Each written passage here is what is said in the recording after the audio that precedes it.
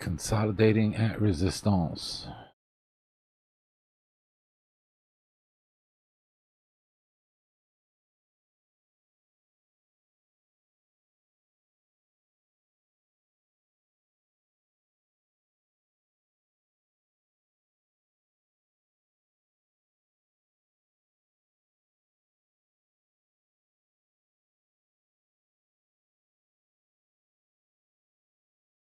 What everybody's waiting to see right now is, can Bitcoin hold 70K?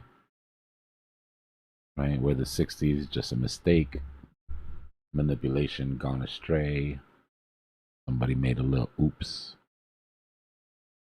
But if we can't hold 70, then we're going to clear some of those licks back down to the mids. Them licks looking juicy. Yeah, I mean, to be fair, they look really good on both sides, but sentiment is the issue. It's way cheaper to move down right now. You don't have to convince as many people. You know, you pay for one red candle in the right place, boom, everybody's on board. With this run up, I mean, we had a nice little move up here, and all of these green candles together still wasn't enough to convince the crowd that it's time to pop through some licks. Let them drop one red vector candle through the bottom of this weekend trap. Then you'll see how quick retail sort of picks up on the vibe.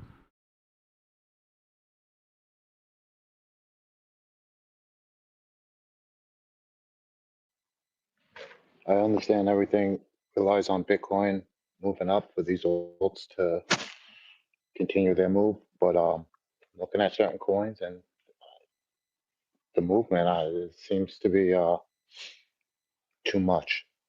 But for instance, on XRP, right? If we go from the low that we just had, not just, but earlier today, Yeah. and now we come back and say we do the retracement to the 0.5, which whatever, I have a measured move for it. So say it does go back to the 0.5, we're talking about 40, a 48% move from type 2 entry if we hit that 0.5 retracement. You think it's likely that if we do get the short squeeze, that dominant is going to run with it and these coins aren't going to reach the measured moves? Yeah, that's kind of the argument that I was making, that if Bitcoin, first of all, Bitcoin needs to go for them to go. So then the question is, what does Dom do if Bitcoin goes? I think the way Dom is set up, it's going to run with it. So Bitcoin would have the best chance of hitting that measured move. What would have to happen for alts is what I'm looking for now, is Bitcoin makes a move up to a new level and consolidates. And inside that consolidation, if you can get BTC Dom to come down for its type 2 entry, then alt run while Bitcoin moves sideways. In that scenario where Dom is falling, it's possible for those alts to clear their licks before Bitcoin does. It's possible for the alts to clear their licks and then Bitcoin isn't even able to for whatever reason, if it gets attacked again or something. That's kind of what I'm hoping for. I'm hoping that Bitcoin does this retracement down out of the track to hit its, whatever, lower high, its 0.5 or whatever, and then come back into the trap and dominance doesn't go crazy. And then over the weekend, Yep. the alts can run. But yeah, again, just looking at it, I'm like, damn, really this much? Normally I just draw it with whatever different drawing tool, but I've been recently using an arrow that also is a measuring stick Yeah. or whatever measurement tool, which is convenient. It's nice to see the percentage that you're looking at, whether you want to get in. But yeah, just surprised. Maybe just not used to looking at it. They don't normally make this type of movement, right? No, I mean, it's like, so, like looking at Sui, just as an example, from the bottom to the top, if we pulled its 50,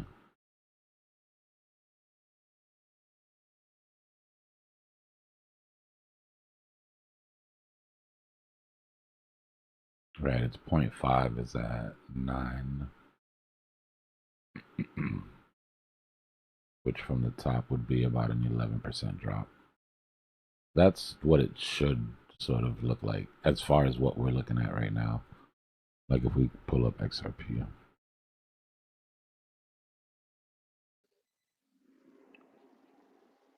On a side note, Cypher bot was telling me about the ETF inflows into Sol and XRP were like exceeding Bitcoin. Yeah. So that's why I'm Yeah. swinging XRP at it. inflows have been up pretty steady. If the tech sector recovers, then we'll be fine. But XRP and Sol are very sensitive to the tech sector as well. So if that doesn't recover on the legacy side on Monday, then might be an issue. But so yeah, if you take the 50 from here, or just the 50% is 0.5, right? These, for people that don't know, these values, like, don't get caught up. They're just percentages, right? If you switch them to percentages, 236 is 23.6%, 50%. Golden Pocket is 61.8% to 65% retracement.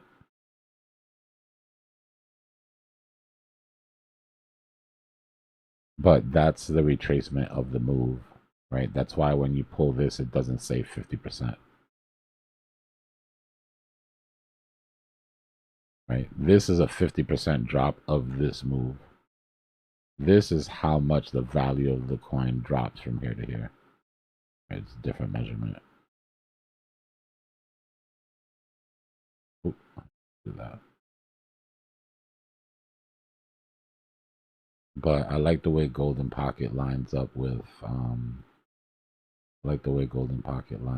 this resistance. We use these to look for confluence. Right? Alone, it means nothing to me, except for letting me judge if a W sort of come down far enough. When these values actually matter is when they line up, when you have confluence. Right? Your Golden Pocket is sitting right at that SR flip. Your 0.5 is sitting right at that resistance. Right? Your 382 is sitting right at that resistance. So XRP is respecting fibs at this point. While we're talking about Fib, for anyone that whatever is not aware of it, when you pull from your low to your high to see where the retracement is, instead of drawing out the W and measuring, with a separate piece, if you go low to high and then you see your 0.5, you mark that. All you have to do is bring your 0.5 up to where your zero line was, which is whatever the peak of the W, and you'll get your measured movement. So, again, it's one less step, one less movement, or two less moves to get where you're looking to take profit. I just been doing it often and starting to get a little faster with it. Well, the way that Bukowski did it, when you look at the chart patterns, and he tells you there's a 74% chance that it hits 100% measured move, and then it'll tell you the 200 measured move, the 300% of the measured move. That's done with fib extensions, right? So if you grab your fib extension, now you have to know where to pull from, right? So you're pulling, your measured move comes from the M pattern, the top, the right, the left side, right? The highest side of the M pattern. So if you pull your M pattern to the, oh, I did it the wrong way.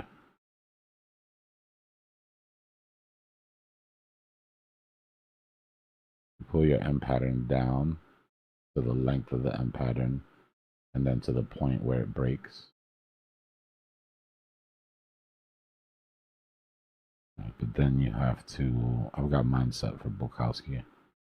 So those are your Bukowski settings, right? That's your measured move at the 0.1. Right? That's one full measured move. This is twice your measured move. This is 3 times your measured move. This is half your measured move. And in the encyclopedia chart patterns, it'll give you percentages for each one of these percentage chance that price makes it to each one of these, both in a bull market and a bear market. What is that called again? Bukowski? I'd like this information for my reference. Yeah, the Encyclopedia of Chart Patterns by Bukowski. It's like the Bible of chart patterns. But if you go into the Discord underneath chart patterns, I have PDFs of basically all the main ones that we use on a regular basis. But it is good to have the book itself too. It's pretty pricey. There's PDFs though. Before Cypher School comes out, I'm gonna open the Cypher library, and I'm just gonna put a bunch of PDFs in there and sort of little summaries of some good reading material for the bear market. But I want to do that before Cypher School because I want to use some of those in the actual classes.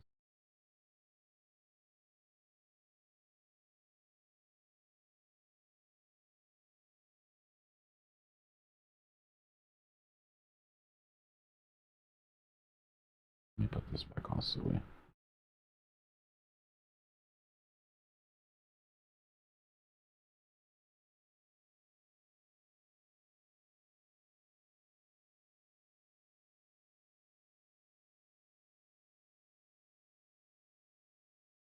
I personally would love to take profit way higher than this, but I do want to come down because in order to take profit higher, we can't continue to just V-shape out. So we want either flag patterns or full retracements.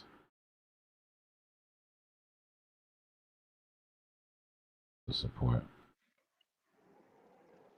So you were saying before, when you were saying, bear, bull, and whatever, on the retracement, you're saying the most bullish is a 382 retracement? Yeah, if you come down to the 382 and you see volume pick up, like that's a very strong sort of bullish pattern, right? Not so bullish that it kept the structure from building, but bullish enough to where you didn't have to go all the way down to the 0.5. 0.5 is really your main mean reversion for everything, whether it's the 50 EMA or it's the 0.5 fib, right? Most moves will come test their 0.5 at the very least. If they're bullish, they'll miss it, and it's because they hit their 382. Right? If there's more bearishness and they go past their 0.5, but they still play out, then it's probably because they hit their golden pocket. But there's a lot of people that trade and just use the 0.5, right, for retracements. And what's that 7.702? So whale fib. Yeah, this fib usually isn't on fibs. You've got to add it. Whales have been known to step in right underneath, right? You'll come down a golden pocket, you'll lose golden pocket, everybody capitulates, and then right around the 702, you'll see big money start to sort of swing at things. A lot of times you'll see things body to golden pocket and then wick down to 702. So I add it just to keep an eye on it. But Yeah, you won't find it. Right. I was saying I also added your 236, which, from the way you explained it, is, if you come down and just hit that, chances are you're going to keep going. So I was using that, whatever, as a little confluence to try to see if, we're ready for the full, whatever, Yeah, full just the health. retracement or Yeah, the health slight of the moment. pullback. Yeah. Trying to pick it up. Definitely useful. Yeah. Any other tricks on the fibs that you're aware of? No, I mean, like I said, it's the most important part about fibs is looking for confluences and not using the fibs alone. Right? You draw your support resistance, you look at where your liquidations are, you do all of your work, then you pull your fib and you see what matches up, right? What makes the most sense. You've got 1, 2, maybe even 3 levels of confluence at one fib, then that's pretty important. Like here, for say, right? We got a W pattern, we've got the top of our neckline. from that W, which is at 659. Right, so that's one level that you would expect price to come back to. Then you got your 0.5, which is sitting right there. Excuse me. So if it was just floating, right, like for example, your 382, right, your 382 is also a big possibility because that's where you rejected from. That would be a support resistance flip. But if it was just sitting in midair like this, you know, even there would be actually a good spot for it. But you get what I mean. You're looking for levels of confluence to let you know that a fib is more likely to hold. There's always going to be orders at these fib levels, whether there's nothing here. Some people just play fibs. But when the orders from the fib levels line up with the people who have orders because they're waiting for a retracement to this level because of an EMA or because of it, then you've got way more orders sitting there, right, than just one. It's all about how many traders are involved in a trade. You want to get in trades where the most amount of traders are involved in the trade, the most amount of money behind it.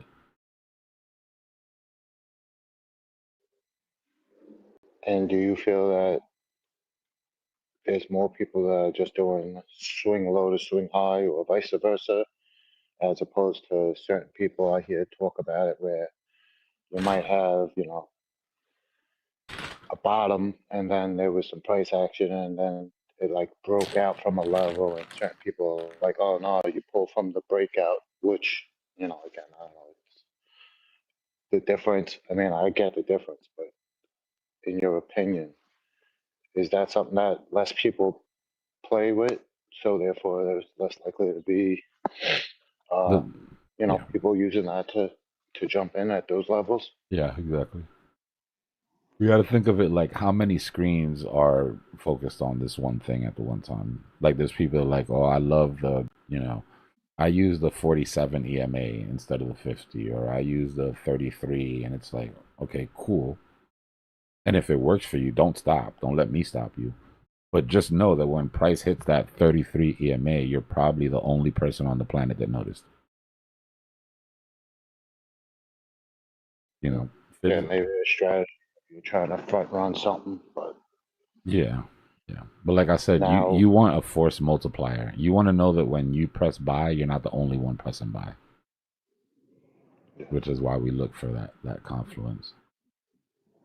Now, do you find it useful to be we pull, you know, a low to high, and now we're looking for whatever we're expecting a point 0.5 place where volume steps in. Would you rather watch it on like a 1 minute to watch the volume, like more whatever zoned in on it, or would you rather see it on like a 5 minute? It And depends on the again, person. It depends on the person. If you can watch 1 minute charts and not get emotional, then it's cool, right? Some people might get faked out too many movements. Depends on the time that you're taking the trade to, right? Are you setting up like a macro trade, or because if you're trying to set up a trade like for the daily or the weekly, you know, 1 minute isn't gonna do much for you. Just gonna, you know, it's gonna be choppy. Maybe to refine entries. when I first started, whatever, maybe not when I first started, but there's been a couple of times where, you know, I normally traded the 5 and the 15, and I started, you know, fine tuning and jumping on the 1. And sometimes I would forget that I'm on the 1. Exactly. And I see this price action and I'm like, oh, they're dumping, you know, and I wind up, you know, rushing into something only Yep. to find out Yep. that, you know, maybe I shouldn't have smoked at that time. But, yeah. A lot of this shit is really knowing yourself, bro. Like, I can tell you what works for me, but everybody has a different psychology. And that's what you really need to work with. You know what I mean? First, you find a Yeah, good strategy, and then you fix the trader. So many people spend years, bro. When I say years, I mean they might have got a great strategy when they first came in, right? But their psychology screwed it up.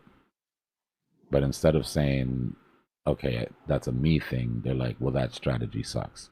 I need to find another one. right? And they'll go through like 30 strategies, and every strategy that they find sucks, and they start calling crypto a scam. And it's like, bro, if every girl you meet says you talk a lot of shit, or every girl you meet it doesn't work, you know, maybe it's not all the girls on the planet. Like maybe it might be you, you know? And that's how it Yeah, is with or at least trading, right? Like with trading, it's like, you know, did that not work because the strategy is flawed, or did that not work because I acted emotionally, or I hesitated, or you know, whatever. But that level of introspection comes with maturity, bro. That's not easy for everybody to do. Yeah, sorry to interrupt the flow of things, but could you just one more time cover the Fibonacci extension from the neckline to the measured move and the probabilities on that? Yeah, I mean, it depends on what the pattern is. But typically, what you want to do is you need to learn how to take the measured move from the pattern. Right, each pattern has the difference. So we know how to take the measured move from the W's. Right, it's the left side of the W, the deepest side of the W. So when you pull your fib, the same way that when you do an arrow, you just do this, pull your fib from the bottom to the top, and then you take the entire arrow and you move it over to where the price broke or whatever, or where you expect price to break. Basically the same thing, but you grab your fib extension and you go from the bottom to the top.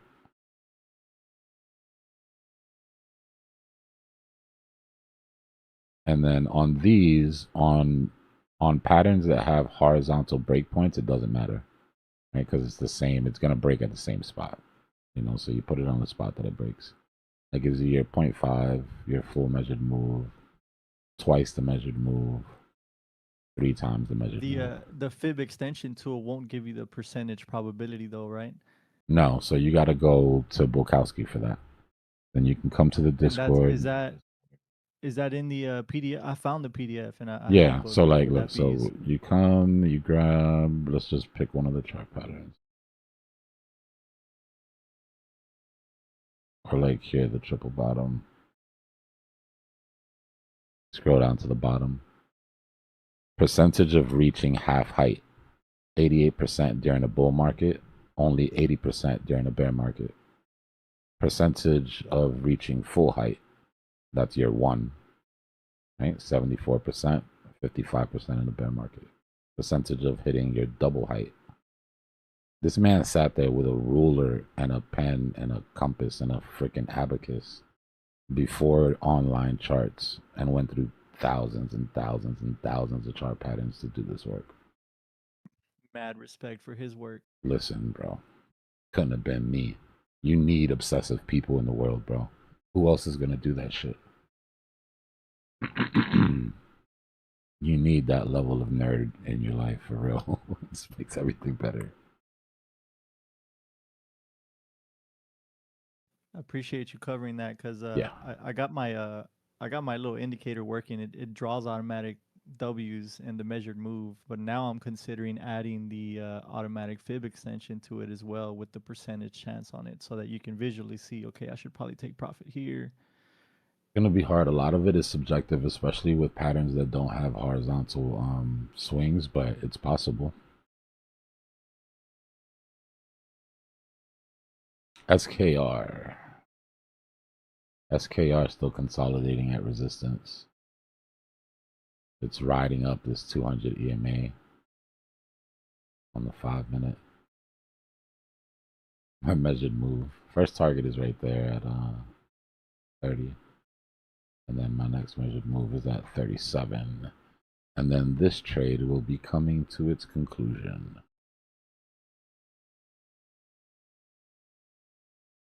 Which isn't bad when you realize that, well, that did that.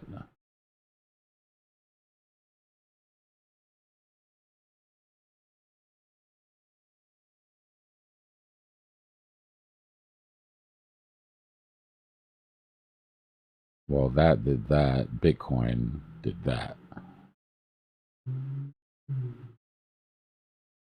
Luckiest trade of the year for me. I mean, I was in this trade because it was a good setup. right? But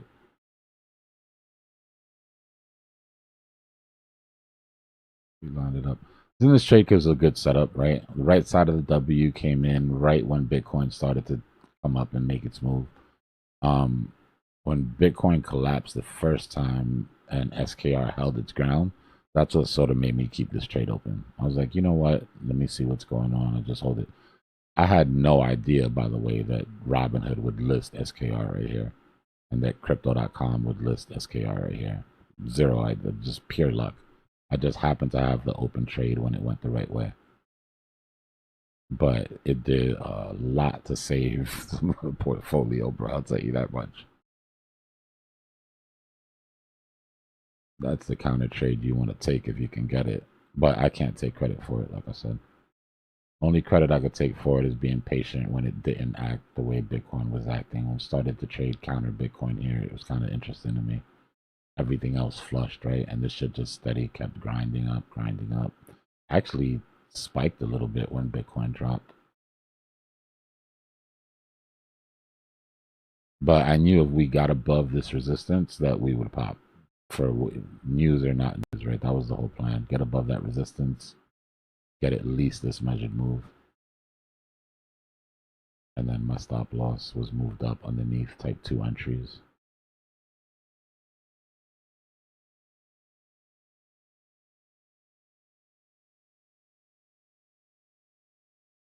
One more quick question. I'm sorry, Dbloc. You're good. When you pull that fib extension, is it the trend based fib extension? Yeah. All right, thank you. So like if you were doing, let's find another pattern. Just all right, so here. So this, oh, I mean to do that. This bear flag here.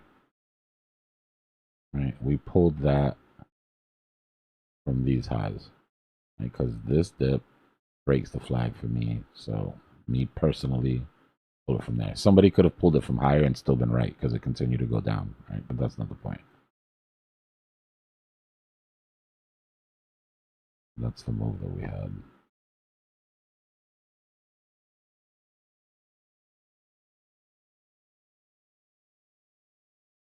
So the same way that we pulled that arrow, you would pull your fib extension from that high to that low to the point at which price breaks.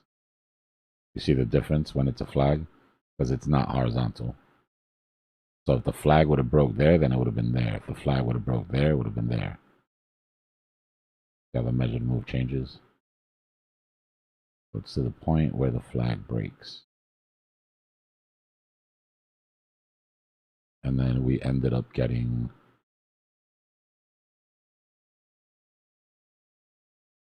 the 300%.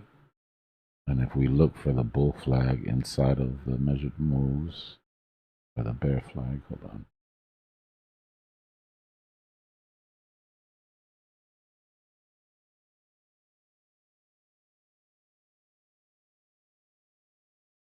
Could you do one for that big W down there at the bottom?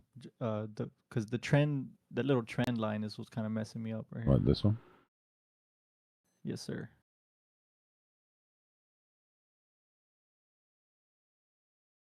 You pull from that bottom candle to the top to the break. And we got a full move on that for the most part. Measured move is just a little tiny bit higher, but actually I think we might have hit that. Nah, we missed it by a couple bucks. Awesome. Appreciate you, man. Thank you. No problem.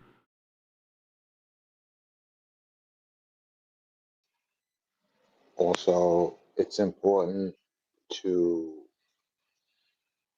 check your time frames, because if you're looking at it on whatever 30-minute, you might not notice a break of structure because it's all in one candle. So you might be pulling a longer pull pause than you would if you seen it on the 5 minute, because Yeah, the 5 minute for me, won't be. it has to be in scale.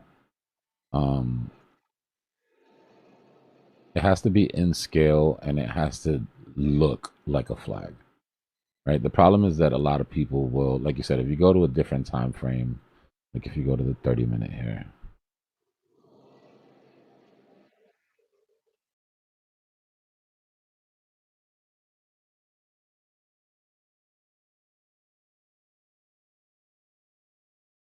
right? They might look at it and do something like this.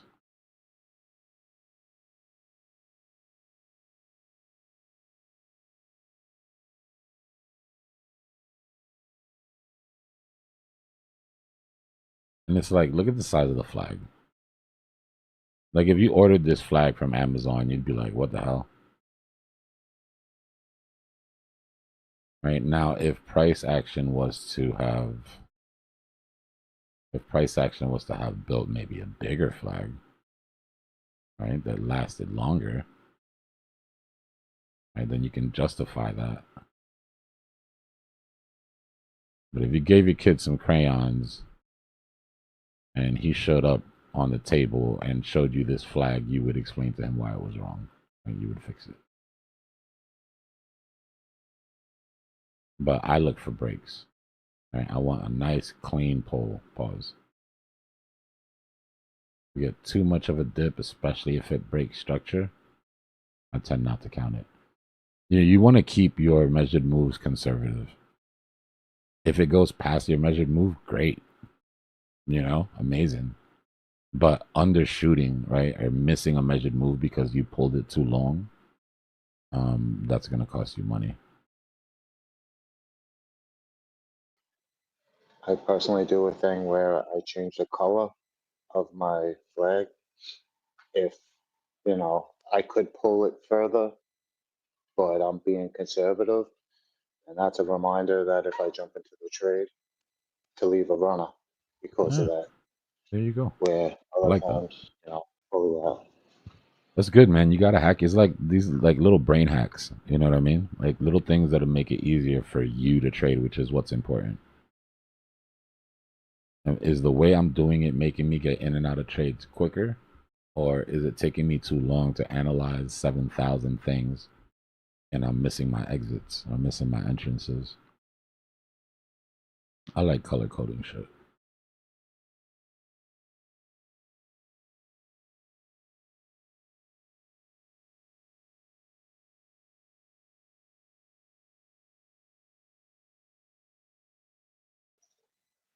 Yeah, just a little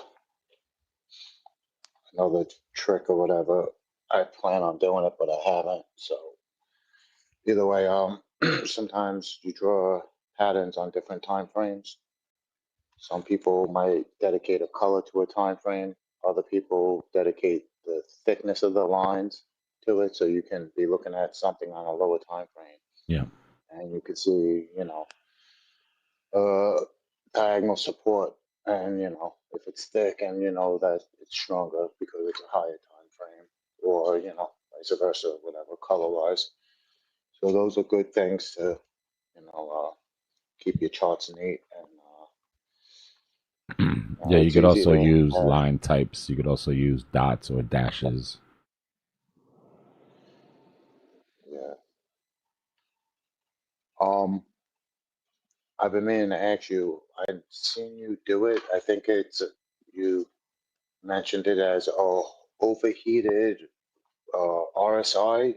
It's some site that you go to, and it shows like a whole bunch of coins, and they're at all different levels. RSI heat What, map. that's what it's called, site Yeah, heat map.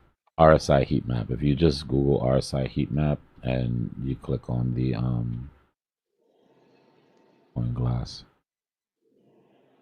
it'll be the first one that pops up. Cool. Yeah, and that'll give you an overview of your alts, basically. We know everything for the most part runs in unison, except for your sort of popcorn alts that just do their thing every once in a while, right? So it's a good time to see if it's should I even be looking at picking up alts? right? We were all oversold when we had that big drop. These are the big drops. So in the last 24 hours, we've seen them come off the bottoms. And then you can see who really sort of, made moves. Red lines means it's already retracing. It's already coming back down. Go to the 15-minute. Everything's basically neutral. Right? These are the ones that have run hard. They're overbought. And these are the ones that have been lagging behind. So if you ever feel like you've missed out on a trade, right? Everything's running. I haven't got into position. Sometimes it's good to look at some of these laggers. Now, you don't want to look at all of them. But I suggest setting all and maybe going to top 50, And you're like, okay, Tau is kind of lagging a little bit. Or top 100, whatever your risk tolerance is. Right, stable was low and it's currently moving, and it looks like it's the only thing that's moving really in the last 15 minutes.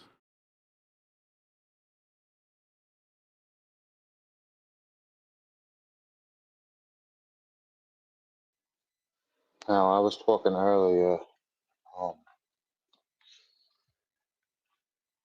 if, whatever, again, I'm looking to hedge with, a coin that's, garbage.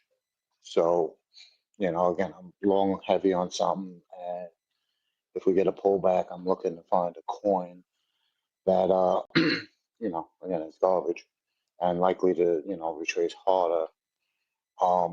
Any tips on, on searching that out? I've been using that other website, Velo, and top gainers and top volume, top Velo's losers, good. and all That's that. how. Yeah, that's what I was about to tell you. But I get a little tricked up because, like, I don't want to pick a top loser because chances are it's going to bottom out in time, as well as maybe time frames or Sometimes it takes a little research. Sometimes it takes, you got to jump on Twitter and you got to see why is this the top loser? What's going on with it? And then look at the chart, obviously, right? If it's been going down steady for weeks, then who cares if it's the top loser? Nothing's going to happen.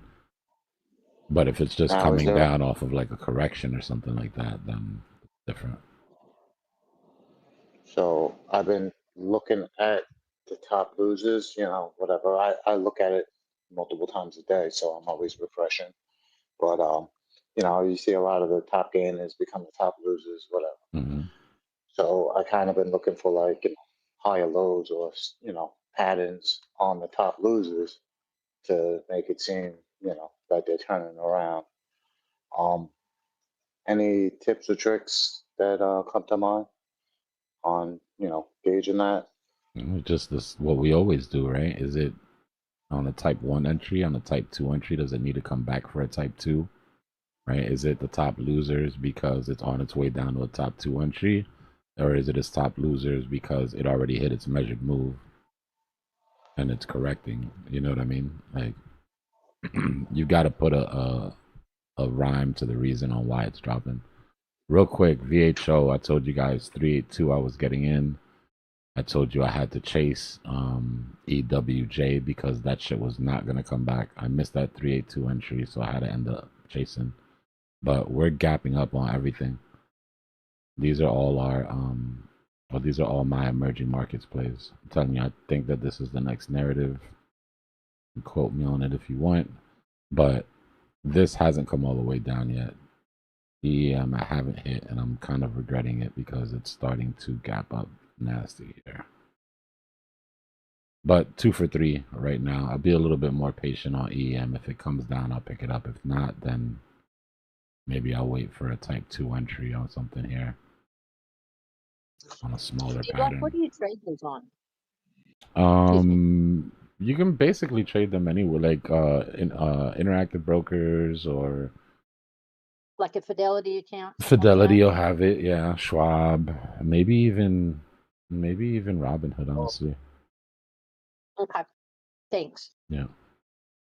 But the other day when silver dropped 30% and gold dropped, almost 20%, and Stocks dropped, all equities dropped, and crypto dropped, and everything dropped, and the dollar dropped, and we were sitting here like, where the hell is all the money going?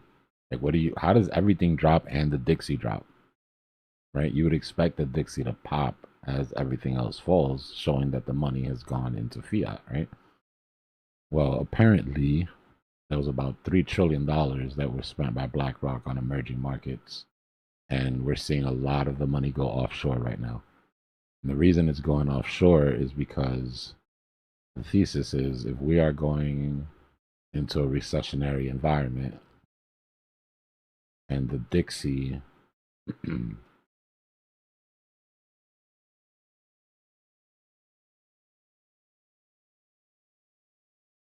get rid of this. If we're going into a recessionary environment and the Dixie is about to come down, right, to go through its contraction that we go through, money expands and it contracts, right? If Dixie's about to go through this contraction, and Dixie is a basket of currency based off of 5 different currencies and the balance between them, then we can expect, right? Then we can expect for the yen to continue to rise, which is why I have that Japanese trade. We can expect the Aussie dollar to continue to rise. We can expect the euro to continue to rise. We can expect all other global currencies to be on the uptick, right, because of their relationship to the Dixie. And if that's the case, then I want to get into those emerging markets. All right, I'll give you the quick rundown. The emerging markets, the VWOs, the Vanguard one, right? This covers China, India, and Brazil, right? The 3 largest sort of emerging economies. It's a bet against the US dollar, like we were saying, right? When the dollar weakens, local currencies in these countries surge, giving you a double win.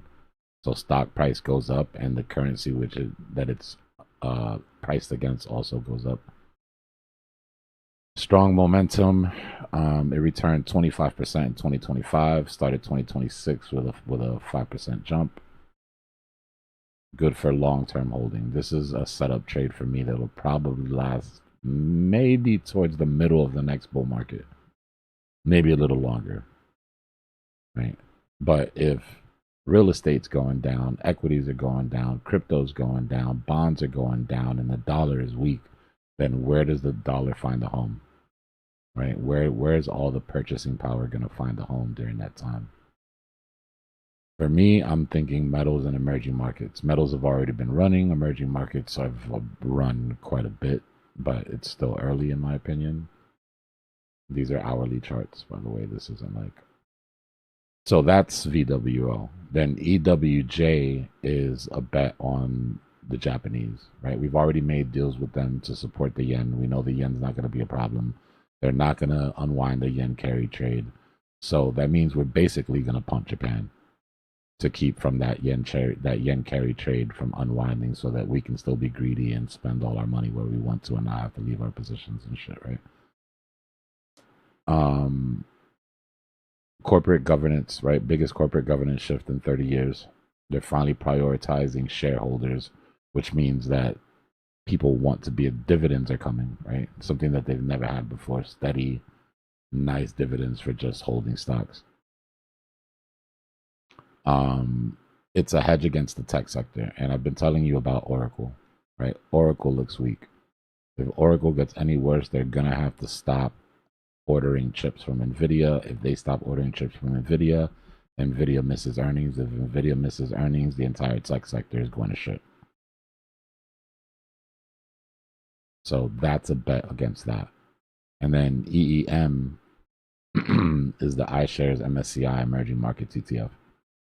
This is sort of the most aggressive one. This is the most dangerous one, right? This covers South Korea companies, Samsung. This is a AI play, right? So it makes an indirect play on the global AI chain, or the global AI supply chain. You think AI hardware is the future? EEM captures Asian manufacturing on that side of the trade. So that's how I'm splitting. A bet against the dollar, a bet for Japan with our help, and a bet on the AI supply chain for the next season. Does the fact that China halted their metals, um, does that have any play on this? That you can see that increasing the how much they make or how much these things do. Is that a correlation that you see? I don't know enough about. That's why I asked. Nah, when it comes to metals, I mean the big news right now is that Chinese vaults are bleeding metal. And it's almost all gone, all the silver. And by gone, I mean being hoarded somewhere else, right? It hasn't disappeared. But they're really trying to push this supply shock issue on silver. Remember, there was a time where we didn't have a world reserve currency yet, right? After the war, all governments were basically on the same footing. The East everybody was on a dual metal system, right? They had some gold, they had some silver. Sometime around where things started to change, the US and the West decided to go heavy on gold.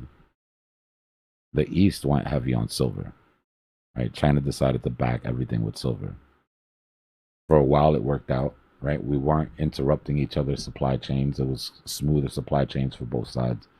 And then we found the largest silver deposit on the planet in the US. And it completely wrecked the Chinese, and they've spent all of this time trying to catch up. Just that one thing was the difference. Had they found massive gold deposits in China instead of us finding massive silver deposits in the US, there's a possibility we'd all be speaking Chinese right now. And we'd be the ones that are trying to catch up. But timing didn't have that, right? We were both young countries. We got that spurt, right? Gold going up, backing everything with gold gave us the money that we needed for the Industrial Revolution and all that shit. And China's been playing catch up since then.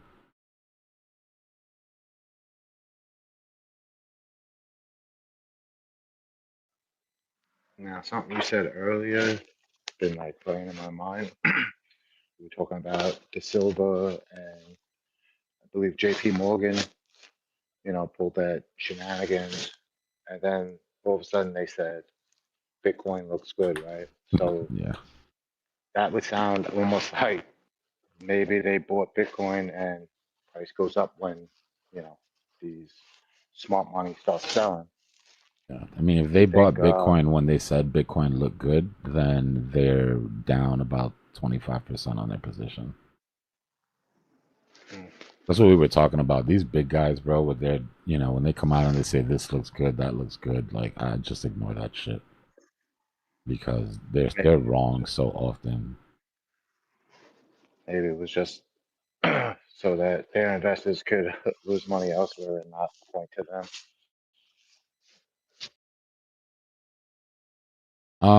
Banner bubbles is Banner bubbles is good to look at. Your RSI heat map is going to let you know the relative strength of the coin, right? All banner bubbles is going to let you know is what's gone up or what's gone down in the last 5, 10 minutes, 20 minutes. It's good though. I mean, what I like to do on bubbles is I like to open a favorites when I have a big position, when I have a bunch of coins, and just make a favorites page of just my coins and then have that up on a side screen. That way you have a visual of like what your portfolio is doing in real time so nothing sneaks up on you. It's also good if you go into the options and you change it against, instead of being USD, change it to BTC. And it'll give you a quick look on what's actually increasing in Bitcoin value, right? What's showing relative strength against Bitcoin versus USD.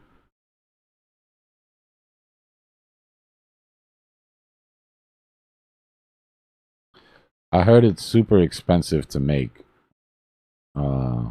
Rami. I was looking into it the other day, but I didn't go too deep.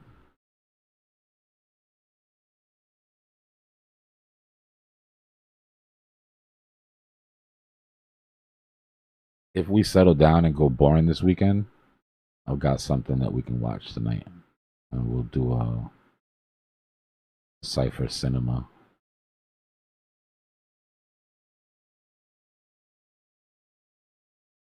wanted to share this gold documentary that I saw the other day that was interesting.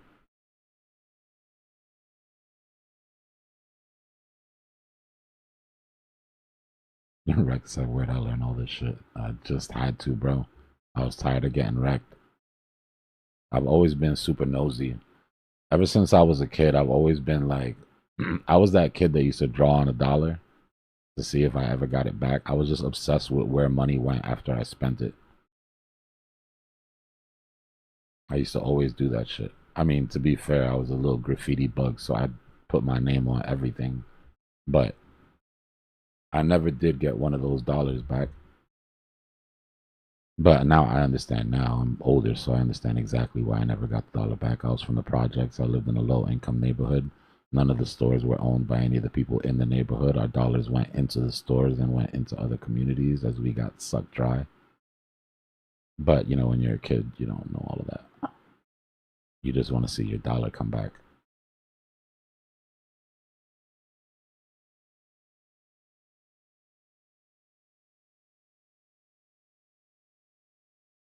So that translates now to me being obsessed with where's money going, right? Money doesn't sit still. Like the second that I learned that like money doesn't go any, you know, money doesn't just sit still, then it's like, okay, well, if this is going down, then what's going up? Where's the rotation? And so I can get in front of it.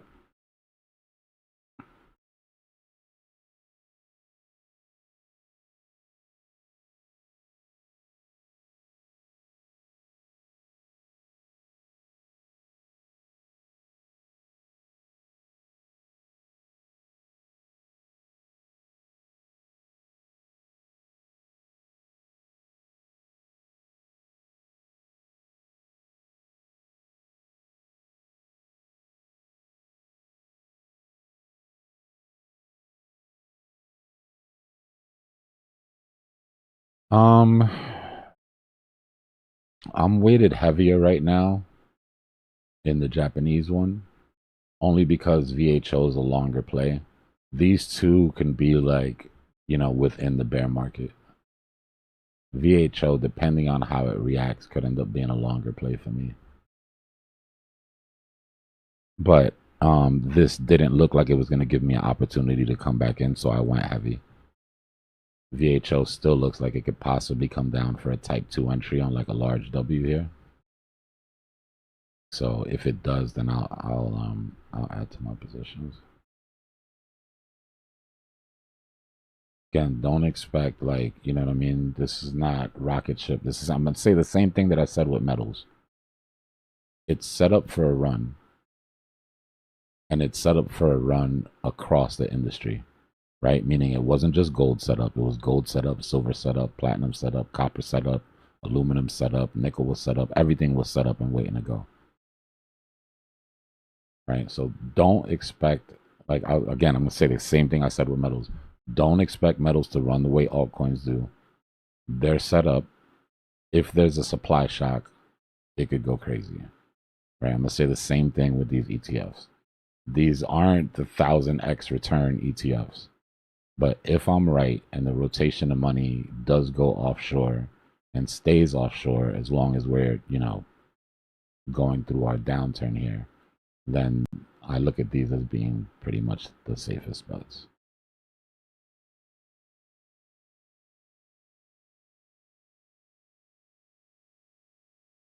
All I'm looking for is to outpace debasement and inflation, right? I'm trying to take my money from this point in time until the point in time where I'm ready to buy Bitcoin with it without losing any of it.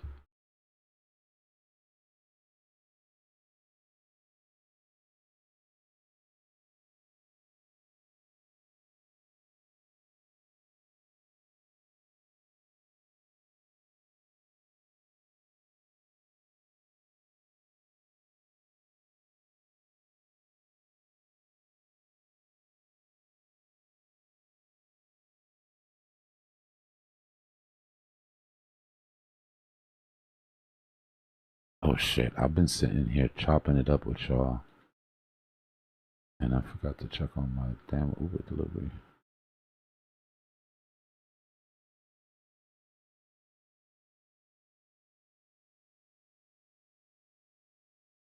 Let's hope it's not raining.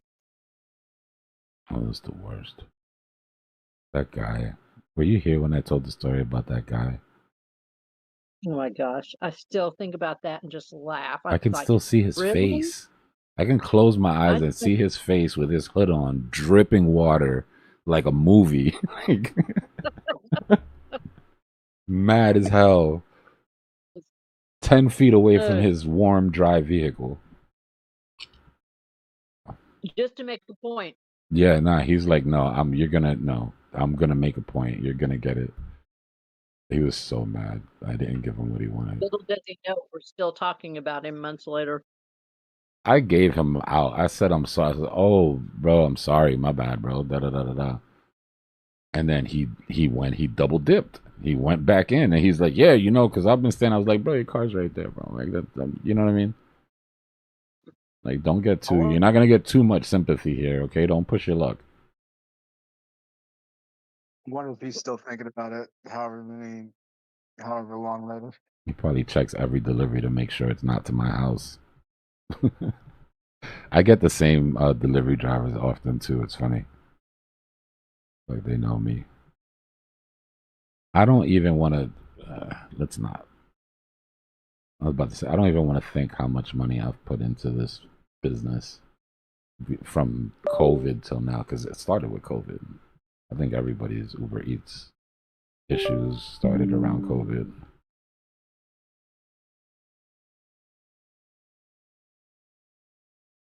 But I know I've put at least one or two of these kids through college.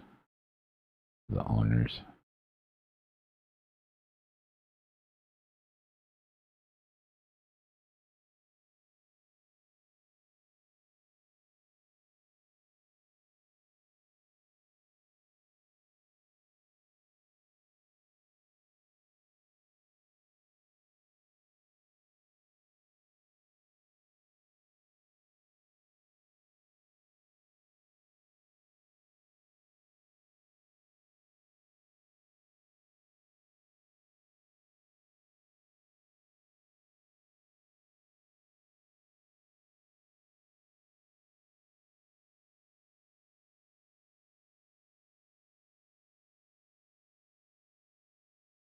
Yeah, we broke our levels, Taz.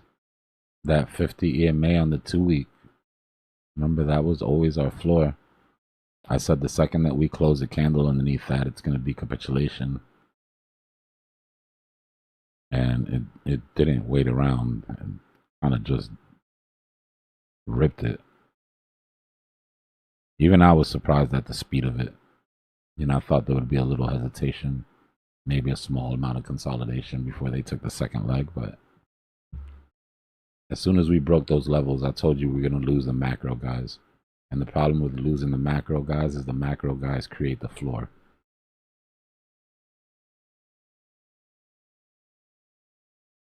So there's no floor right now.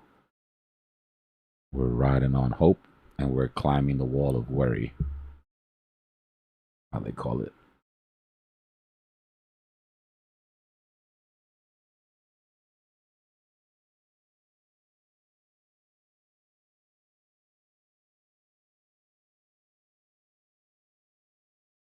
Oh, that sounds good. Wagyu tartar, truffle aioli, red onions, fried capers, egg yolk, soy sauce, and a crispy focaccia bread. Mmm.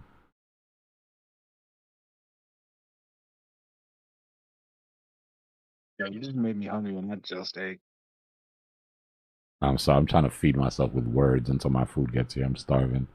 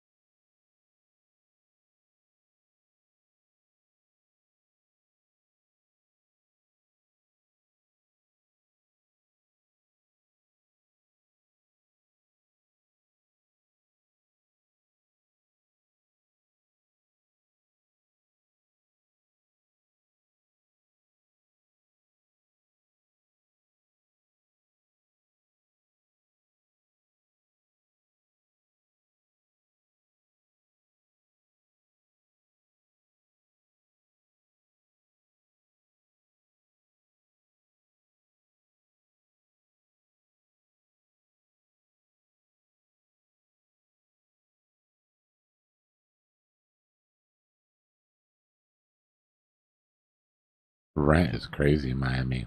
Oh yeah.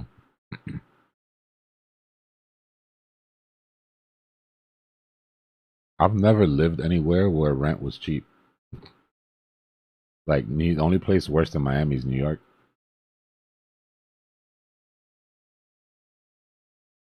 But Miami's catching up depending on where you want to live. You gotta own.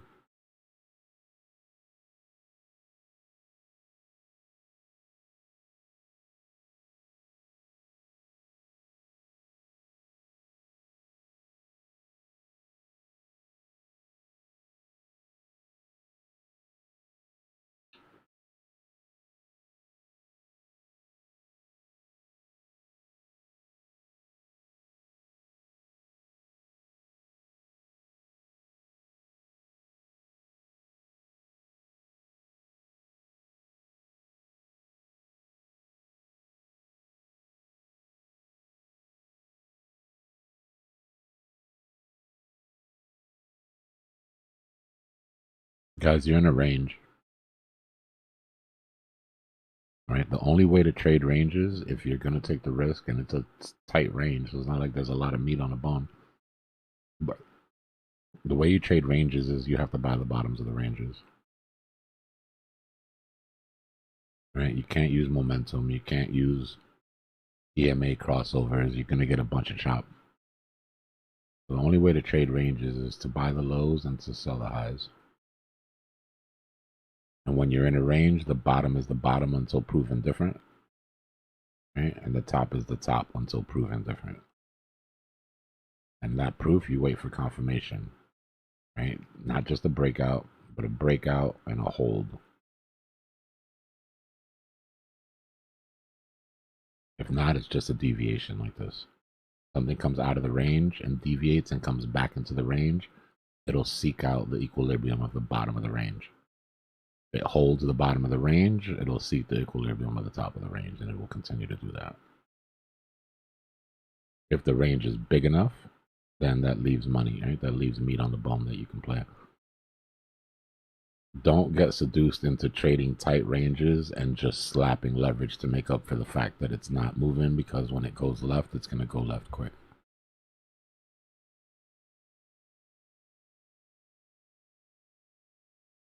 I already hear some of you degens thinking in the back, well, if I slap 100x leverage on it, it's not really that small of a range at all. But yeah, if you slap 100x leverage on it and this shit hiccups in the wrong direction,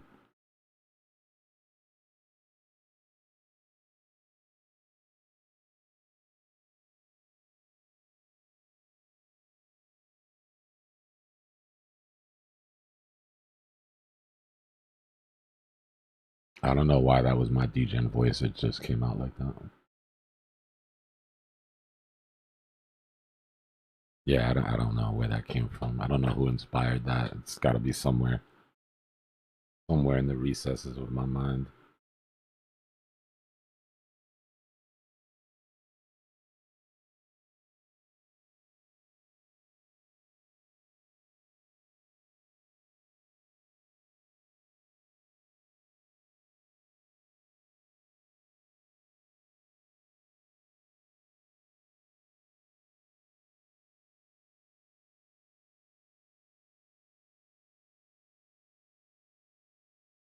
Bull run's technically been over for 17 weeks. Mr. Lonely. Our confirmation that the relief rally has come to an end is what we just recently got when we closed the 2 week underneath the 50 EMA.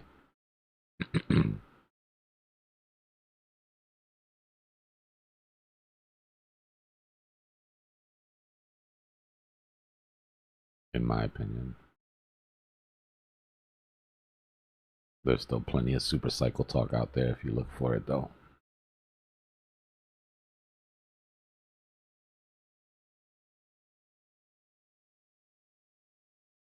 Now, that doesn't mean that there's no money to be made.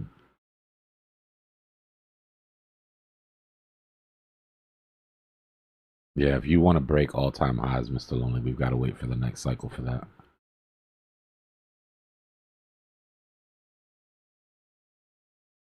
my focus right now is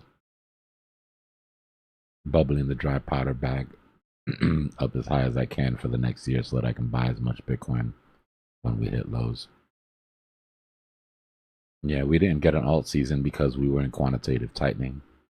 And all of the excess money that was floating around went to predictive markets, sports betting, and silver and metal, gold. Think of it like this, Mr. Lonely. The retail that came in that's supposed to give us an alt season, that's supposed to buy our tops at whatever price because they're so hyped that they don't care. They're willing to push it to like 10x. They came in and played with memes and got absolutely smacked up. They came in, lost everything on memes, got scared away from the market. And then we had Poly Market, Kashi come up and be like, why are you, listen, you don't know anything about crypto, but you know sports, right? You know politics. You're an expert in politics ever since COVID. Why don't you bet on whether the tax cut is coming? Or why don't you bet on however, you know? And they all went over there. If you look at how much money prediction markets have brought in, and I'm not even talking about sports betting. If you sprinkle sports betting into that, that's our money. That's our alt season. And then when they finally did get excited, because remember, what excites retail more than anything are big, fat green candles. And the only time we saw those were on metals. That's why you saw them lined up around the corner to buy metals and physical and shit. Everybody I talk to now is a metals expert. By the way, there's been a little bit of whale buys in here. 4 minutes ago, 26 million bought, and then what was it?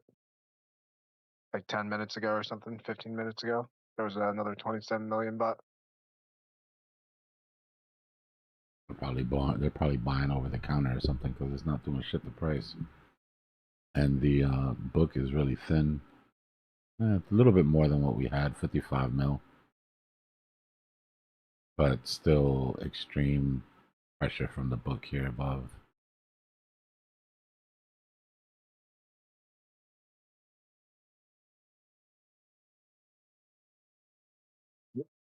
Sorry, I didn't mean to interrupt. No, you're good. I was done.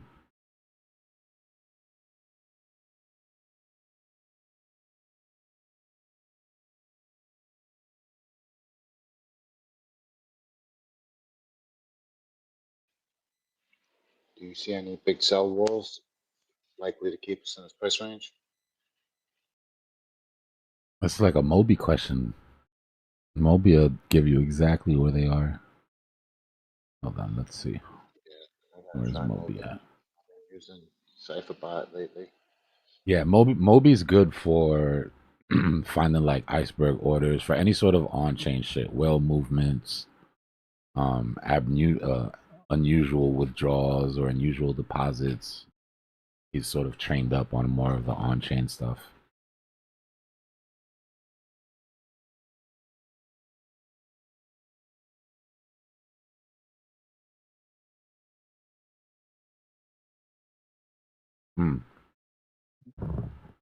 Which And would I you suggest? I wasn't pawning you off on Moby. My Uber is 1 minute away. And that was gonna be a long answer.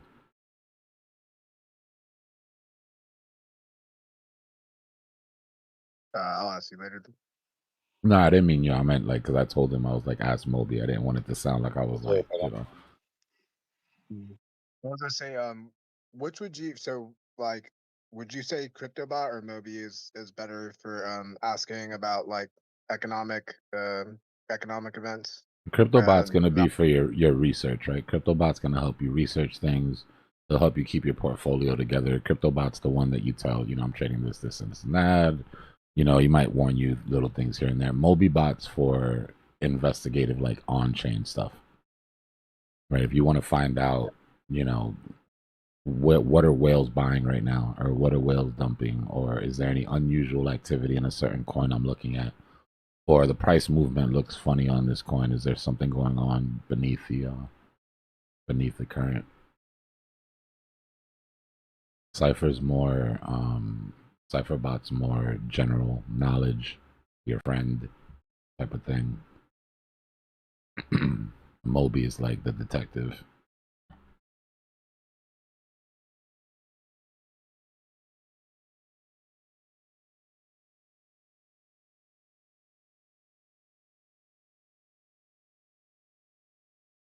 Yeah, I don't think that this is gonna. I don't think it's like this forever. Lonely. I think this is a reaction to, like I said, the economic climate that we were in. Monetary policy was very restrictive, the most restrictive we've ever seen through any sort of run. And then all of the attention was shined on Bitcoin, right, because of the ETFs. So not only was there not a lot of money, but the money that was there was focused on Bitcoin. And then the institutions that really came in, they're not allowed to buy any of this other shit, right? Sui's good. Sui's got ETFs. Soul's got ETFs. Link, that sort of bunch gets institutional inflows, but everything else just sort of sat. But during the next run, we're not going to be under the same, monetary restrictions. We should be in QE. Money printers should be flowing. There should be plenty of money for taking on risk. This has been a very risk-off bull market if you think about it, right? It's like Bitcoin, Nvidia, gold, and silver. Like, how much more risk-off can you get? Like, the money all flowed into the mains in each industry for the most part.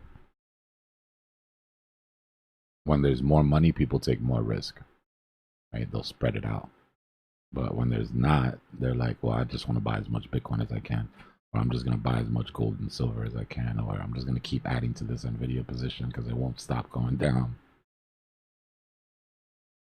But alts are not dead as a general rule, right? We have to take the lessons that we learned during this bull market and take them with us to the next bull market that has the same monetary policy. The next time we go into a bull market where we've already come out of QE, the money printer's been going crazy, we know that there's going to be contraction, we can't spend our time looking at alts. Not financial advice, I'm speaking for myself. I can't spend time looking at alts when all the money's going to be funneled into the big dogs. Now, when we're in QE and the money printer's going crazy, then that's when I plan on piling on some risk, right? Getting into brand new projects at super low valuations, picking up Sui at crazy low prices, right? Picking up Soul at crazy low prices.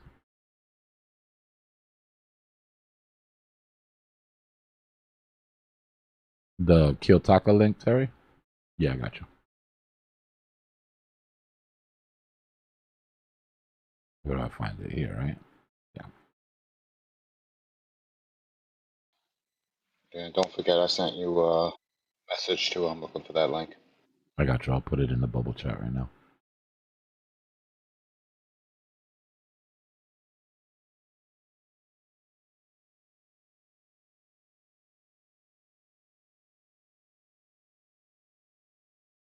I dropped it in the chat.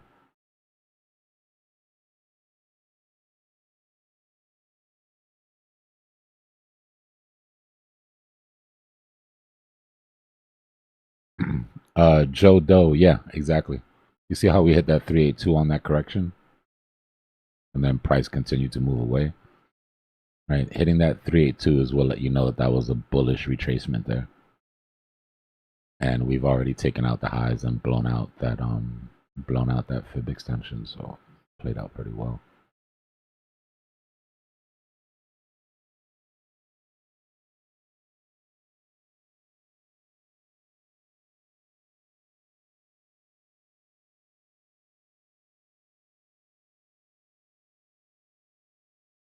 All right, that bearish pressure is starting to come push price down. You see it's already pushing all the way through the book.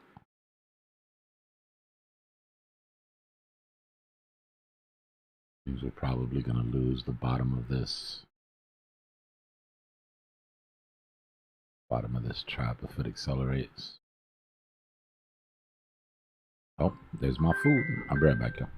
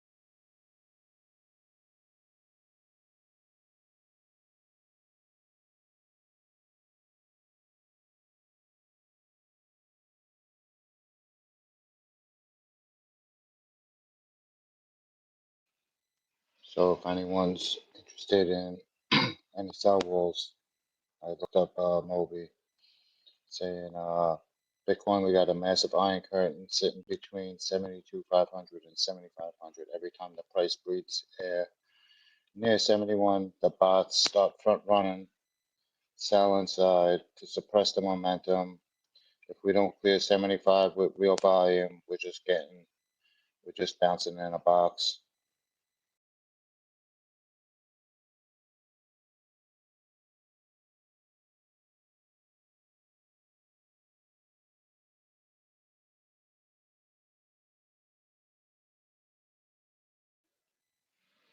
I was trying to play it along out of the box on some altcoins. So I was wondering if Bitcoin was likely to deviate from the top side of this box, like we started earlier when we first got into the weekend trap.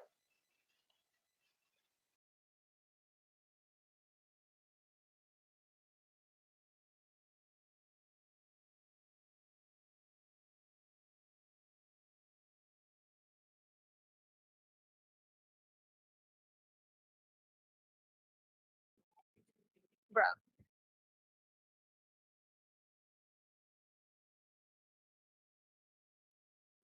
I sometimes I get so overstimulated when I just go out in public these days.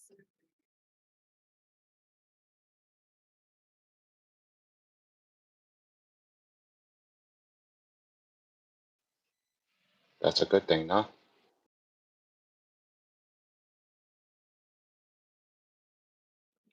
Well, like I just walked into a Lazy Dog restaurant and it's so busy. I mean, it is a Friday night, but when you're just like pinned up against a wall and you know people are waiting for a table, it's just super overstimulating.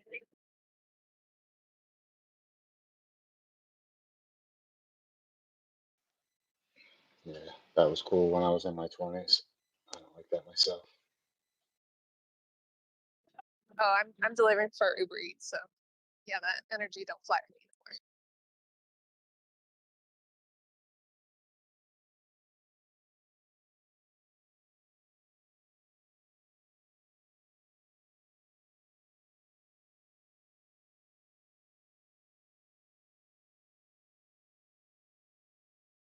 All right, fam. Food's here. Steak looks good. We know the play. If we come down out of this weekend trap and we lose that 200, we're going to sweep liquidations. We're still looking for 382 hits for type 2 entries across almost everything. Don't expect too much movement unless the whales try to pull some funny business because algos are pretty strong right now. But we'll see. There's enough liquidations to sweep that, but it'll probably just be a deviation out of the trap, right? That doesn't take out the trap longs. And I will be back once I eat. All right, don't do anything crazy. If you do, use a stop loss. Be back.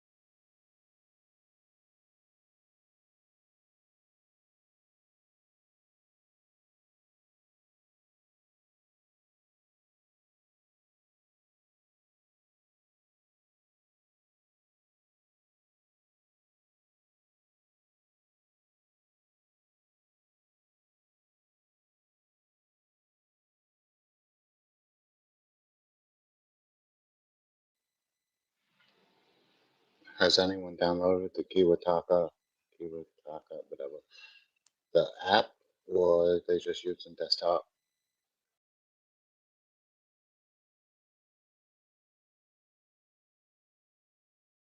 For what thing? Kiwataka, the um order book that Dbloc refers to often. Yeah, I've downloaded the phone app. I can't look at it right now because my phone's dead. I'm just was asking if it was worth downloading or if I should just look at it on the computer. It's helpful. I like it because it's a click away, and I can look at the order book. And it functions pretty well in there. It's pretty quick, so it's a good little like quick reference when you don't have like if you're like away from your screen or something, and you just want to check the order book really quick, anything like that. I think it's useful. Thanks. Yep. I will say I believe it was. I don't know if I got it on Google Play though. I think I downloaded it from like a website. So if that's something like if it's something that you would want it to be on your whatever your main app store, then I don't know.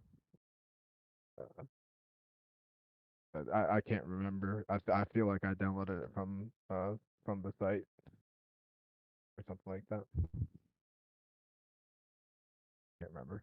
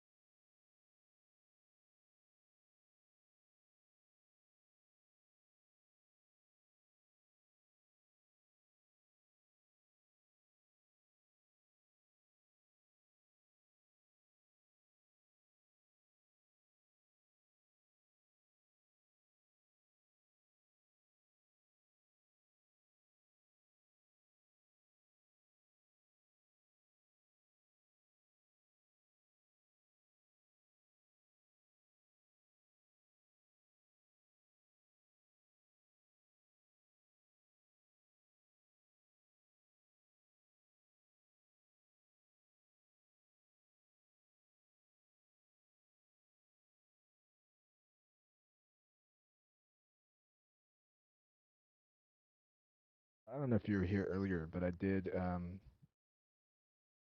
ask Dbloc to go through, and so I have found that tool. It's called Liquidity Stats on Kyoto.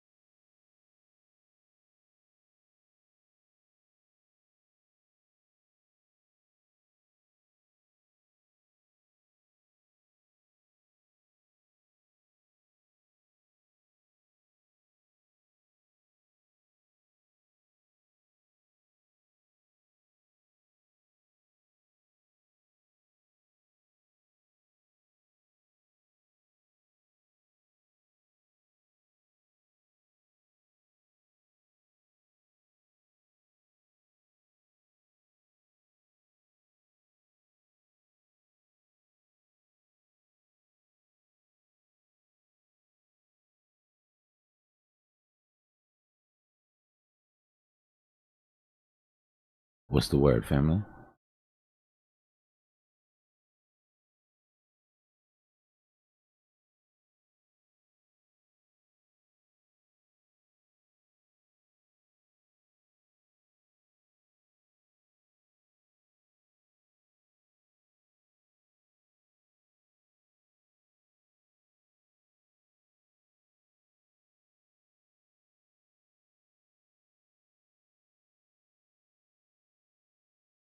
Like they're finally gonna let this thing flush.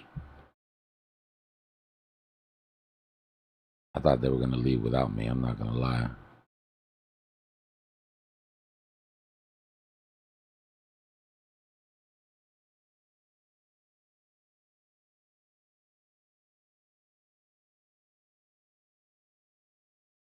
Nah, par for the course for Bitcoin is that we stay right here in the trap where we're at. I mean, is it possible? Yeah, of course. We break the 200, then we end up flushing. We break through this bearish trigger, our value area low of this range up here, and then probably end up coming down for, if it's gonna break out and continue up into the 80s, we're gonna need to put in some structure. So these will be type 2 entries on Bitcoin, just like the type 2 entries that we're waiting for on alts. Or confirmation that that was just a small relief and now we're going to continue down, and this isn't the month-long sort of consolidation that we're looking for. At some point we will have a 1 month, 2 month long consolidation. Doesn't have to be anything crazy where it pops, but we're not going to keep going down in a straight line at this angle, at this speed. We can't. Right? We're exhausted at this point, like huge seller exhaustion. So in order to find people to sell, price typically has to go up a little bit. Nobody willing to sell any lower than 60 right now.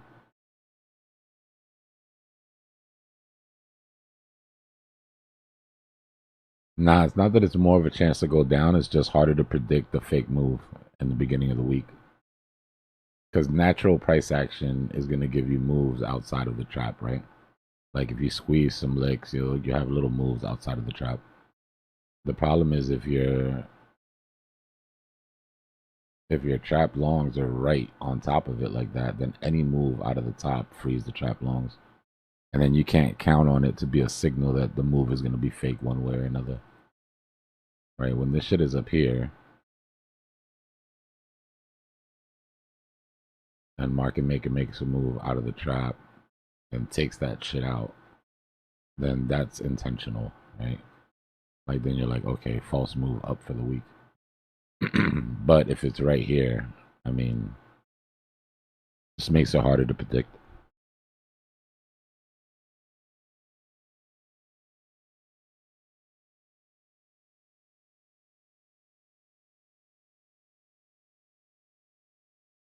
Yeah, I was looking at that too. When I pulled a fib from, if we pull a fib from just the dip, there's a couple things I want to show you. If you pull a fib from just the last impulse, then it's a 382. Right, and we look for 382s to be bullish continuations. But if you flip the chart, that's exactly what we got. So, and then yeah, if you take it from a higher level, oh, I mean to do that.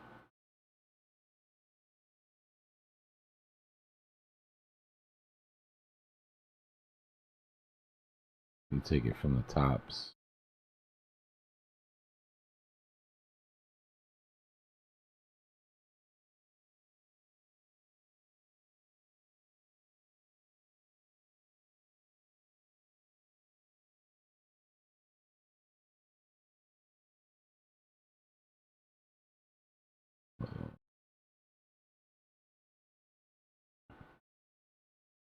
I'm gonna bring all the damn price action into here.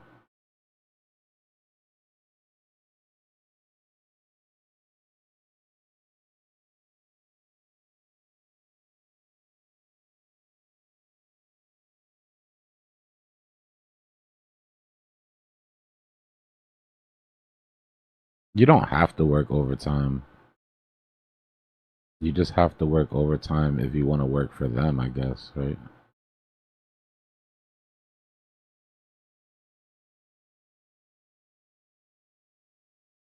So yeah, if you take high to the lows,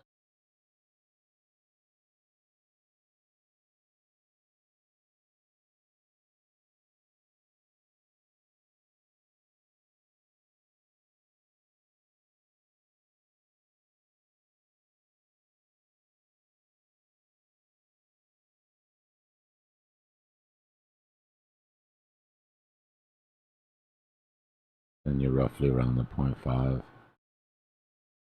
Right, but look at this.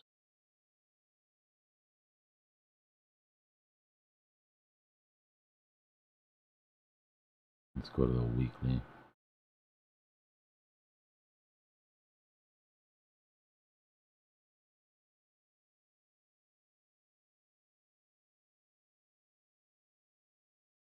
This first one's actually hard to judge because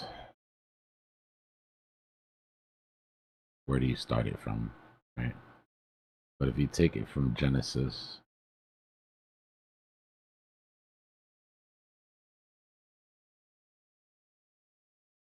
you just missed 786, right, for bear market retracement.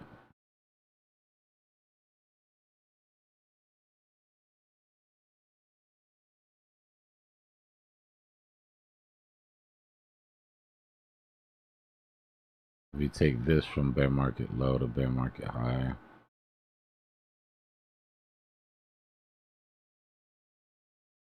$786.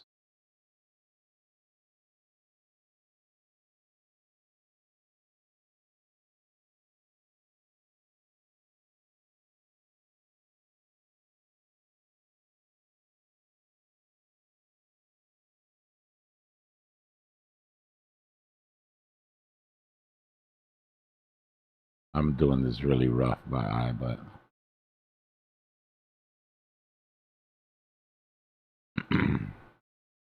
we run the same route. 786 brings you down to the 40s.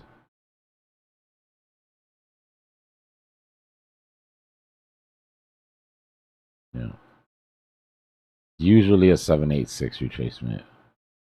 Or I guess the easy thing to say is that it's usually at least 78.6%. Right? The last one was 77%, so we were just sort of short. But if we get that 60, like I said, then we're going to end up somewhere around golden pocket. Right? If we get reduced, if we get diminished returns to the downside,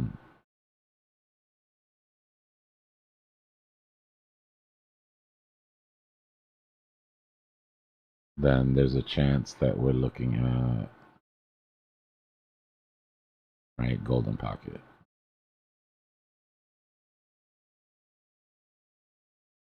There is also a really big chance. Remember, this is the first one where the institutions are in from the very bottom, right? I mean, from the very bottom to the top to now recompounding. So, what if they front run the 786 and hit the whale fib at 702?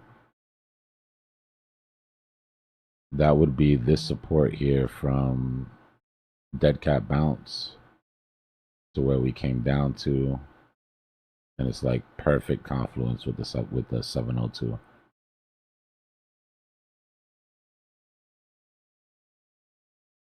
Which would put us right around 47, 48.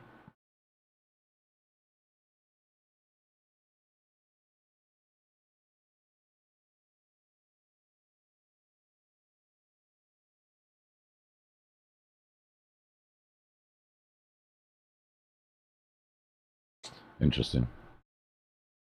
A lot of people are pulling this and they're giving you 38 target just off the fib pool. Me, I kind of do it a little different.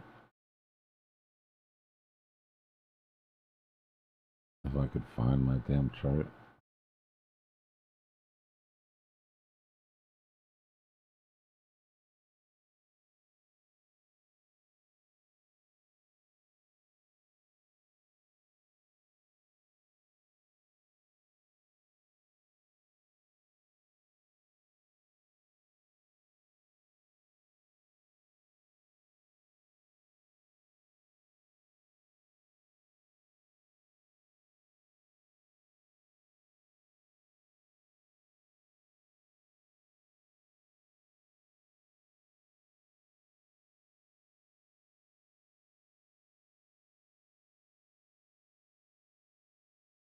the chart. Here it is.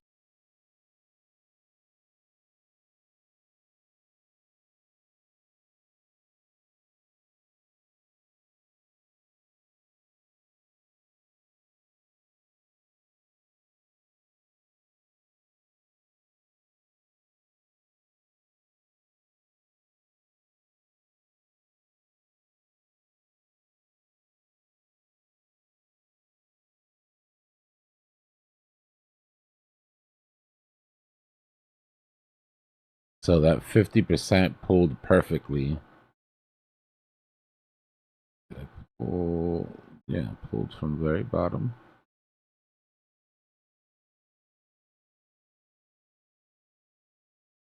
The bear market. You want to see something crazy? Look at this. When I pulled this fib, we didn't have price action yet, right? Like if I would have pulled the fib, if I would have just grabbed the fib and done it like once price, I'd gotten there, I'd have grabbed it and pulled it to like right here.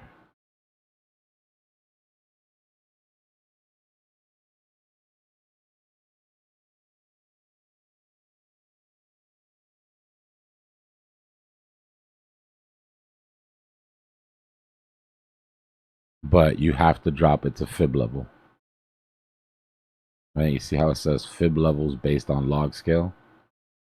If you're gonna pull it on log, and you should pull it on log when you're looking at measured moves. I mean when you're looking at macro, you should do it on log. But you've got to make sure that your fib is set to log.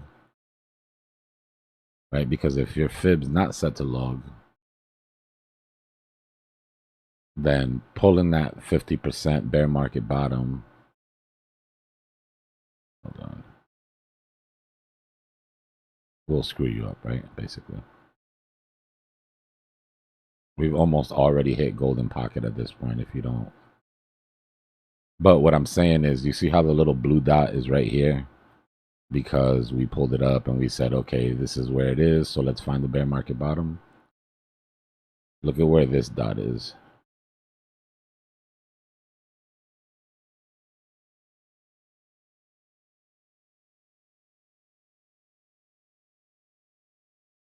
It's right there.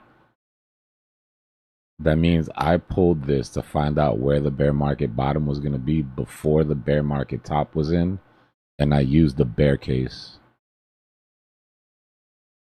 as the example.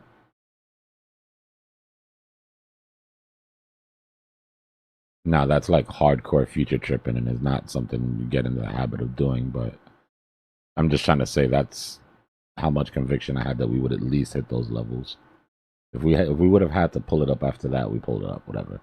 If we would have hit 150, I'd be looking for, 50, 49.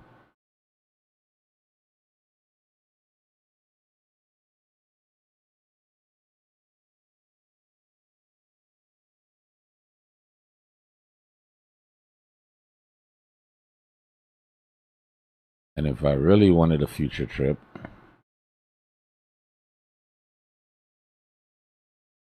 then I would do this. Boom. Dbloc, how come it won't let me click the box fib levels based on log scale? Because you're probably already, or you might not be on log on the chart. Oh shit. My damn thing died right at the worst possible moment. Hold on. I was gonna do something really stupid and unadvisable, but my battery stopped me from it. Already? You changed it yesterday. Yeah, no, it's bad, right? I'm telling you, this thing is dead. I think I've just killed it. Uh, Either that, or as soon as it starts working, I just unplug it and get back to it. yeah. You were right about the log, by the way. Yeah.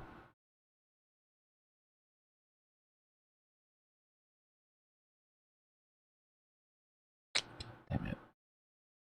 All right, well, we'll come back to that. Somebody remind me I was trying to do something at some point.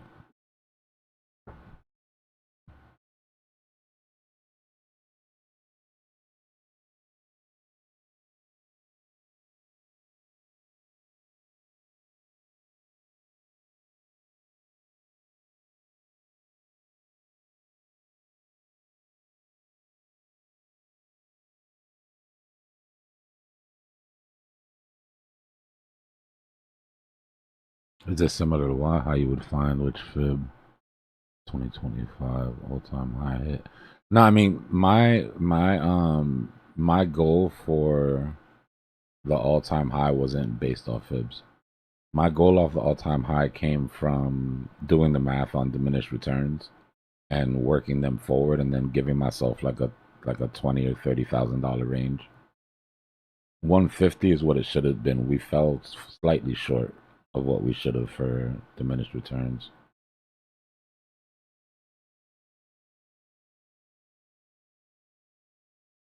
I think in 2030 we hit 200K.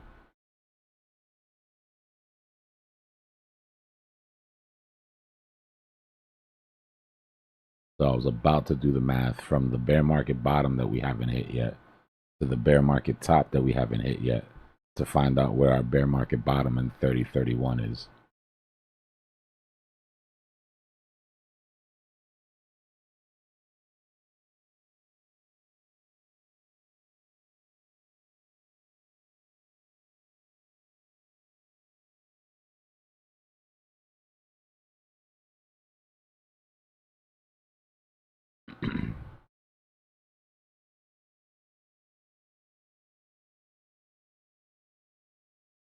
What's going on, Gloomy?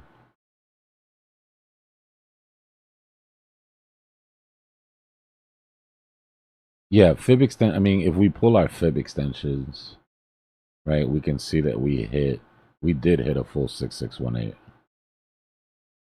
Where are we?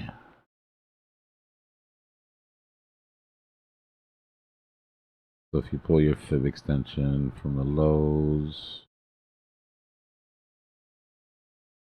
oh, that is not a fib extension at all. Lows, highs.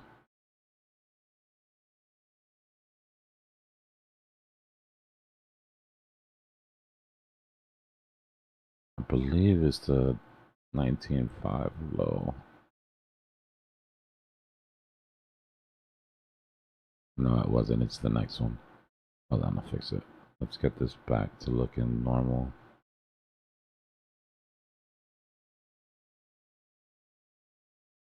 Alright, so from this low,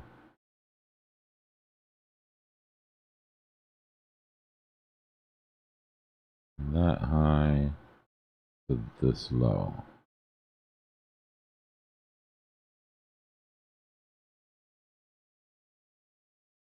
Let me zoom in and make sure I have it perfect because I'm being lazy here. Get rid of this. Alright. So that peak to this low to this bottom. There.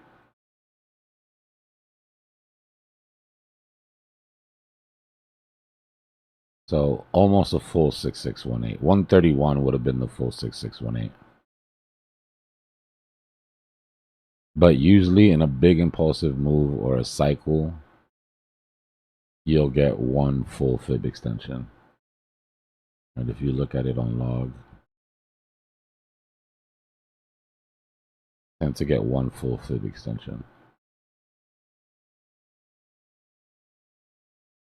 Problem is it's impossible to pull the fib until you've already got your 3 points, right?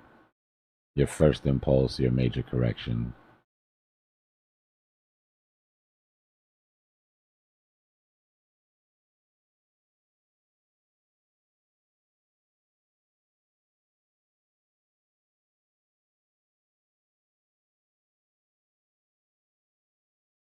Bro, high def, get yourself together, bro. There's people watching.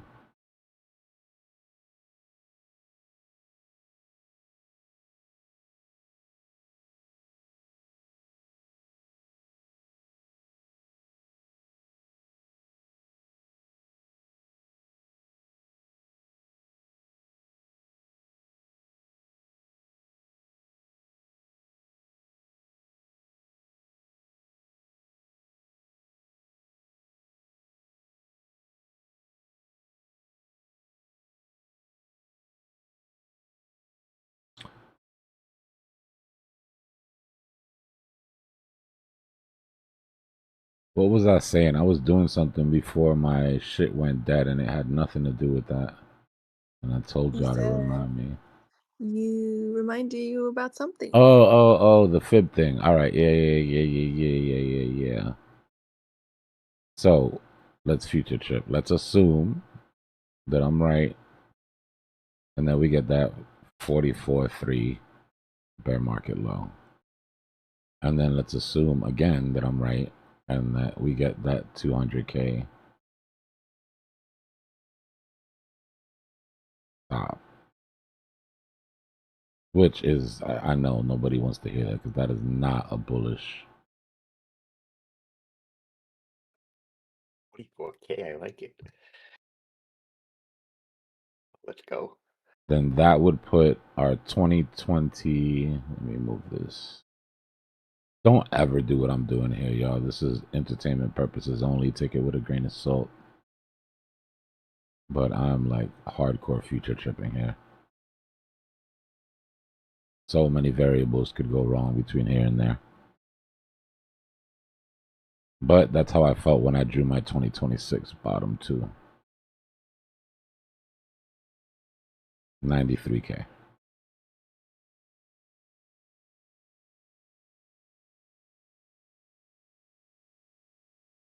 Notice how they're smaller and smaller. And also to the top sides.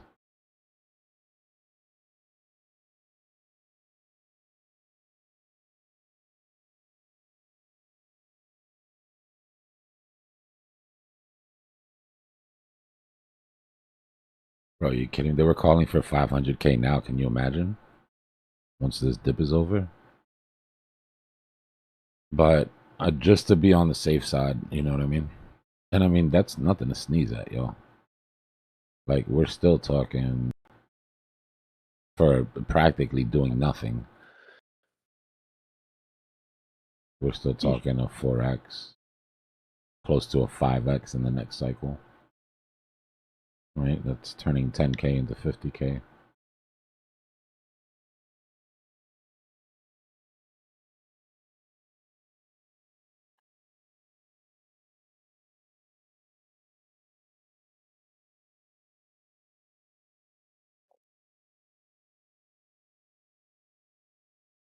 And hopefully they're right, you know? There is a chance. Well, we'll cover that later. It's too early to cover that now. I don't freak anybody out.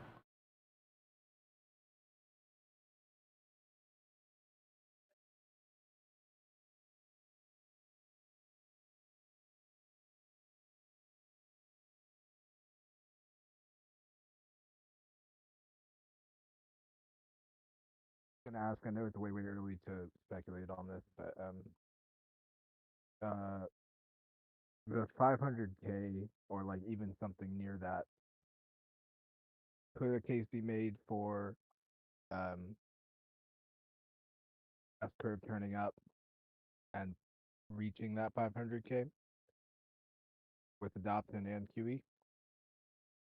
Not in one cycle. I don't think so. Oh, it's too much money. Yeah.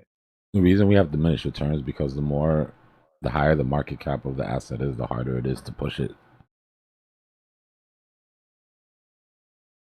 Now, total as a whole, right, hasn't seen its blow off tops, but we need adoption of major alts for that to happen. Yeah, I was talking about just literally doing nothing, Exactly. If you trade it up, even on the daily or the weekly, you can do way better than 4x. But for somebody that's brand new that has no idea what they're doing, at the bare minimum, they should be able to expect that as long as they can follow a couple simple rules. If the game stays the way it is. I mean, not financial advice, but like I said, if the game stays the way it is, which is the big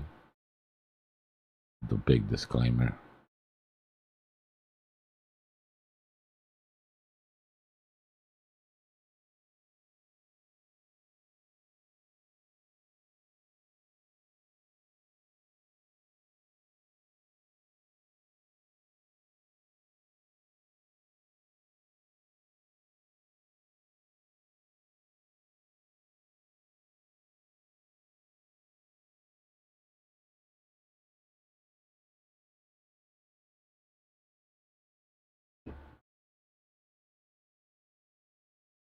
Now, you gonna give me something to sink my teeth into here, SKR, or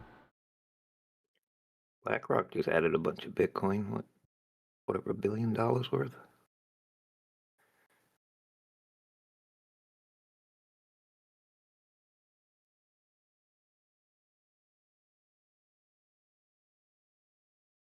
SKR.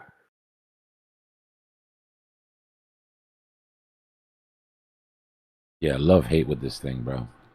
Great move. I mean, I TP'd. I'm looking to add some more, but I want this whole thing to play out at this point. This thing again. What is that? Oh, Solana mobile platform. Yeah, it's the secret token is the rewards for where the hell you been, Woonie?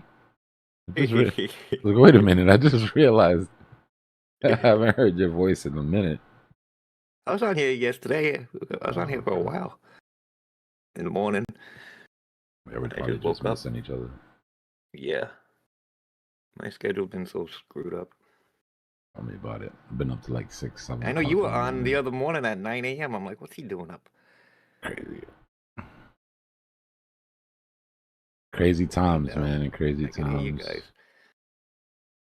Staying in bed. It's a nice dip, though. Yeah. It went,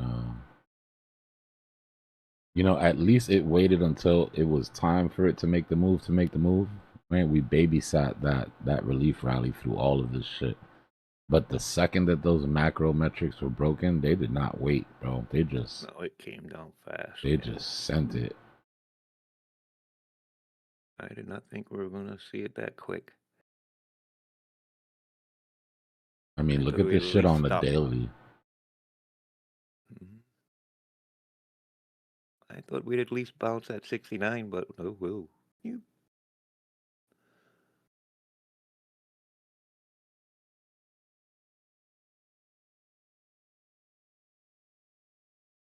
To go back to the whole fib thing for using your fibs for the measured moves.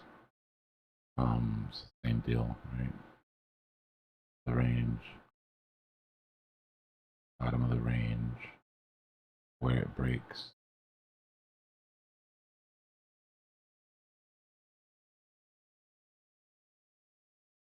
And then make sure you have the right setup. Wait, why don't I have... Go to projection. Oh, there we go.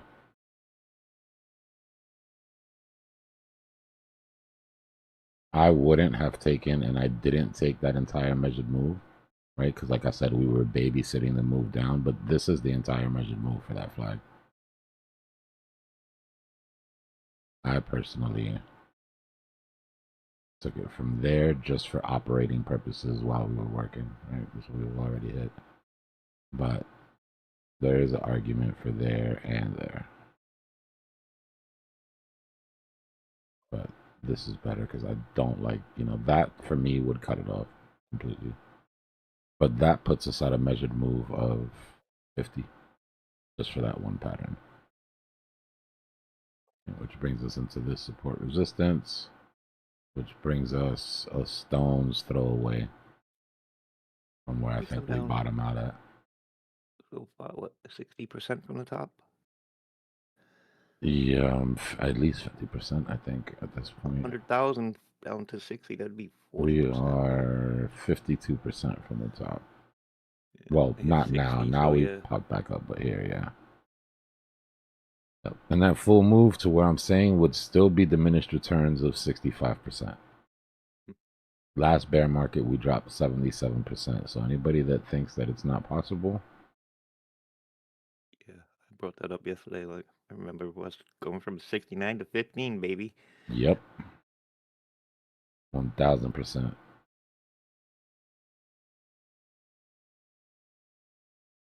And that was the biggest diminished return ever. Typically, our drops are 85% for Bitcoin on average. 85% brings you all the way back down to freaking 18.5. Yeah, someone kept bringing up 19K yesterday. I'm like, really? 19K? Yeah, they're just doing it by they're trying to take the average. They're not taking diminished returns into consideration. 77 is where we had last time. Before that was 89, or was 87. So from 87 to 77 with diminished returns would put us at 67, and I'm playing nice by saying 65 because it matches with other confluences that I'm looking at. But 67 would bring us down to 40 or closer to that 38 that people are looking for. I hate to see 40, man. Would love to see 40. What? It's because what's his name used to always say 40. We're going to 40. Listen, okay? let me explain something to you. He's right 2 years later. Let me explain to people who weren't here. Right? He was calling 40 when we were at 48. Over here, we're going to 40. And then we went to 70. And then we're definitely going back to 40. And then this whole thing here was I told you so, it's going to 40. And then it came up here and he was still calling for. So listen, yes, you're right. He will eventually get his 40, maybe. And that's a big maybe. Because if I'm right, it might stop somewhere mid 40s.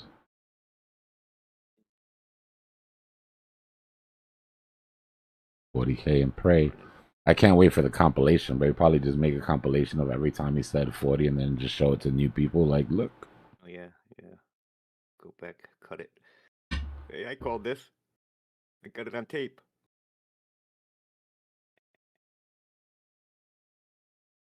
But he can't hit his target twice, right? Remember when that exchange went down and price went down to 35 on a scam wick and he called it complete? He said, my 40 hit.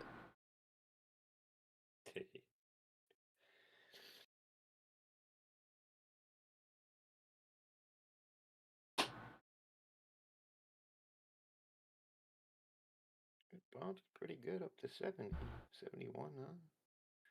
I love Bitcoin as much as anybody else, but during a bear market, I want nothing but bad things for it. Death and destruction. Yeah. I'm just gonna start lying at this point. When people come in, hey, did you hear that Jeffrey Satoshi? Yup. Yup. Yup. Sell that shit. Sell it all.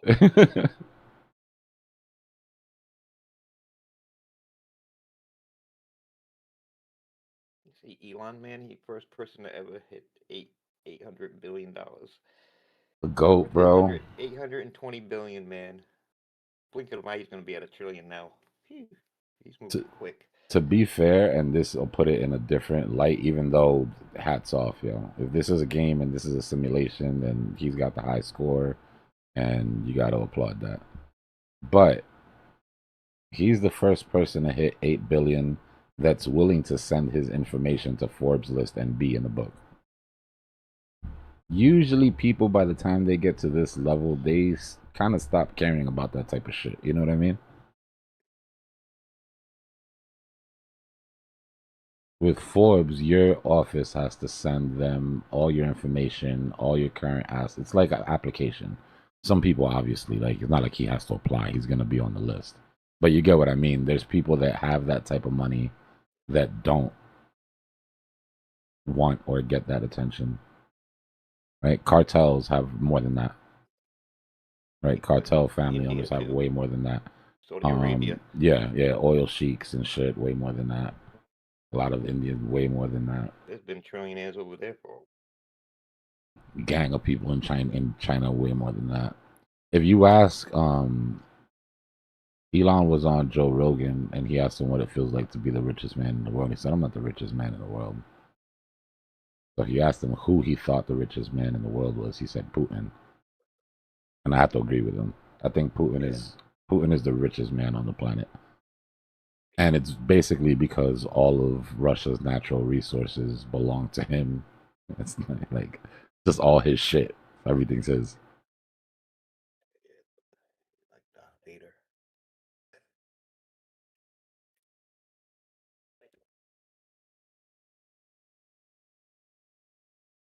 How long has he been president for, Putin? Forever.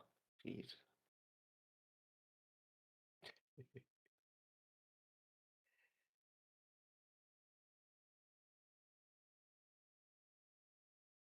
You know, I know it's probably too early to say this, too soon. But this is a beautiful bull market. I mean, screw the profits or what expectations, all of that, right? But just structurally, right? Like this thing literally either consolidated or ripped. One little part here where you had some jaggedness and some, but what I mean is like just very clean, right? From moving from one consolidation zone to the next was just, and then you consolidate, and then you consolidate, and then gone, and then you consolidate. And when you drop, the problem, I'm gonna tell you now, right? Because somebody said earlier, it's like a 4x or a 5x on Bitcoin, just buying and holding next one bottom sort of tier, right? But if you trade it, then you can make more. And it's true. But if you go to the monthly,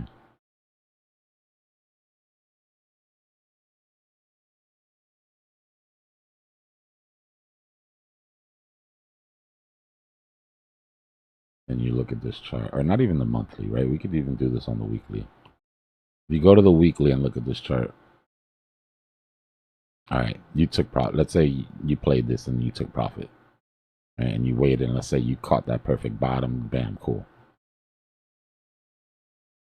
The amount of time that we spent consolidating versus the amount of time that we spent pumping, right? We spent more time, literally, we spent more, and this is not just for this bull market, it's forever, but we spent more time going down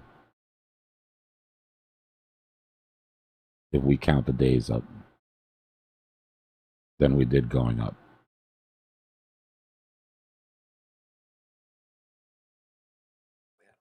Well, we won't even add this part, but so the point is like, yeah, you can play the swings game.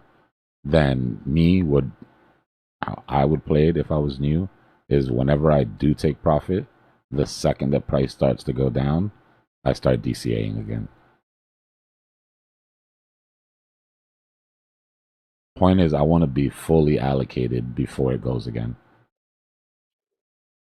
Right? So it pops, UTP, and as it starts coming down on red days, you're DCAing in.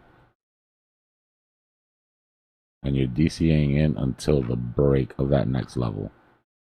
And then you get that impulse, and you know there's going to be a cool down, so you TP again, and then you're DCAing in. You're not waiting for the very bottom to snipe that. You're not putting every single dollar that you got here and you're dropping it down at the very bottom on that peak.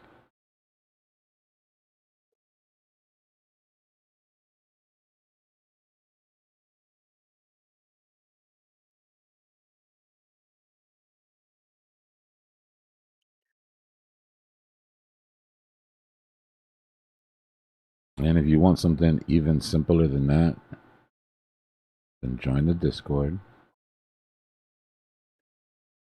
Grab your 4-year cycle indicator. Grab your scalping indicator. Take everything else off your chart. And just wait. Talking to Fly yesterday, he was working on the Dbloc bot. Oh, yeah? I've been wanting to get his opinion on that. I'm glad he was on. I'm glad he found it. Yeah, well, he likes it. Yeah, I got to get his opinion on that. And then, like I said, if you do want to do more than just the buy and hold, right, then you can come down to the daily. Right? At least now you have some momentum tracking ability to where if, God forbid, you got greedy and didn't buy back in, you know, there'll be signs that your momentum is flipping.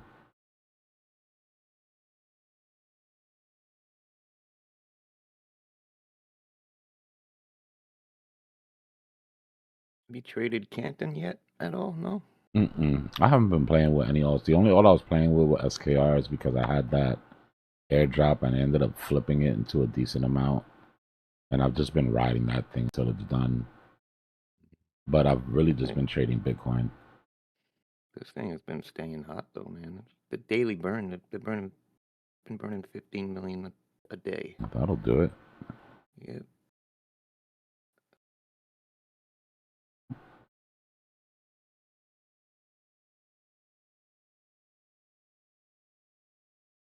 I'm gonna have to figure out.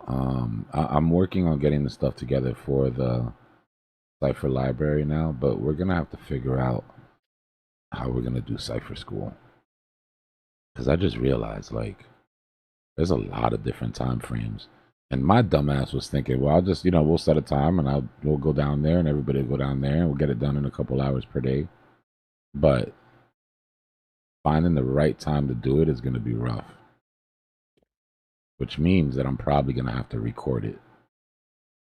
Yeah. But I know it's been busy here in the morning. There's been a lot of people on, like 9 a.m. between then. Yeah, I'm definitely going to do it in chapters. I was always going to do it in chapters. But just, depending on how, I don't know, we'll figure it out. I'm just thinking out loud right now. Yeah, it definitely would be. Yeah, to get people. Nobody's on the same schedule. But hey. Weekly RSI was easy this time, right? And it'll be next time. Let me show you what I mean. Your RSI has support and resistance, right? Similar to price action. The most valuable RSI line for us was this 45, what was it, 44.8, 44.1, something like that. It was this line right here. Right here. Every time during this bull market that we came down to these levels was the time to buy. When you bought the dip, you had that second. You had your W pattern here. Right? So we knew that RSI was starting to get bullish. We had just gone through FTX. FTX happened right about here. So right as RSI was starting to get bullish, FTX dropped. When FTX couldn't drop the RSI lower than it had been already, right, that sort of will let you know that things were peaking up. So we popped up, hit the top range of the RSI, but then we held support.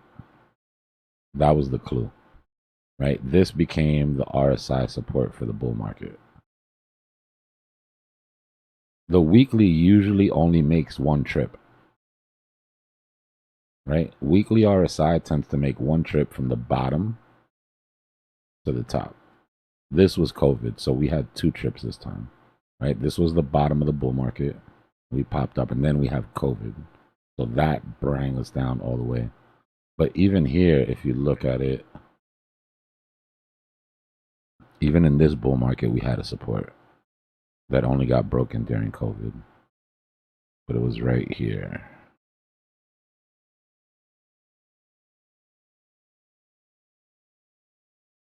Right? Every time we hit this, we found support.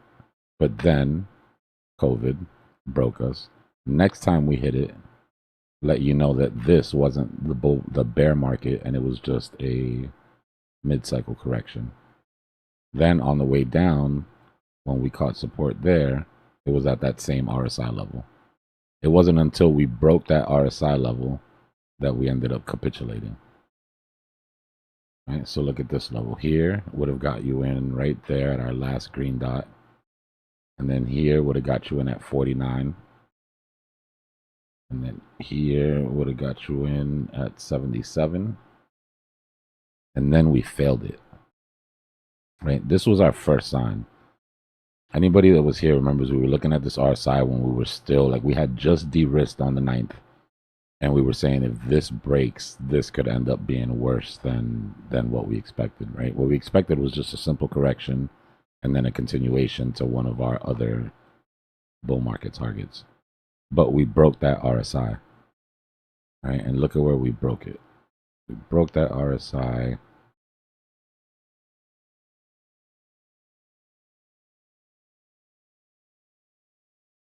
Right as the indicator was telling you that the bull market was over.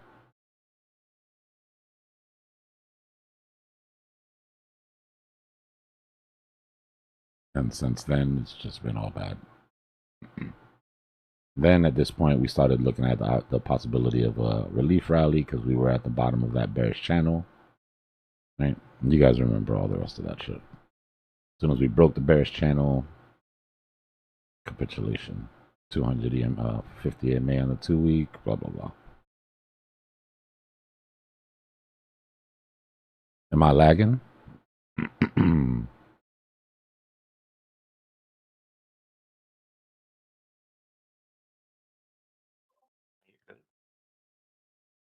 The only reason I go over it so much is to stress that there is signs at the top. There's not a flashing neon light, right, that points and says this is it. But there's certain things you have to respect. Right? The timing of it by date, if we do it just based by time, it was supposed to end on the 6th. A little argument whether it was supposed to end on the 6th or the 7th, but let's say within 24 hours of the top. 6, 7. 6, 7. So there's an argument there, but like I said, if you got out on the 6th or the 7th, who cares? You're happy. Right? We got out on the 9th and I'm ecstatic and I didn't even catch the very top. But from that point forward, we just kept breaking those bearish metrics. Right? Kept proving the fact that we were inside the bear market. Now, the goal is not to wait, obviously, right? Like, we don't wait until we break that, that 2 week 50 to say, oh, damn, I guess the bear market's here. Right? The bear market started on the 6th. We talked about the cycles of the bear market, right? Mean reversion to the 50 EMA on the 2 week, which we did there. Consolidation at the 2 week, which we did there. That usually gives you your relief rally, which we got to the 50. And then the break of that 2 week gives you your capitulation phase of the bull market.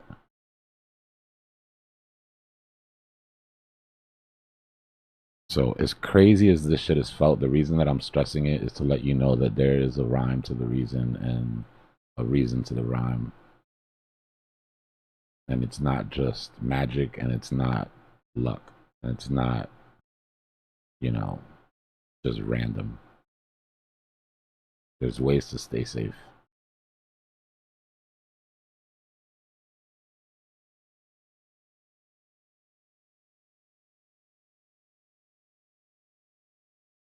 And I know plenty of people didn't de-risk on the 9th. As much as I stressed it. And I know because of the environment, right? I know because of how people's emotions are in here. And again, I'm just a guy. I'm not saying you're supposed to do what I say you're not. It's just something that I was doing and I stressed because I found it to be important. But I don't blame you because every other YouTuber on the planet and every other Twitter guy on the planet and every other macro guy on the planet was talking about,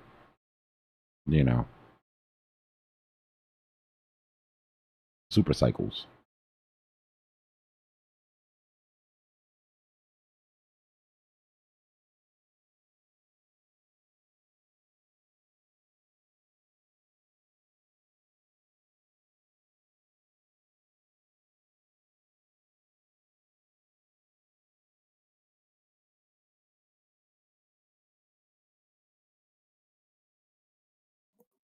Let's go.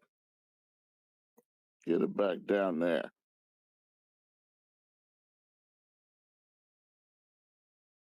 That's the bearish trigger that we were looking at on well, I can't even find the chart now. But where I had put that bearish trigger came in at the bottom of our value area low. We just hit that bearish trigger. Good. I'm bearish.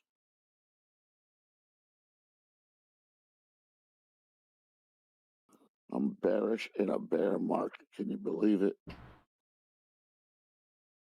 Crazy, right? Go figure.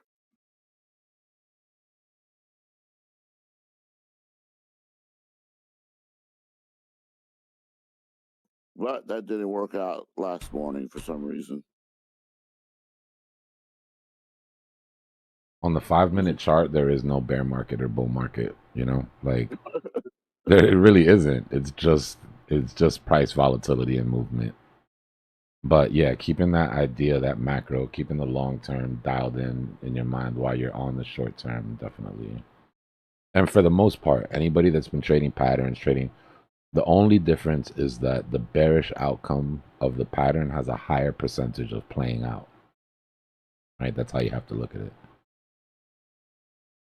The chances of a W pattern invalidating are higher in the bear market. The chances of an M pattern playing out are higher in the bear market. And that's what I bet on last morning. I bet on that M and I bet on that fractal. But nothing can stop price from going boom if it's time for the price to go boom. Yeah. So I just risked the whole damn upside and lost on my short. You're not alone, bro. I know that drop definitely scared a lot of people out of position at the lows. And not that, given enough time, it's fine. Price will go lower. You'll be able to afford more coins than what you sold and all will be forgiven. But that doesn't make anybody feel any better when we're at 72, and they're doing the math in their head like, damn, like that 10, 15% little extra from what I lost could have been nice. Yeah, it was a little quick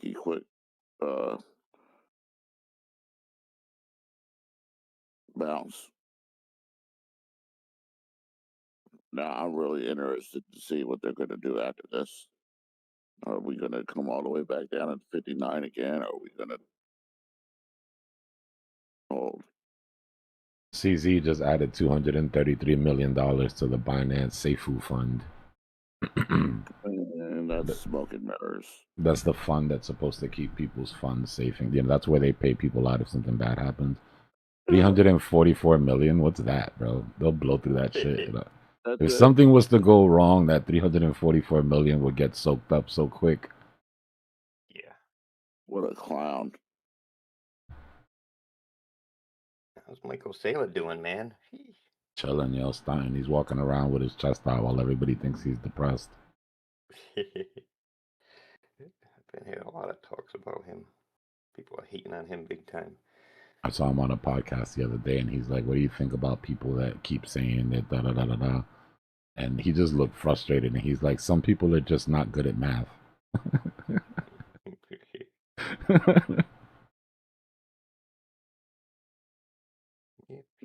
I don't really have a problem with him.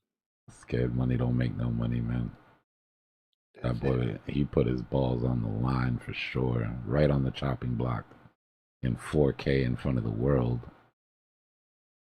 And so far, he's come out on top. You got to respect that. It was that one guy, man. He was really giving it to him. I can't think of his name. I wanted to go through the TV and smack the guy. He was telling people not to invest in Bitcoin because Michael Saylor owns, 3% of it?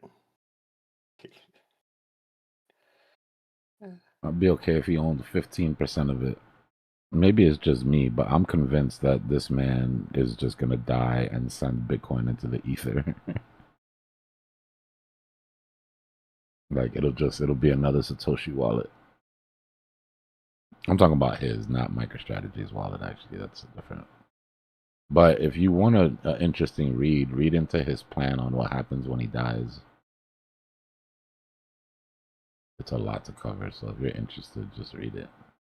But this is a man that's thought of every angle. But you know what they say about the best laid plans, right? Like,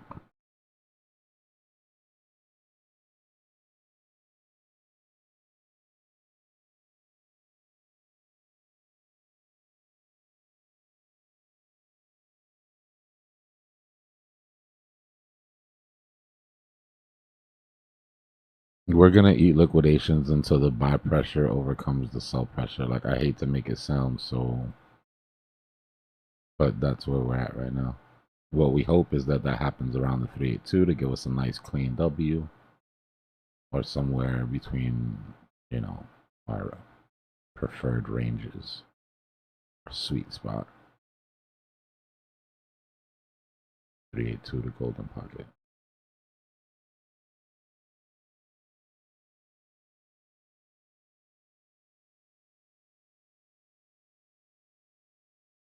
Or this could be Wyckoff accumulation, and this is the spring. That'll work. It'll get me on my short.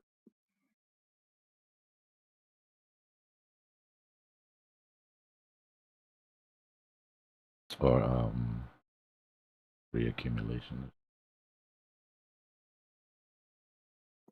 66 would be nice for me. Take my little rescue shit there on my short. What you want to look for is aggression here, right? The bears are being slightly aggressive, right? They're chasing down. The weekend trap isn't full of liquidations yet.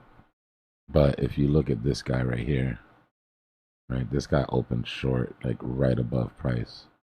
That being said, all of these longs aren't old, right? These guys here, this guy here actively just longed price, 100x long, and he's not going to remove, and he got hit. Who does that? Stop loss is my liquidation. I mean, my liquidation is my stop loss type of mentality.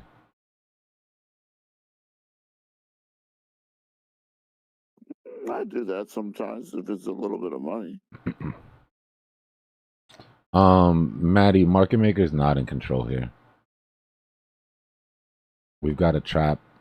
We've got a one-sided weekend trap, which doesn't happen often, right? It's an anomaly. Usually that's not a big deal, except that the last weekend trap we had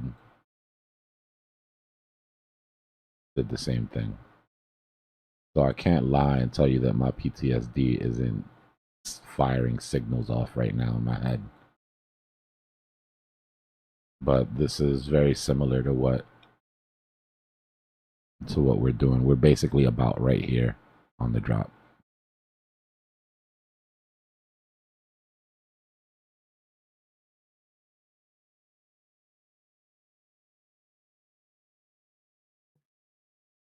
I mean, it's a bear market. You got to take the profits up there, right?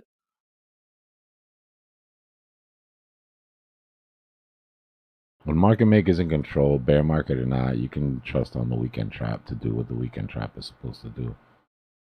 But when you're seeing signs that market maker's not in control, which is what we were talking about earlier, right? The lack of a long side on the trap means that market maker couldn't push price up.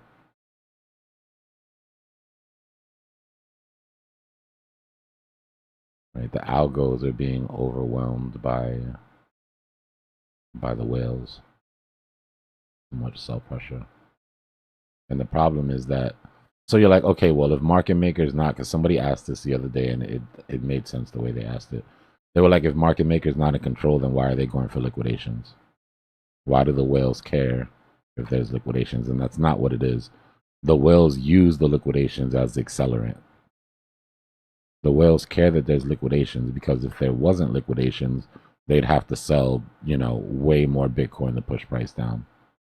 Where if they can just get it to, it's the same as the market maker. Whales don't want to pay for the whole ride. They want to start a party that you get into, overreact, and then you take them where they want to go. It's the same exact thing as how market maker moves.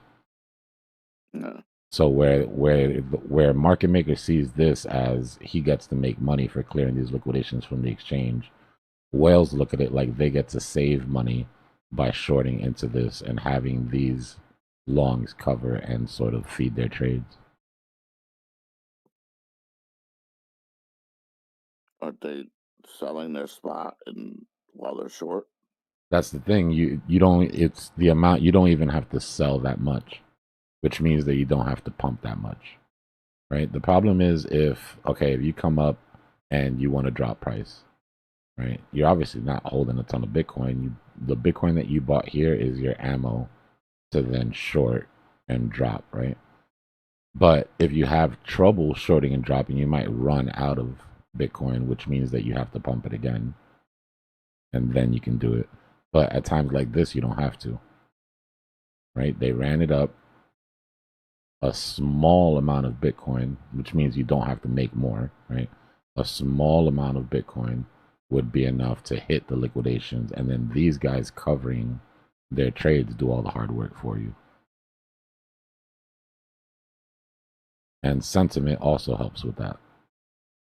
Right? Negative sentiment means one whale dollar turns into $10 in pressure.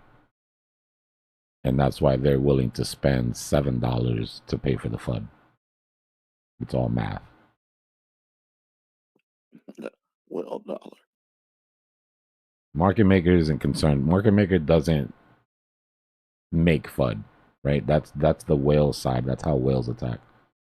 Whales attack by buying with more money than you can buy or selling with more coins than you own, and by buying news stories, by creating FUD, by pushing FUD, by controlling sentiment as a what Sun Tzu calls a force multiplier. If you guys haven't read The Art of War after you started trading, even if you read it before, if you haven't read The Art of War after you've started taking trading seriously, you should read it again. Oh, I specialize in the art of war.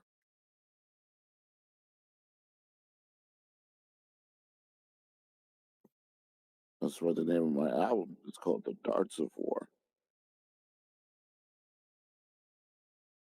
I put in the paperwork for that P.O. box. I got to go pick up the keys though and get the actual like info, but I used that link that AR put in the chat to be able to do it online. Let me know. I'm gonna send it right to you. Yeah, for sure. As soon as I get it, post it up.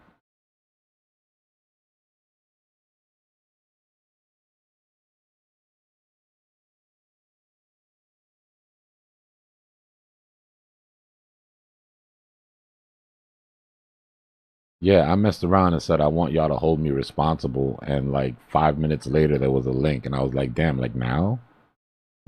My ADD brain was like, wait a minute.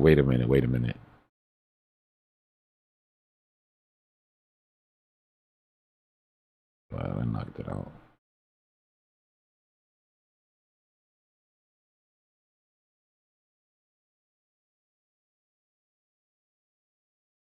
Got you.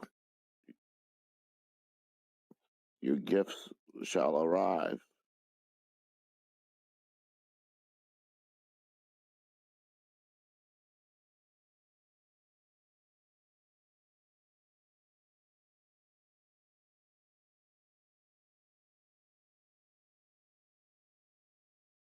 Oh man.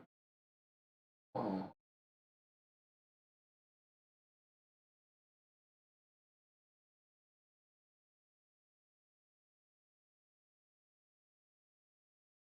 I gotta be honest, man. My bear suit is on. I haven't zipped it up, and I don't have the hood up yet, so I'm not like full bear outfit, but the onesie is on for sure. Yeah, I got mine on, and I got a big knife stuck in my arm.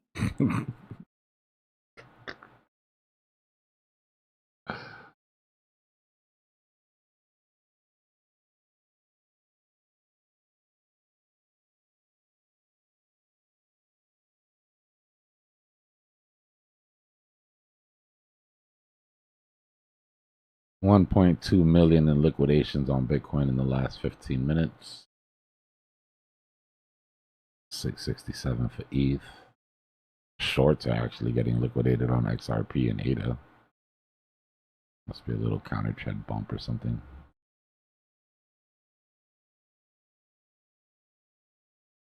Oh, the fun part is going to be this.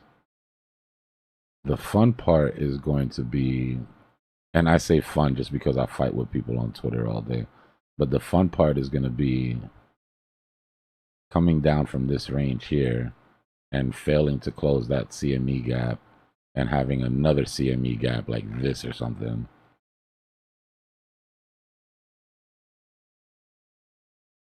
It's like, just give people a mental break, right? Like, stop giving. I want it to go up as much as anybody else, but stop giving people these little things to cling on to and hope and hold their bags. Because that's what happens, right? Like, We'll come down, that CME gap will be there, and then somebody's gonna be like, well, you know, CME gaps fill. I'm just gonna ride this out to see if we close. It just gets bad. Damn, another one down there now.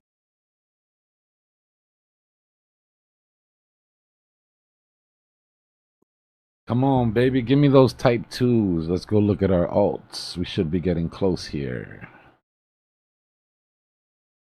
Yellow line is where I'm looking for type 2 entries.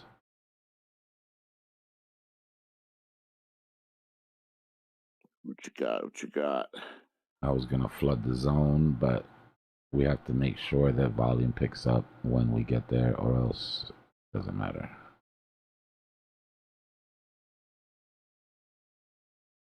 This is where we figure out, y'all, in my mind, the way I'm looking at it, this is where we figure out if we're building structure for a continuation or if we're not done looking for lower prices before we actually have what I'm considering to be a multi-month consolidation period.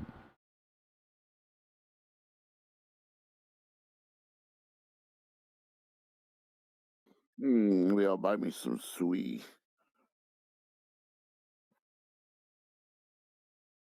88 cents, huh? 90 Craziness. cents. Oh, that's halfway from that 40 cents I missed in the last bottom of the bear.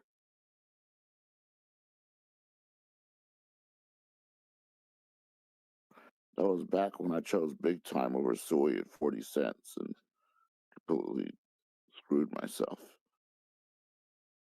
That shit feels like it was so long ago, bro. You know, I'm halfway there now. Like 2 years?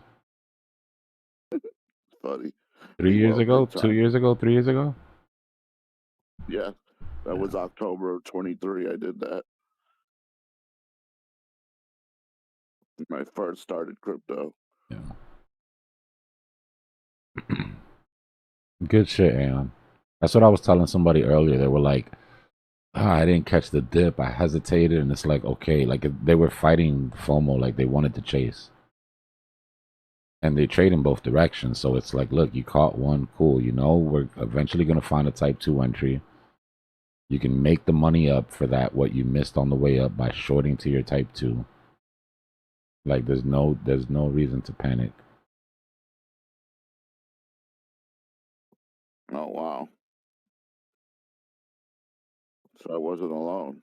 No, hell no. Are you kidding me? That shit was such a... Bro, that's probably the most common thing that happened yesterday.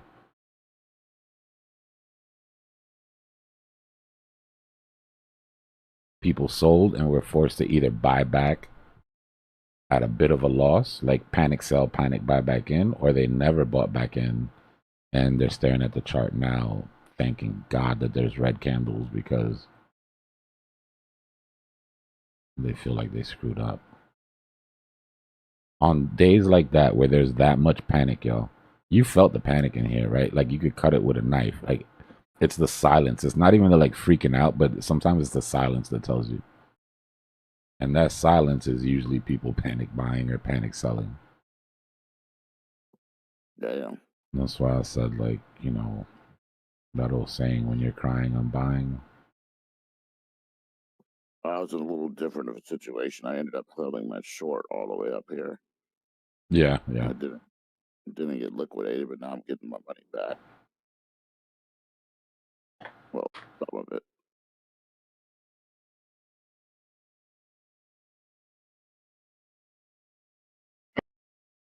So now I got to recoup, get out, and then get the type 2. Then stop loss of that just in case that's wrong. Yeah. YouTube, for type 2 entries, we're talking about higher lows on a W, right? 382 is the first spot where I would consider it viable. So between 382 and golden pocket is what I'm looking for personally, unless they front run it right here. They could just do something nasty by a couple dollars here and front run this. Yeah. Look out. Kill it.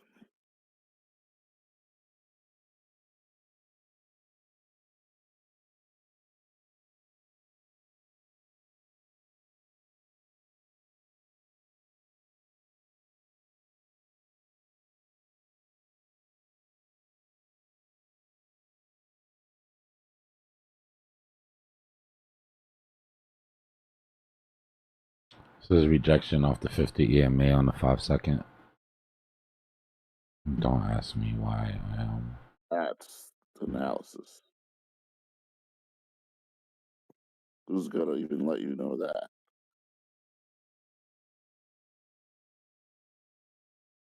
If we hold it.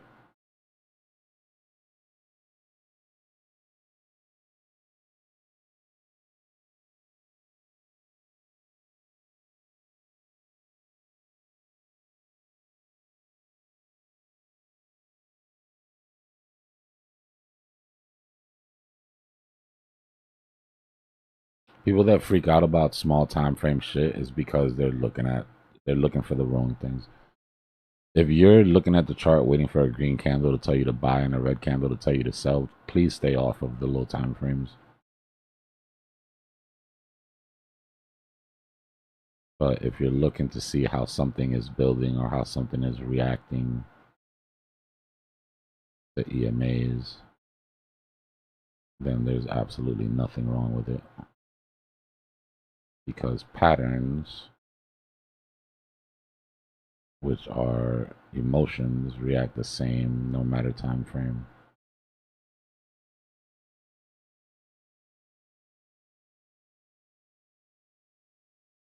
That pops, it'll pop. If this invalidates, those people who got in will lose their motivation for staying in the trade, will sell their positions, which will cause the whole pattern to invalidate.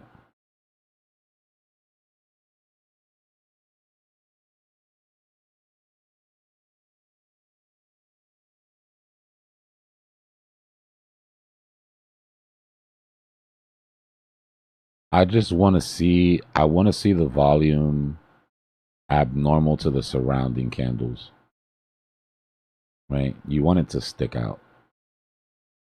There's no specific number that you're looking for. What you're looking for is evidence that traders stepped in at that point. Right? So if we go to the 5-minute, decent, right? That's why I said they could try to front run it, because you do have decent volume coming in here at the end. But we haven't hit any of our fibs yet. This, for me, even if it came back from right here, I would hesitate to call it a W. I know it's dumb and it's deterministic and it's what, like only 200, 300 bucks. But the amount of people that would see this as a W and play into it as a W would be diminished at that point, because it hasn't fulfilled the. Now, whether me as a technical analyst would still consider it bullish, yeah, I would consider it bullish and I would expect it to do the same thing a W does. But I wouldn't be as quick to take the trade.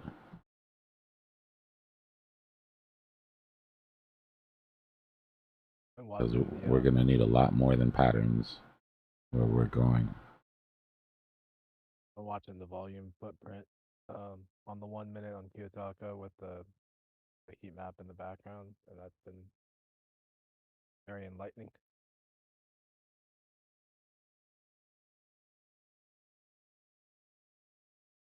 Yeah. Dom is taking a drop too, which is keeping alts from dropping as hard as I personally would like them to, because I kind of want them to come down to entry level already for me. These entries, by the way, are not 382s on most of them. What I did was take the horizontal support, right? What's more important to me is that price comes down and finds support.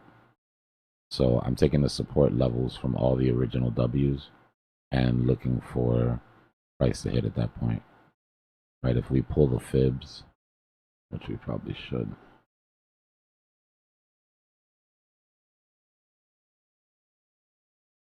Yo, the third time we pull the fib, right? Then that's right around 382. I'm not buying link, by the way. I only measured it out because it's there, but that's not, I'm not picking any link up on this, even if it hits.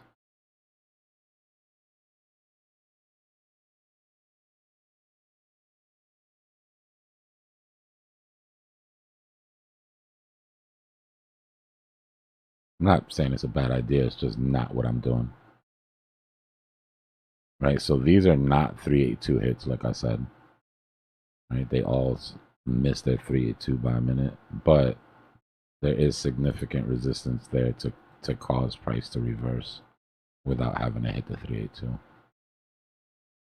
You have to think of these levels as ranges and not straight levels. Right? See how they're all slightly off of their 382s.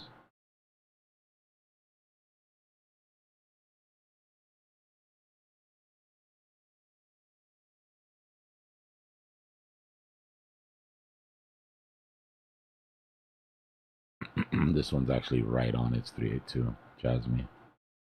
And then ETH. I'll pull up ETH on a big chart for a second because I know it's behind the screen. I can't see it. Here's ETH.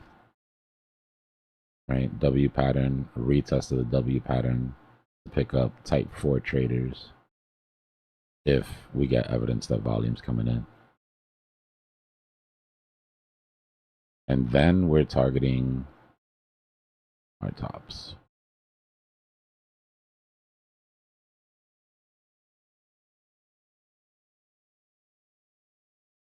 We have 1 day until our psychological ranges disappear. Not even like 12 hours.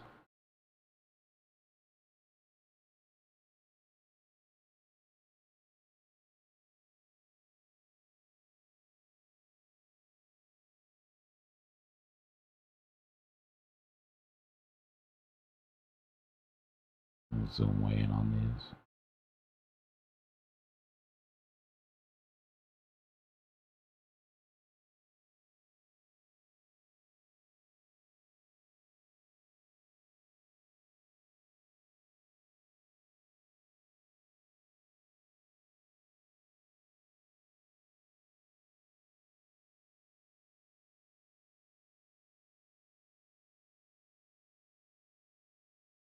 You know, my plan was that during the alt season, I would run multi-charts like this. We just never got the chance to.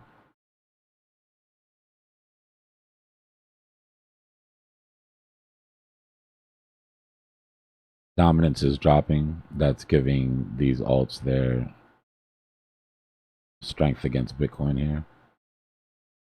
Right, as dominance drops, well, reverse. As alts go up, dominance drops. Right, the evidence that alts are going up somewhat in unison is dominance dropping.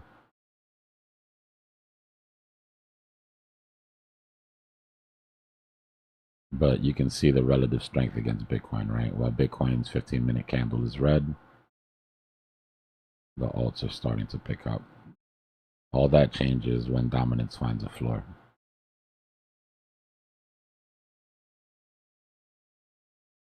Same for Dom, right? Looks like it's setting up. If this was a tradable asset, we'd be looking for type 2 entries on Dom, right? For this W pattern to continue to bring Dom up into the 60s.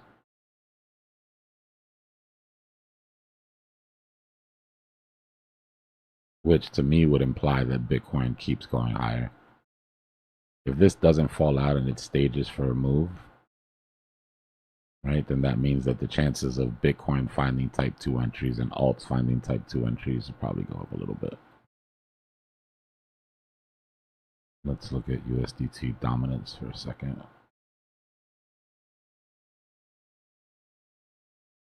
Silver looks like it wants to get through this gap. I've been waiting for. I mean, not USDT dominance. Let's look at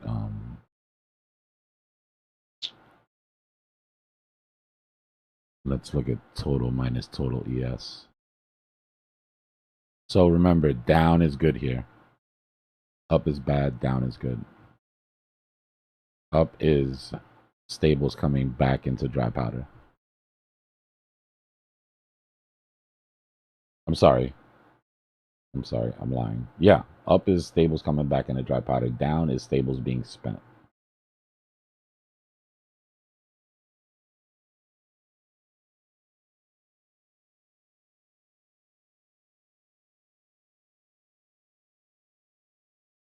And yeah. So if you want to see the inverse correlation of Bitcoin,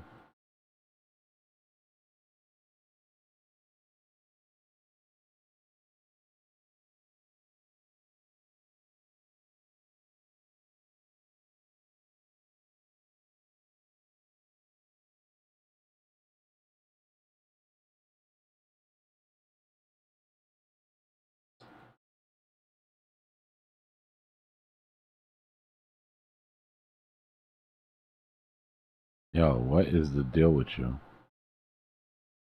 Oh, you're over here, my bad.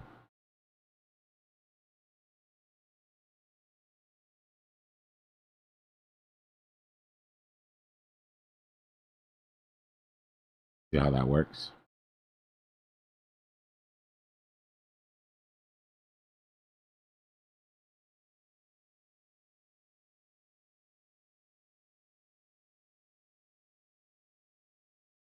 Or if you just do this, then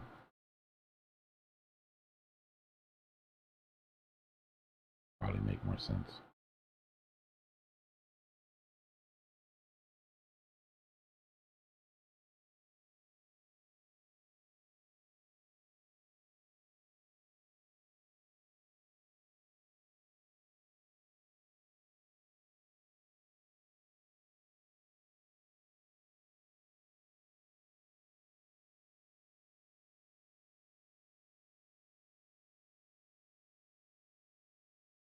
Stopping volume candle on the 15-minute.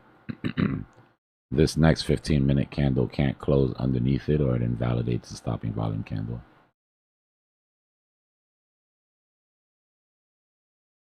You've taken a decent amount of this vector.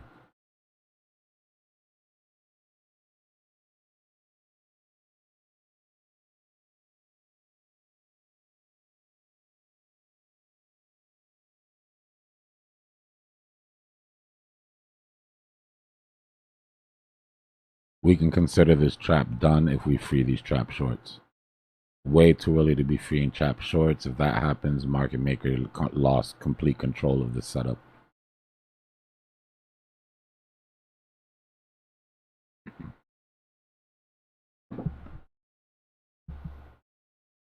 I get disappointed in market maker. Like, I know him sometimes, bro. It's crazy. Like, damn. Like, damn, homie. In high school, you was the man, homie. What happened to you? Well, he needs to fail so I can get an entry.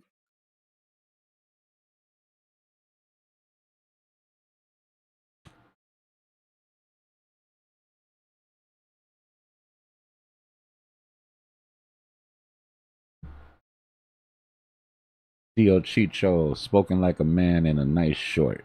What's going on, brother?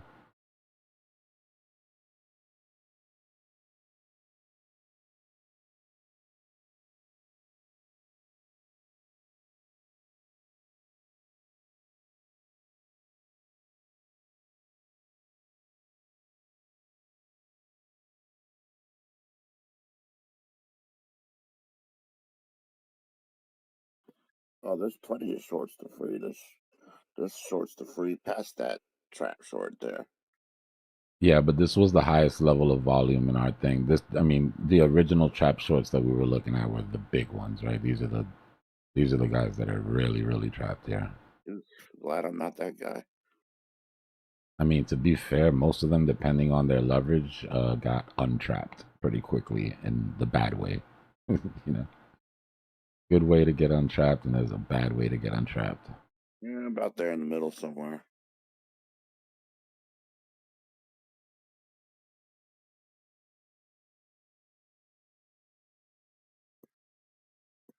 Getting pretty close to removing this dagger from my arm.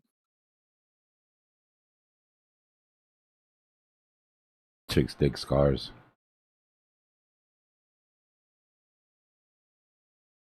Stay calm. What's going on, brother? Top of the morning.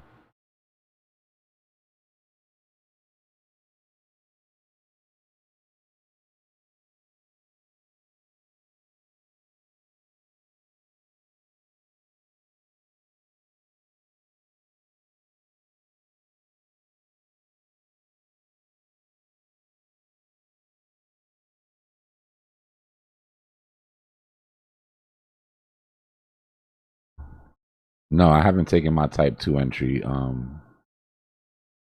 haven't taken my type 2 entries yet, Knowns.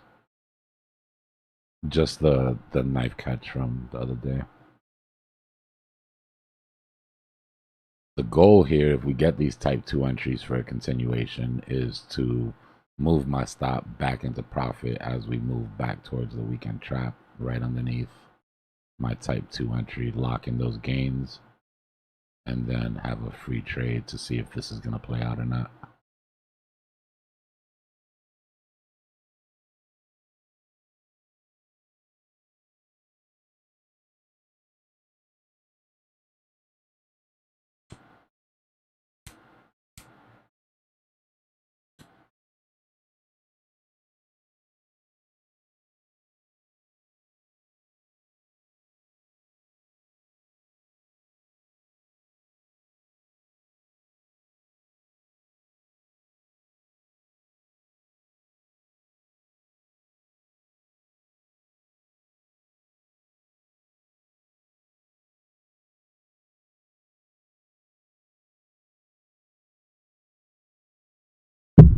My bad. I need to go grab a drink. I'll be right back.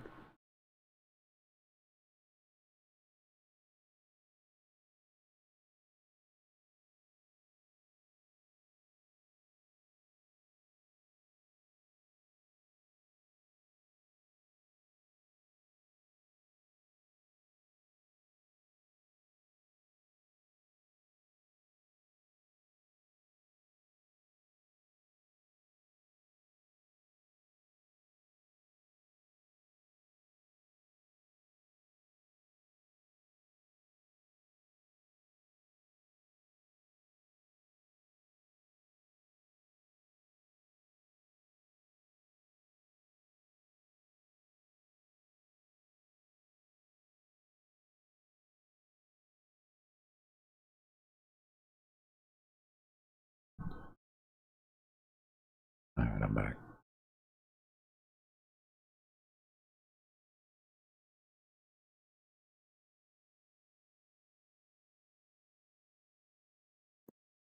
Yeah, I need to get to 65, man. 65, that's where you're break even at least?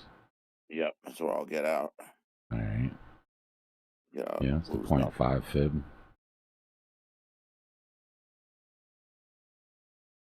Right before what would be some pretty decent support. We should move this up. Got new support here.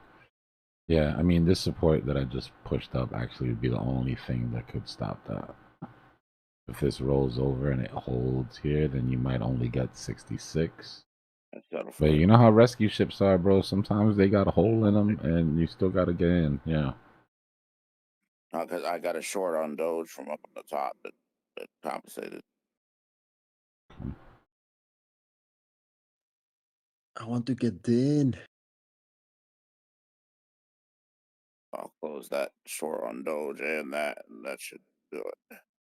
I could get back to the bull side. I missed 3 beautiful trades last week, all because of tight stop losses in the profit. Hey, you gotta do what you gotta do. Yeah, this is invalidated, Robo. We're like well on fractaling to the next one. I just haven't removed it.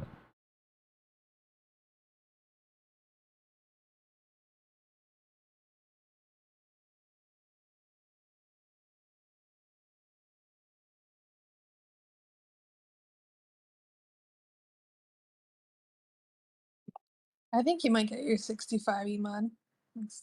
Yeah, I think there's a good chance. I mean, 64. honestly, I don't want to like put the battery in your back, but if we break that and get that 65, you might get a little bit lower too. Oh, okay. Well, I'll just stop loss in profit at that point. Yeah, exactly. Let it ride. I think 65 too is pretty likely. Getting some big buys in here, actually.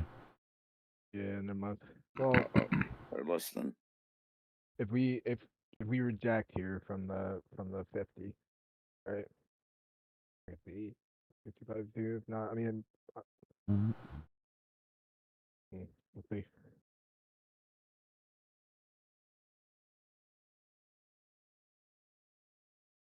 These could just be mean reversions to the 50, yo. We'll get let's go to the 5-minute. 50 EMA on the 5 should be pretty close to price. Yeah. So broke the 50, we could just mean revert, grab some of these vectors. Getting above that 50 EMA is when you can start to get a little happy here.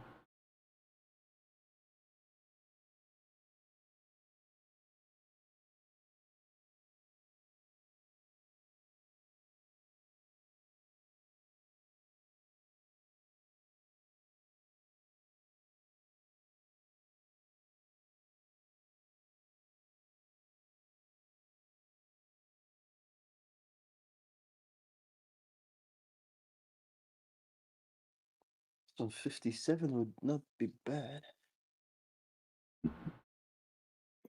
Oh, that was my original target. Before I got stabbed. Tiny little W on the 1 minute would take you up to 2022 all-time high, or 2020 all-time high. After that, you've only got one more vector before we hit that 50 on the 5-minute.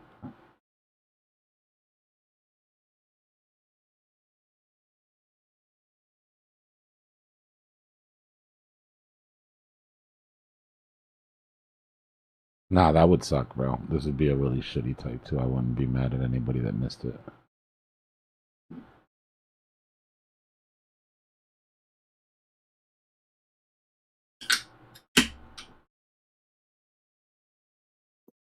Yeah, especially in a bear market. Come on now.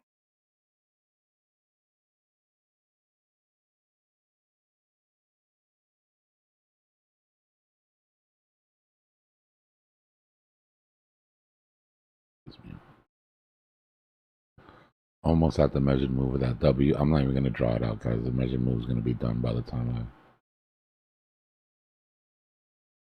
I really want you guys to get used to seeing it without it being drawn out or drawn out for you.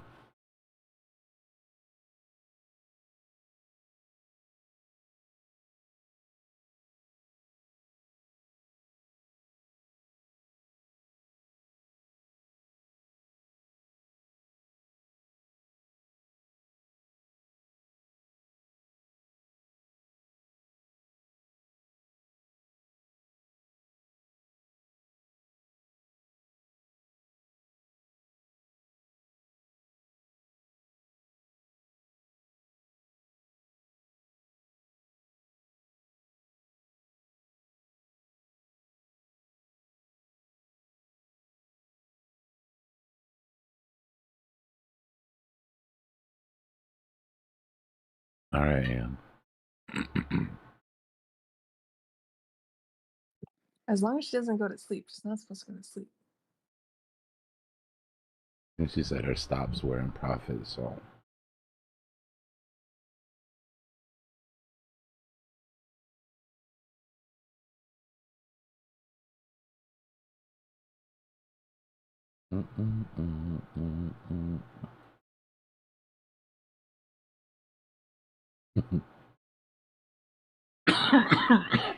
I love how the alts just take off running, right? They're like, this is it. They get all excited until Bitcoin does something dumb.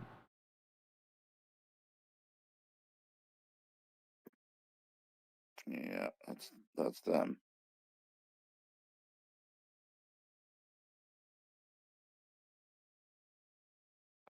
Funding rate pays or charges in 15 minutes. A decent amount of volume came in here, though. And we managed to stop right before freeing those trap shorts as well. Although we do have a higher. Actually, no. Is it? Yeah. A little bit.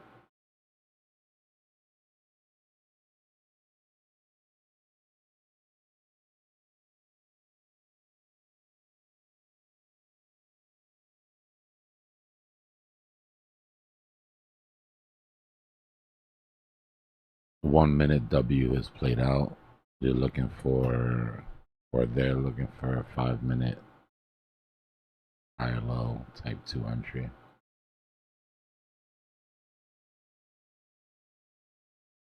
Guys, notice how the same game plays out across most time frames. But it's always the same shit. You're either consolidating in the liquidity zone or you're trying to catch a falling knife on an impulse for your type 1, type 2, type 3 entries.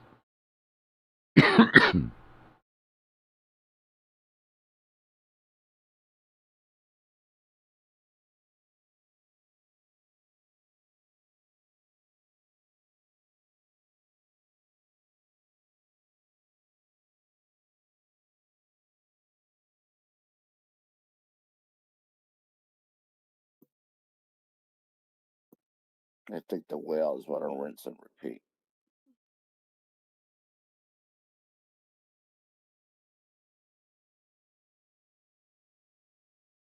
Friend is your friend till the end of the trend. No man, they know I'm not in, so they're coming back.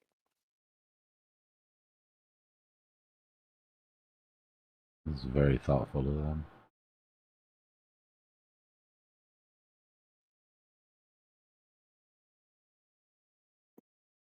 Send a message to market maker. I'm glad he's answering somebody's calls.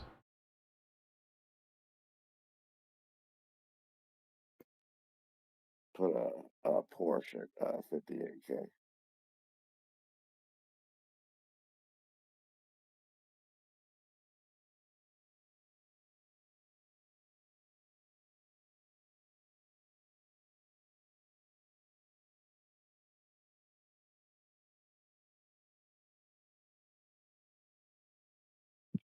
Fair flag.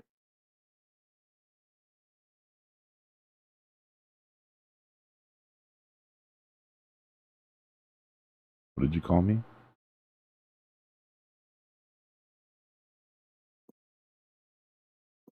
Only you can prevent forest fires. Yeah, it's fucking.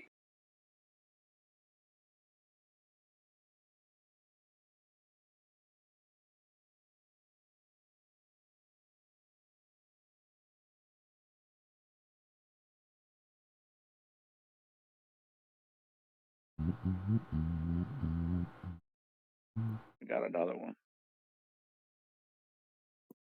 Care Bear countdown 5, 4, 3, 2, 1.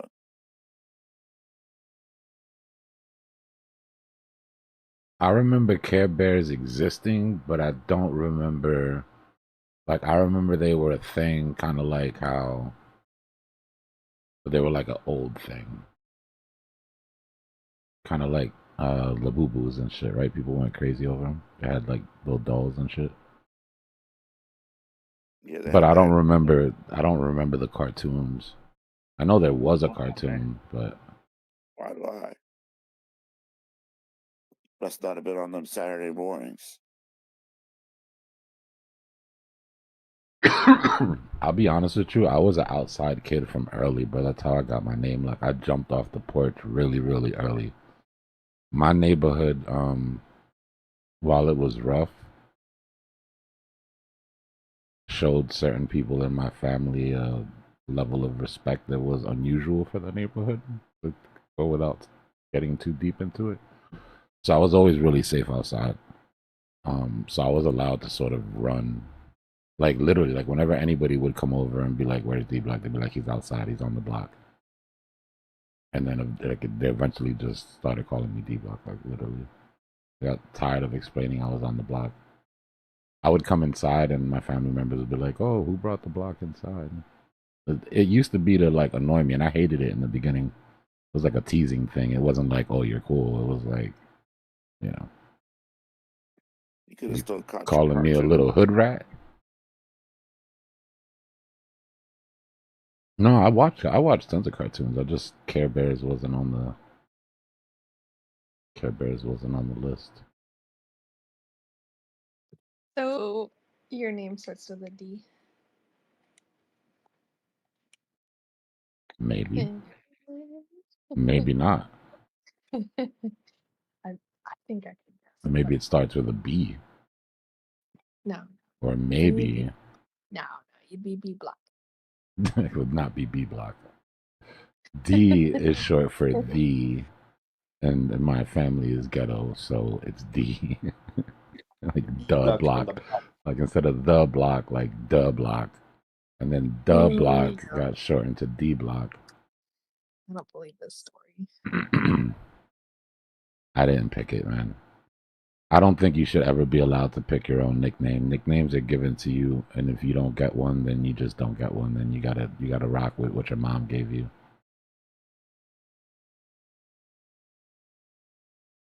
I remember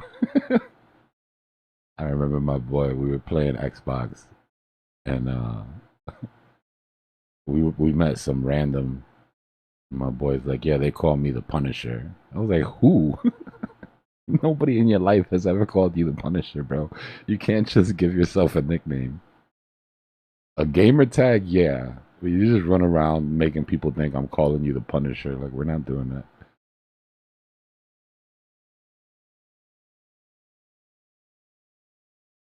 You know, it's always a nickname you don't want. The tall guy named Shorty, the fat guy named Slim. Peanut. Yeah, exactly. Those are real nicknames. You earn those, even if you're not proud of them somehow in life. You earned it. I had 2 biker nicknames. One was Sunshine, and the other was Mama Bird. What the hell? I just imagined you birding a bunch of like gruffy bikers, like you know how the mama bird throws up in their mouth. Bleh. Hungry fella. Did you ride with a lot of girls, or obviously we're Yeah. probably mostly guys though, right? Unless you went out of your way to look for like a girl group. Mostly girls. Oh, okay, but you like found a group of girls, right? You didn't just randomly. Yeah. I mean, we found each other. Like when you meet one, you just like eventually all congregate. One knows 2, and those 2 know 5. Yeah, bike life is big down here now. It used to be separate, where it was like dirt bikes and sport bikes, and then Harleys kind of like had their own little separate thing. I guess that's how it is in most of the country. But now on Sundays, there's a big ride every Sunday, and it's like everybody's out there. If you got a bicycle and you can keep up.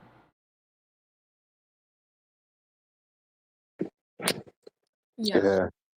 2 or 3 years ago. Her name's Natasha. She has a big like ball sack hanging down from her motorcycle.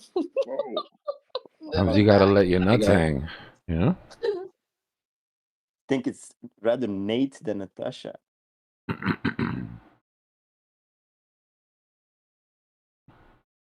As a girl too, you gotta be tough because I know you get a lot of shit on the road from just random dudes in cars. What do you guys call them? Cagers? Yeah. Or assholes. Yeah, there's too many. And because we split lanes over here, some of them are just so mad that you can do that while they're stuck in traffic, you know, and so they'll block your lane. And I had someone spit their gum out into their back window because they were doing that. I mean, it's just little things, or you can hit their mirror, but I never did that. But yeah, there's too many to count. You just get numb to it, which is bad, but it's surprising. Yeah. But my homie over there in Miami, she broke her legs because a car like went left right in front of her, and she got it all on film. And back then we were motovlogging a lot, so that's how I met her. Miami drivers are the worst. Like New York, like the people in Miami drive like how New York taxi drivers drive. Crazy. Oof. Yeah, it's a lifestyle. No, that's cool. And you have to One of drive my friends aggressive in is LA. one of my Most friends is super into that shit. Looks literally all he does. Like everything he goes to is either a bike event or. But he's dirt bikes. Let's see.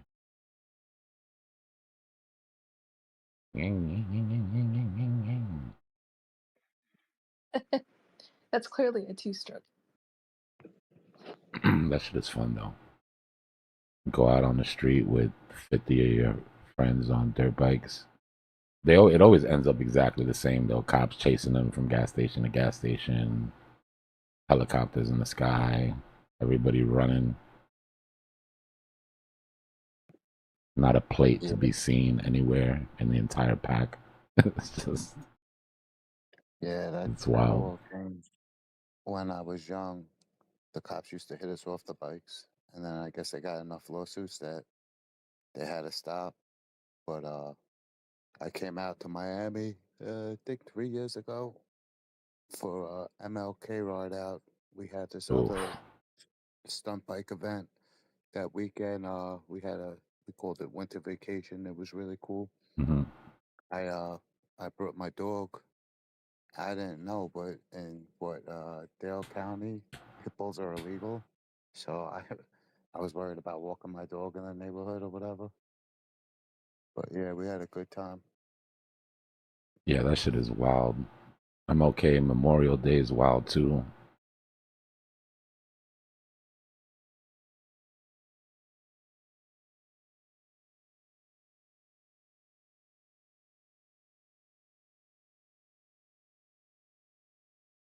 Is this 1 minute? 5 minute.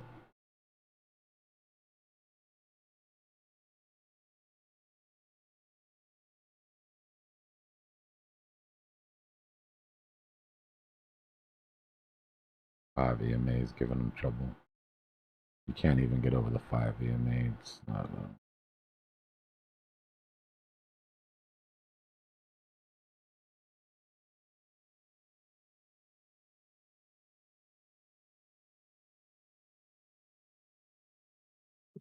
Did you turn off your 5? I mean 13. Sorry, not the 5. Yeah, I turned it off. It was bothering me one day. It was. Oh. It was bothering me one day, and I turned it off, and I never turned it back on. Dang. Savage. I only used like to. it I for used to bait. use it a lot. I used to use it a lot with the scalp strategy. Right, my first DCA was usually when the 5 crossed the 15, and I still teach it that way. Like when I teach the scalp strategy, I still teach it that way. But I just don't use it because by I take profit on wicks. I take profit on resistance. I take profit on high volume at resistance. All of that pops before the EMA crosses. But for somebody who isn't as experienced, if you just take the green dot trade, let me fix this. This is what I should do. I should just take the 50 off and leave the green dot inside of the cloud. If you take the flip of the 15, of the 13 and the 50, right, and you're in this trade, the times at which you get that flip, right, can be seen as a place to take your first DCA. Remember, when your 13 crosses the 5, that should be your last. Any runners that you had left in this then sort of get pulled, right? But it doesn't mean you have to wait till the very end, right? If you take the flips, you would have DCA'd out here, you would have DCA'd out a little bit here, you would have DCA'd out a little bit here, and then any runner that you had left, you would have, taken it. And then you would have been out of this unless you took this trade. But then again, even if you took this quick trade here, your flip would have got you your first DCA out. And then when it broke, you would have just left the rest of your trade.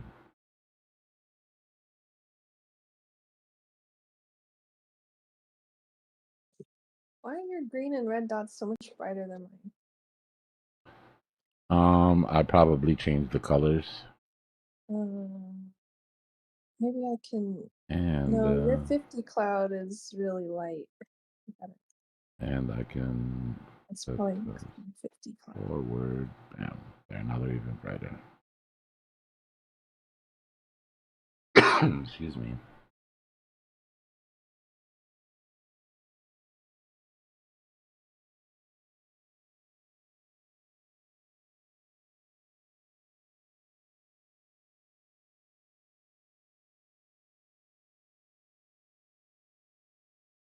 Yeah, Baby boy said, girl bike riders are cool, but who kickstarts the bike? Don't be that guy, David. That guy at the stoplight that's like, bike looks a little heavy for you there, little lady. Oh, I love when that happens, and then my bike ends up being bigger than their bike. Or you get the guys that are like, oh, you know, I used to ride. Oh man, Reliving the glory days. I can't tell you how many times that one. I already You know. think I care, old man? Back in my day, we didn't let the women folk ride around on bikes.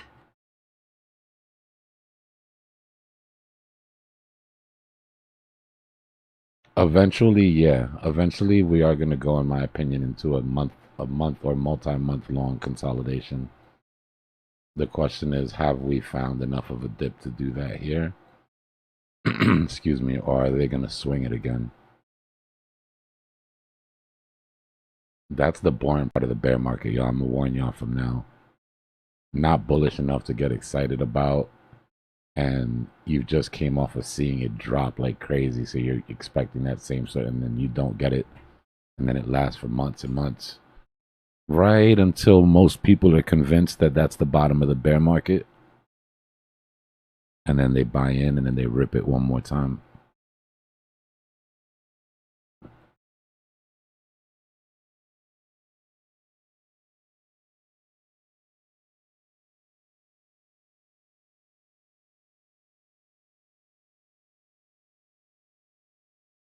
Go down to the 1 minute. So bearish momentum. The reason that we don't take scalp trades on the 1 minute using the scalp indicator is because you get too many false signals. The 5 minute gives you the best middle ground between speed and accuracy. When you're chopping, when you're in a range, you don't use any indicators. No indicator works. And let's say it again. When you're in a range, you range trade. Range trading is figuring out your tops and your bottoms of your ranges, buying the bottoms, selling the tops, shorting the tops, longing the bottoms, however you want to play it. But 99.999% of false signals that you get on any indicator happen inside of ranges.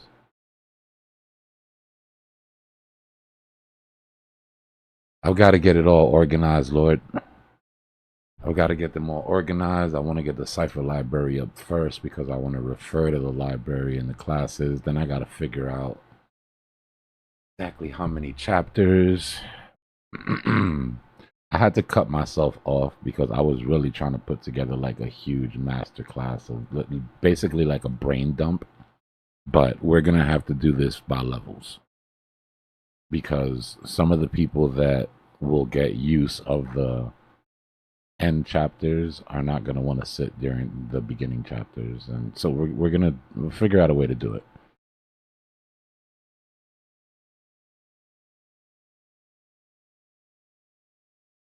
There are no real rules to it, Robo. It's different every weekend. It's very subjective. It's one of those things that is that kind of takes experience to do. You have to Maybe see a with lot of Cypher traps School, form. I was saying maybe with Cypher School, you for the real basic stuff, you can do a Cypher preschool. You know, what is a candle? What you know? Nah, I'm definitely gonna Yeah. start. I'm definitely starting from the beginning, but preschool got me. That's hilarious.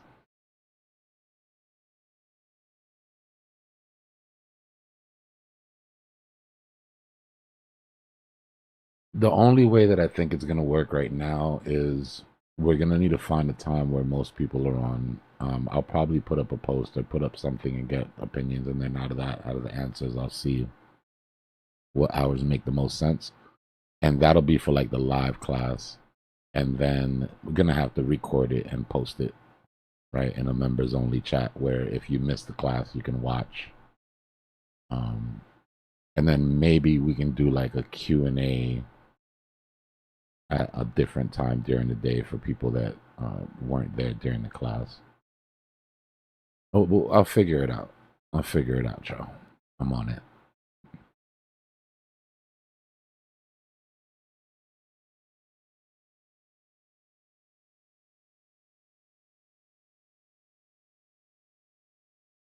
And for y'all that already know how to trade, I mean, you're already in the Discord. Come sit in. You know, sometimes a refresher doesn't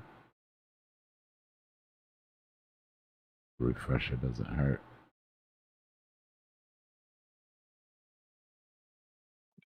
Can you teach emotions 101? There's gonna have to be a psychology degree in there somewhere. Yeah, that's a big part of it. Yeah, that's probably my worst. That's probably my weakness then. I'm going to do a lot of talking about how I look at things, but I also want to do a lot of bringing some of the old masters in, because if it ain't broke, don't fix it.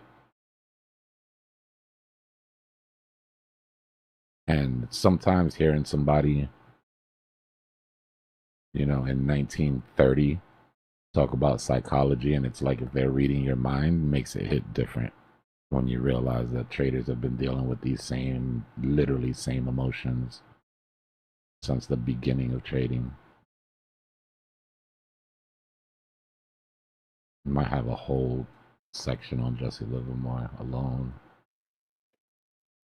Can you get one of those finger pointers and then you like tap on the screen? Yeah.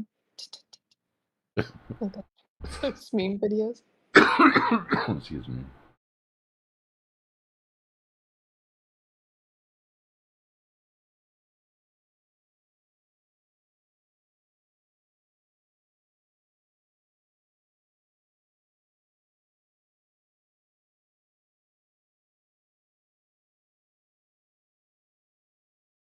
Got a little jealous over the profit sharing in the Discord. Oh yeah, everybody's flexing in the They sure wins and were. losses. Damn right. I was pretty impressed. Some of them decided to put the P&L amount instead of just the percentage. Oops, did I do that by mistake? Yeah. Oh, my bad. I meant. I took one of those angry drives after I saw it. I was like, Woosah.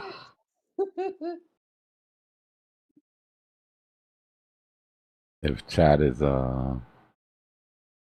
that's wondering what we're talking about. We're talking about the profit and losses channel on the Discord. The family is killing it. Nothing's loading, but trust me, these are all mostly good.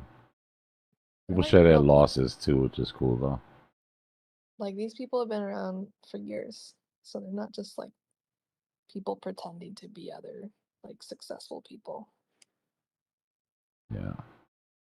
I think Sinlos. I've seen the one that The Sinlos made is me a mad. monster, bro.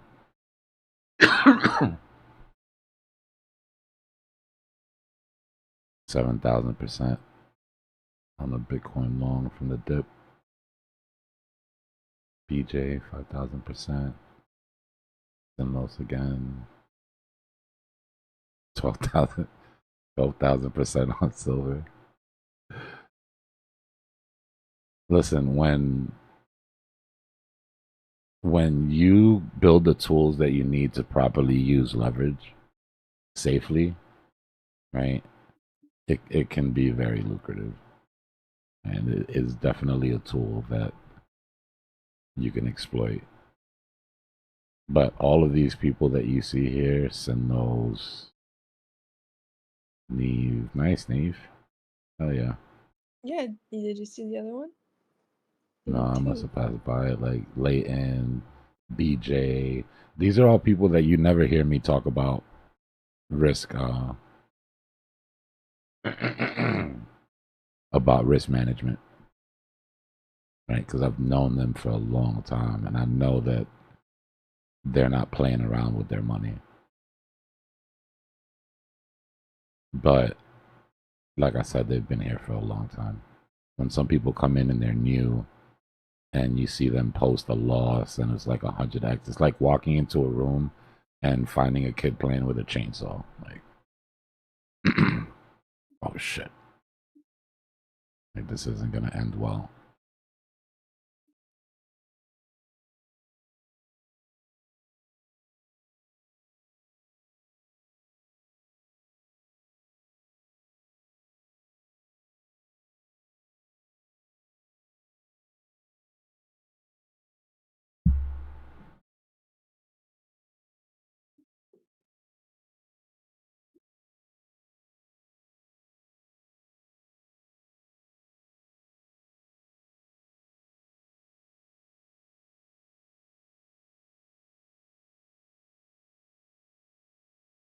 Five-minute type 2.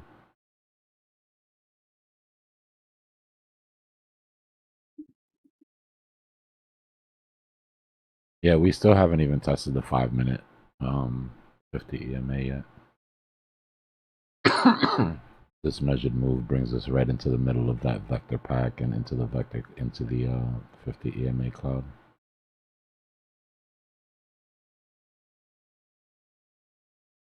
Actually takes all the vector.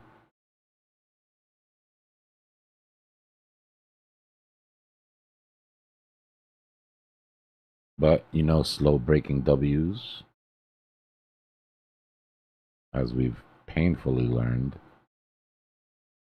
over the last 2 weeks, tend to build bearish channels or bear flags.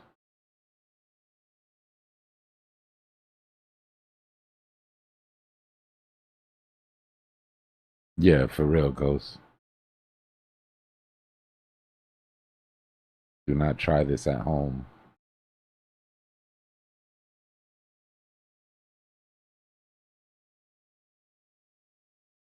Just walks in the room juggling flaming machetes blindfolded.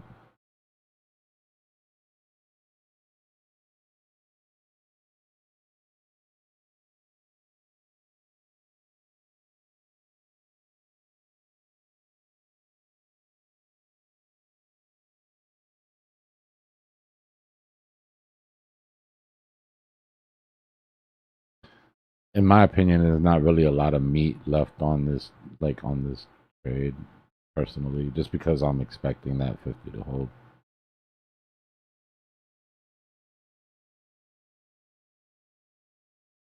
Left on this trade, going in which direction? I mean, left on this this entry, because somebody was saying that they missed. Thanks for your guys' vids. They missed their type Very 2 helpful. entry. I am finally going to get my first BTC soon due to these prices. I'm Super also getting chat. my first CTH and some more SAW. Link. Help I think I'll also get some my SUI. first BTC. Hell yeah. Advice? Damn right. That should be the goal, man. Not financial advice, but I'm just gonna talk to y'all like I would talk to my family if my family called me and asked me. Your goal over the next year is to accumulate as much dry powder as you can to be able to get as close to that 1 Bitcoin as you possibly can. Life is significantly more comfortable on the other side of 1 Bitcoin. Like a safety net sort of deal. I've just had this conversation with my cousin. I appreciate the super chat, brother. No, that I like your stack. I like your stack. Link eventually has to do something, right? Chainlink is being integrated in literally all of the shit that's going on right now. Their revenue just hasn't kicked in yet. But Link is going to be one of the highest revenue projects, in my opinion, like actually bringing in real money from CCIP. And Soul more than proved itself. Sui proved itself. Sui's next, in my opinion, Sui's next bull market is going to be similar to what Sol did during this bull market. And ETH, we know that the ETH trade is the whole idea of tokenizing NASDAQ, and the fact that ETH still holds the highest TVL of any blockchain. I like that stack. It's a very non-degen stack. But if you catch it at the right times, it'll be good.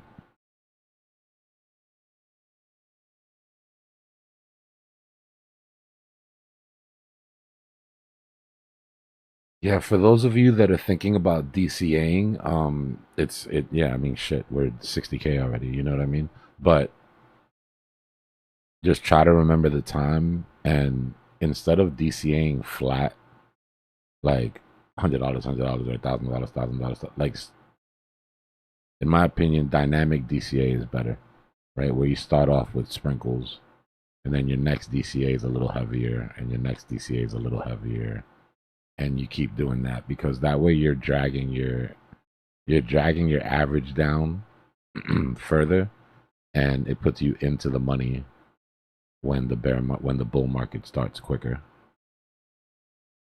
What's going on, TM?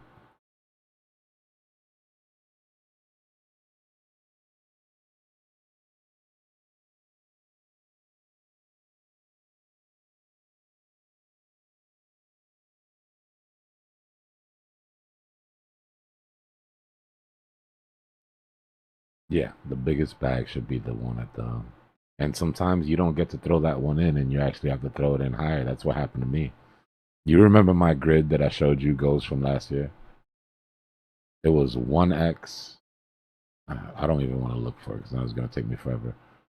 It was 1x, and then 2x that, and then 4x, and then 8x, and then 16x, and then right underneath that, it was the entire bag.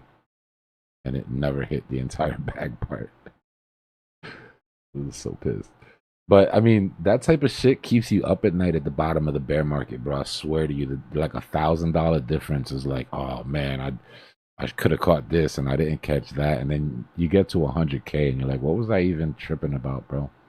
Like the difference between 14.5 and 16.5, or it's like, it means nothing. You got on Shania's case about that. Yeah.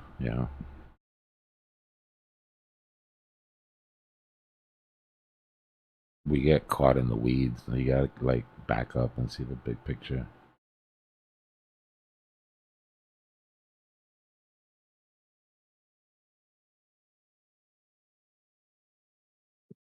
Ghost had a good win too. Congrats, Ghost.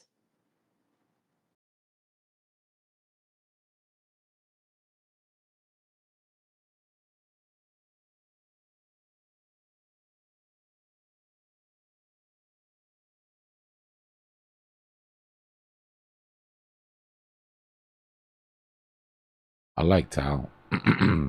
Tau is probably as close to a blue chip as you're gonna get in the AI narrative. I like it, bro. I like your stack. It's a decent picks and shovels sort of stack. And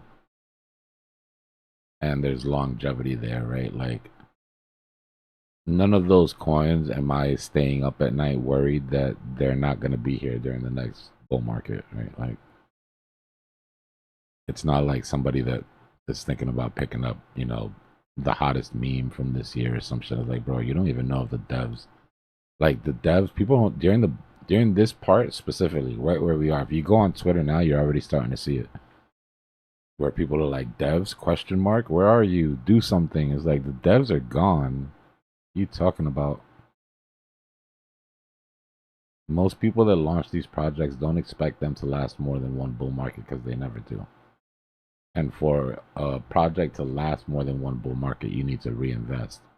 And scammers don't reinvest. Right? Scammers take the money and run. And you know what the real shitty part of it is? That most of them take the money from you and do what you should have done in the first place, which is buy Bitcoin. All these guys, all these rug pulls from all of these memes and all this shit, They took money from people that were being degenerate, and then they bought Bitcoin with it.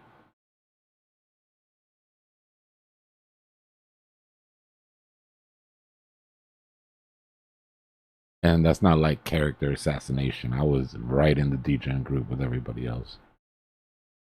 The good thing about the meme super cycle is if you could just manage to be a little bit less degenerate than the guy next to you, then you were usually fine. Right? Because when everybody in the trade thinks it's going to $1 million, you get the TP at, you know, $500,000 safely.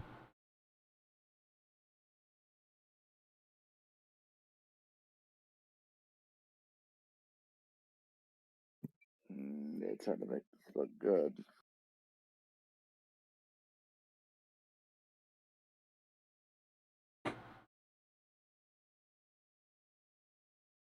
I'm just reading about synthetic Bitcoin here. Paper Bitcoin. Yeah, that's the FUD. I mean, we are literally at the highest levels of FUD that I've seen in a long time. Like, oh, they're rehypothecating Bitcoin, all of these options and all of this shit. Listen, you know who worries about that? People that aren't holding their own Bitcoin. If your Bitcoin is in your wallet under your custody, then that is a real Bitcoin. If your Bitcoin is sitting on exchange and it's a number on a screen, then, you know. But to be real, most people don't care, bro. How long did people trade fake Doge on Robinhood? Right? Nobody ever got their Doge. Doge is sitting right in the Robinhood wallet, the #1 wallet for Doge. It barely fluctuates. It wasn't until, what, 2 years ago that you could actually get a hot wallet and have them give you some Doge. But they were just trading paper. They're trading IOUs that settle every day, which is why Robinhood shut down every day for maintenance to settle their paper contracts. They didn't start providing physical Doge until they were forced to.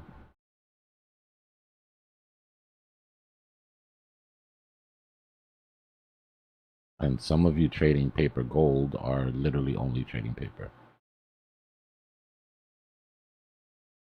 The gold that's supposed to be back in that paper, or the silver that's supposed to be back in that paper, is not in the custody of the people selling you the paper. Yeah, exactly.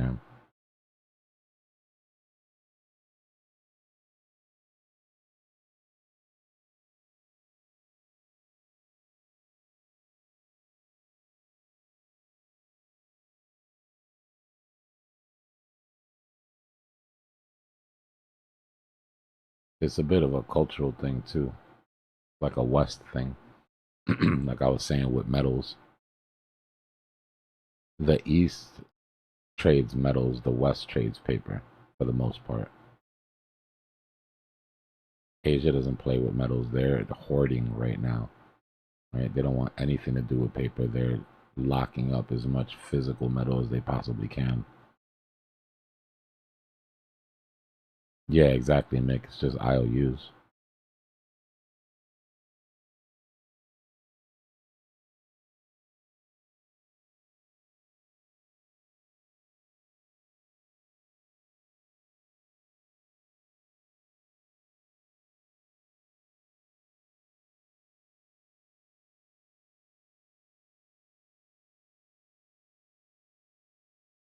I'm glad you're getting some value out of it, Emil. It means a lot.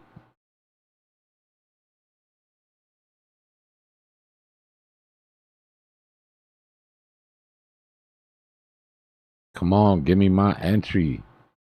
I don't like being out of SKR, and that feeling is how I know that I'm bullish on it. Because usually I don't care. But like when I TP and I'm waiting for entry and I start getting like anxious over it, like you must really be bullish on this. Either way, if that's all I get, I'm happy. If this collapses, this was, you know. What did we miss? We missed our measured move by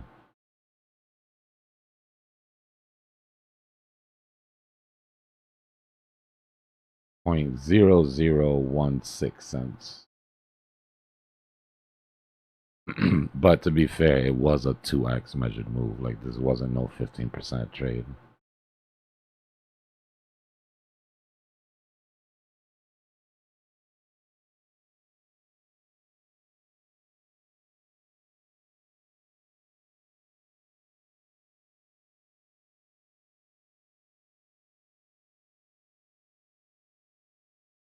This next move up should be what takes us to test that 50.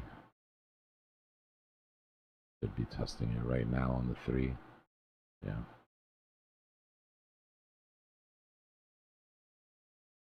Same fight, different time frame, but same episode.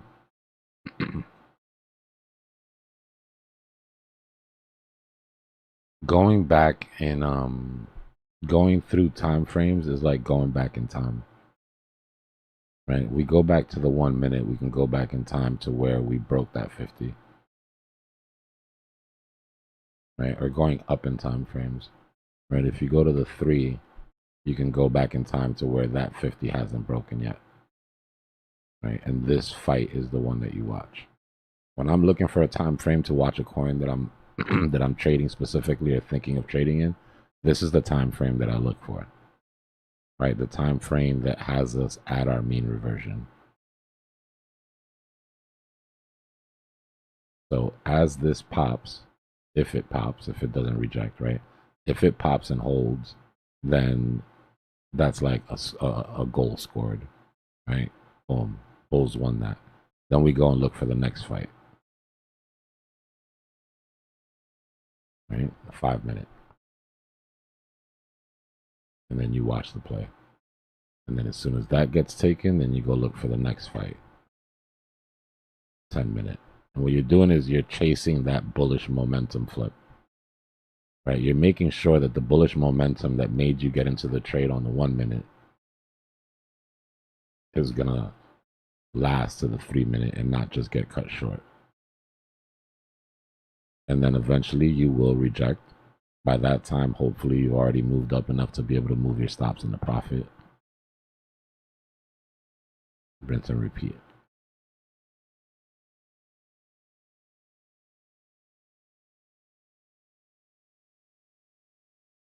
Yeah. Yeah, I like Tangem. I actually wouldn't mind the Tangem sponsorship. And I was talking to AI about it yesterday. And they were saying, like, you've got to reach out to them.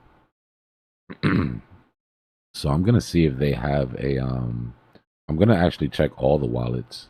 Because I really do want to sort of push the idea of self-custody on this channel.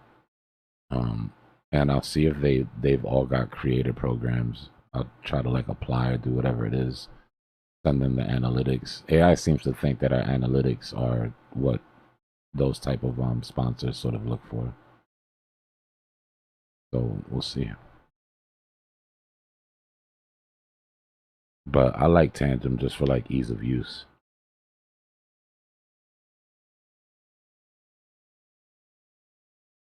Like not very, it's kind of rare that you get something that's easier to use than normal, but is still as safe. But treasures, ledgers are good. You just can't go for any of the convenience, right? Most of these cold wallets now have programs that you can sign into, that you can sign up for, where they'll remember your seed phrases, so you never have to worry about breaking them down, right? So you never have to worry about losing them. But that means that a third party is holding your seed phrase, and that's the third party vulnerability that it defeats the whole purpose of self-custody.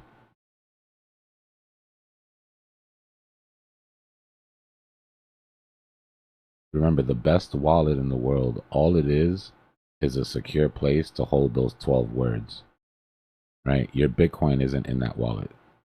Your Bitcoin is on the blockchain in a locker that only you have access to.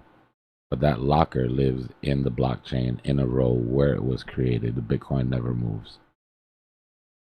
What moves are the keys to the locker. That makes sense.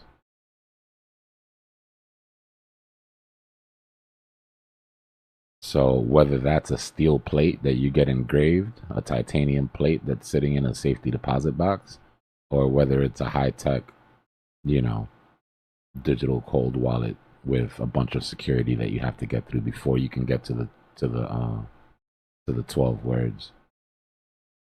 Or whether it's your brain, right? Whether your brain is like a steel trap and you're just one of those people that you're positive that you, and even then, please just give yourself a backup. You don't want to end up in a landfill spending the rest of your life savings looking for that laptop that you threw away by mistake or some shit.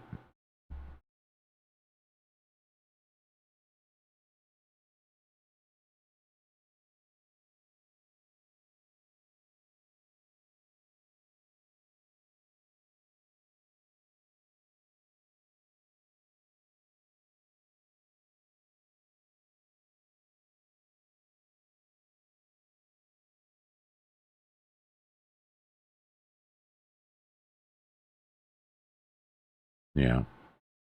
Yeah, you have to leave something for family too. God forbid anything happens to any of us at any given time.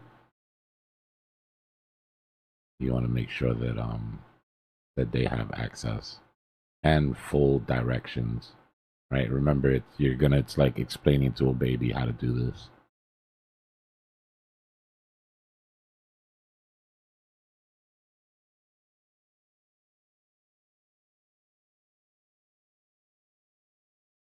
All right, so here's our test of the 50 on the 3-minute.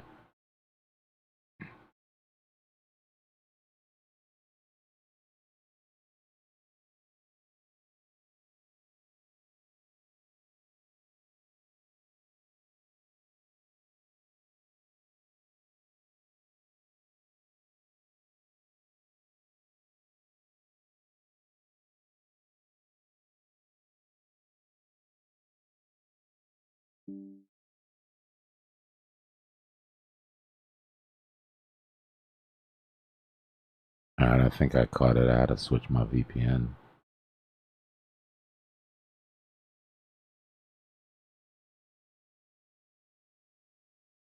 We back? We good now?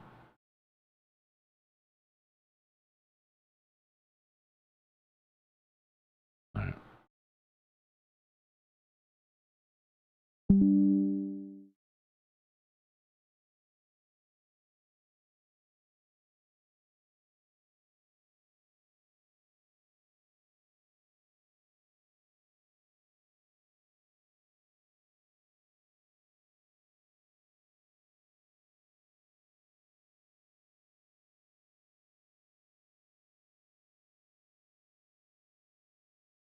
Bitrate is still all over the place.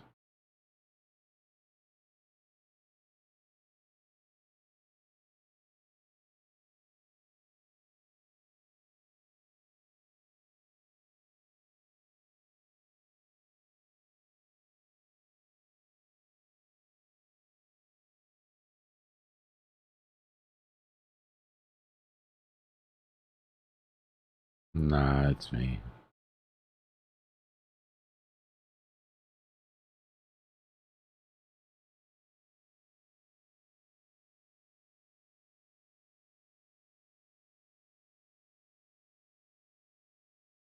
It's annoying.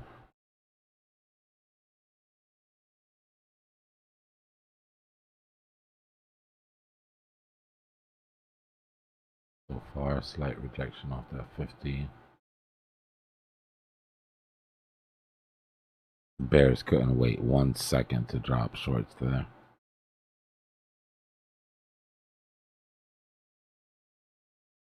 And that's exactly the type of thing that gives, exactly the type of thing that makes it break, honestly.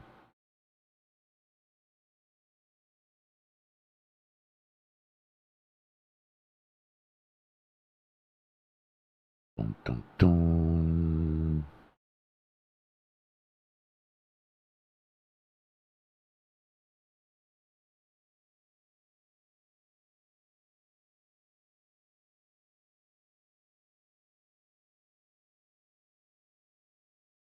Yeah, there's something going on with it.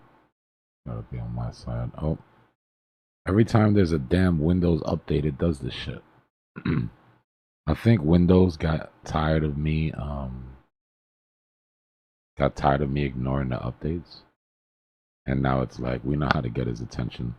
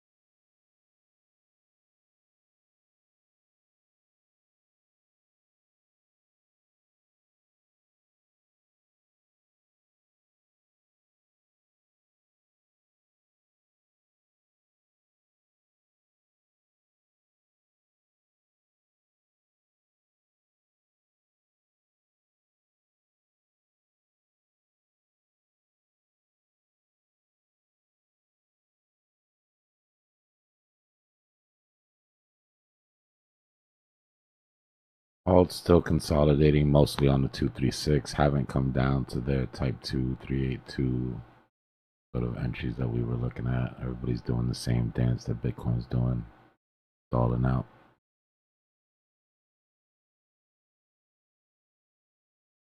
SKR is looking like it might give me something to play with here soon. Come on. Come on down.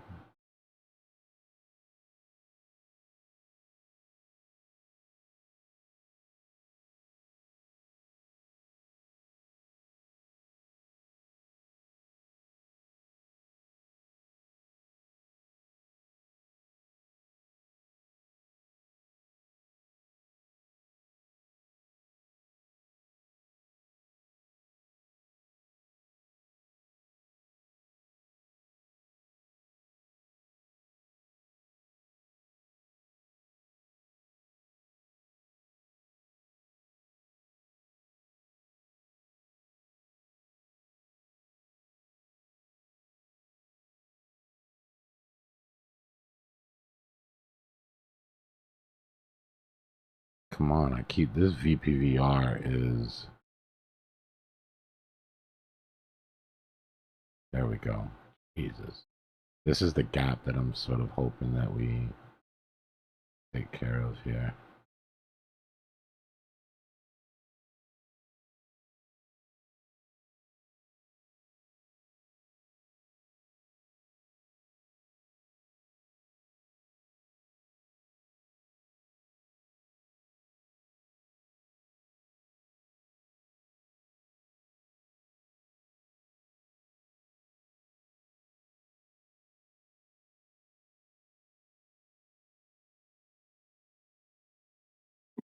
Why is that? Why you're so confident at that level of it? Yeah, I just want to see the reaction.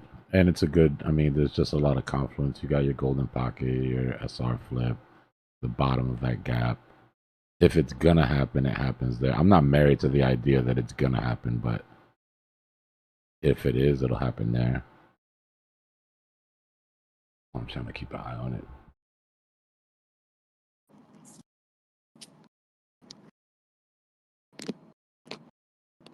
That coin doing what it did when it did it, on the day that it did it, where everything else was going to shit, is more than made up for anything. I don't need anything else out of SKR at this point.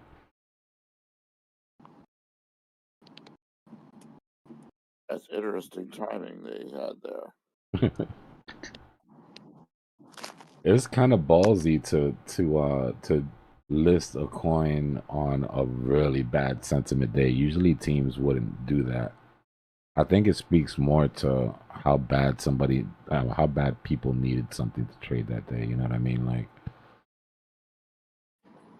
Like the one silver lining on a really shitty day, unless you were short.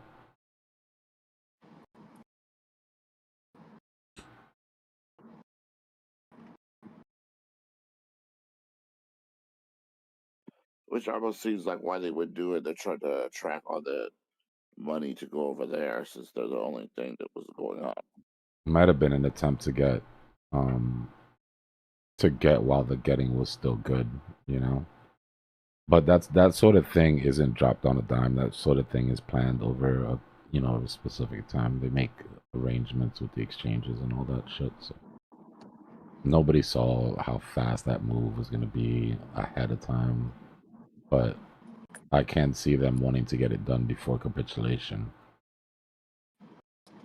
Because what's the point of putting your shit in stores when nobody wants anything, you know? Like when nobody's going to buy it. You look at the other stuff they put over there, like Aster. Robinhood is trying to make up for lost time when it comes to like listing different types of projects and shit. For a long time, they had the worst. Like their list was the absolute worst out of any exchange. Safe, but you missed the volatility, right? There wasn't. SHIB was the first one that they brought on that I was like, damn, really? And then that had to demand is what made that happen, right? Everybody just wanted SHIB, so at that point, you're kind of forced. Yeah, and then all of a sudden, Pengu showed up, and out of nowhere, Moo Dang showed up. People love memes, man. Hell? You gotta remember these exchanges or stores, they're gonna give you what you want.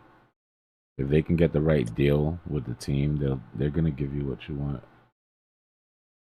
I mean, look, they open prediction markets. Damn, on Robinhood? Yeah. You can bet on the weather on Robinhood, bro. I went on there and that shit said, what's the weather gonna be in New York? And then it's like all the degrees and it's all the limit. Or what's the chance of rain? Yeah. Yeah. Like I said, you think we're sitting here waiting for retail, right? We miss retail. We're like, damn, where was retail? Imagine how exchanges feel. Like they miss retail way more than we do. And they're gonna do whatever they have to do to get them back. And that's why you got prediction markets, sports betting, and it shit's looking like a freaking casino.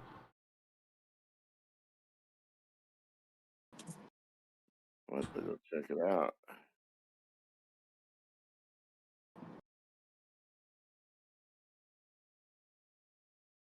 So guys, is it true? I've seen a documentary yesterday that if you use too much AI, your brain is shrinking. I wouldn't doubt it. I wouldn't doubt it. I've heard Because AI arguments. I've heard the same argument made because of telephones, smartphones, where they say Mhm. that they've noticed almost like a de-evolution. It's something that you only use the front part of your brain and not the back part because it's the back part that needs to do the searching. It could be the opposite way, if you know what I mean. Yeah. But it's something like that AI just takes over the part in your brain that we are using to evaluate our brain. Yeah. I agree. I think people rely on it way too much. I mean, for everyday shit. But it's like I said, they saw the same thing with the phones. Like, how many phone numbers do you remember if you can't look at your phone? Or how many do you know anybody's address by heart? Like, these are the things Yeah. that were normal for humans to have 100 phone numbers and 100 addresses memorized. But now that part of our brain, right? We just give to a machine. The machine handles it. So yeah, I could see how AI on that sort of level could do the same thing. Yeah. For me, it's a little bit different. I have a photogeneric mind. Oh So my god, everything you're I so lucky. remember. Yeah. That's why I like trading, if you know what I mean. I Of see course I patterns. know. Were you kidding me? I'm like, you know how amazing I would be at my job if I had a photographic memory? If I could just click back and be like, oh, yeah, this was July 13th, 2019. No, Bitcoin did no, this no, same it's not thing. like that. No, no, no, no, no, it's not like that. It's more, a little less, but I see a lot of patterns back, like, 2 months ago, around this time, I see the same thing. Yeah. Yeah. Superpower, Yeah. bro. That's how I feel about my ADHD. My ADHD gives me hyper focus, and my OCD gives me like abnormal pattern recognition. If you think about it, we're kind of like X-Men, bro. We're like, everybody has something quote unquote wrong with them that people tell you is wrong with you. That's really your low key your superpower. You just got to figure out how to use it. Yeah, I'm good at remembering. Or Oh, I know my superpower, man. It's in my pants. But and I know how to use it. It might have been engineered by the alleged so-called Satoshi didn't die but died.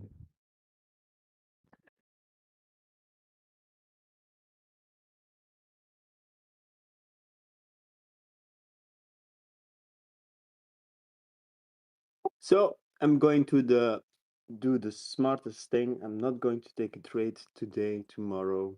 I missed some trades. I'm gonna wait for the next dip. This is what it is. Yep.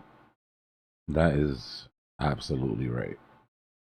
Everything doesn't go in a straight line. This is a very dangerous time to be seduced into chasing, especially if you like to sleep. You wake up in the morning and like, oh shit, what happened? They did it again.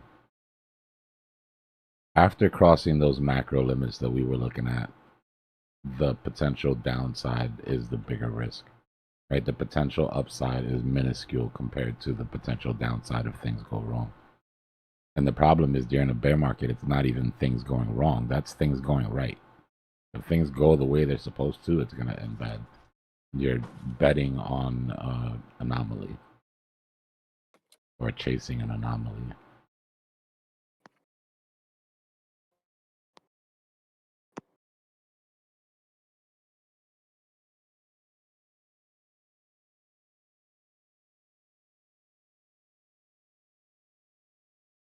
Nah, you got to be smart too, Viking. Especially if you're kind, you have to be smart because people will take advantage of that shit.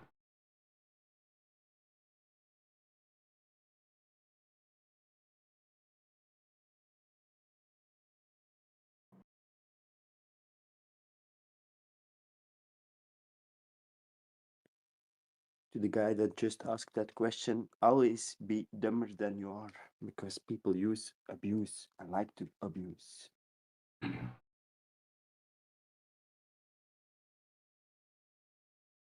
I kind of like it.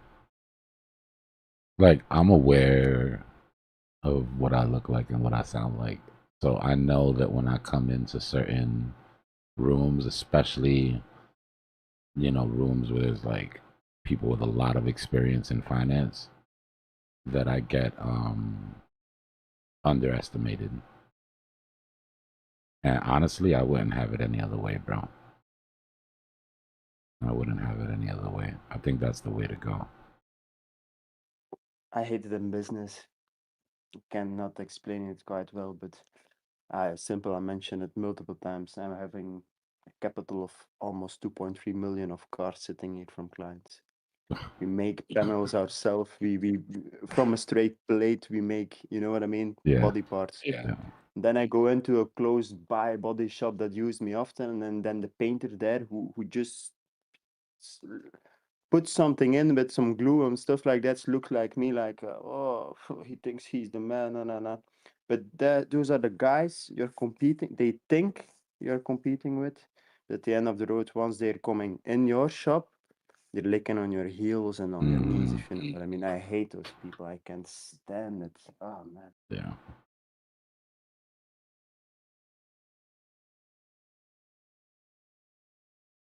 But I assume you have that in every business thing. Yeah, every industry is going to be the same. Be overestimated makes you a danger to yourself and others. To be underestimated makes you the most dangerous one in the room.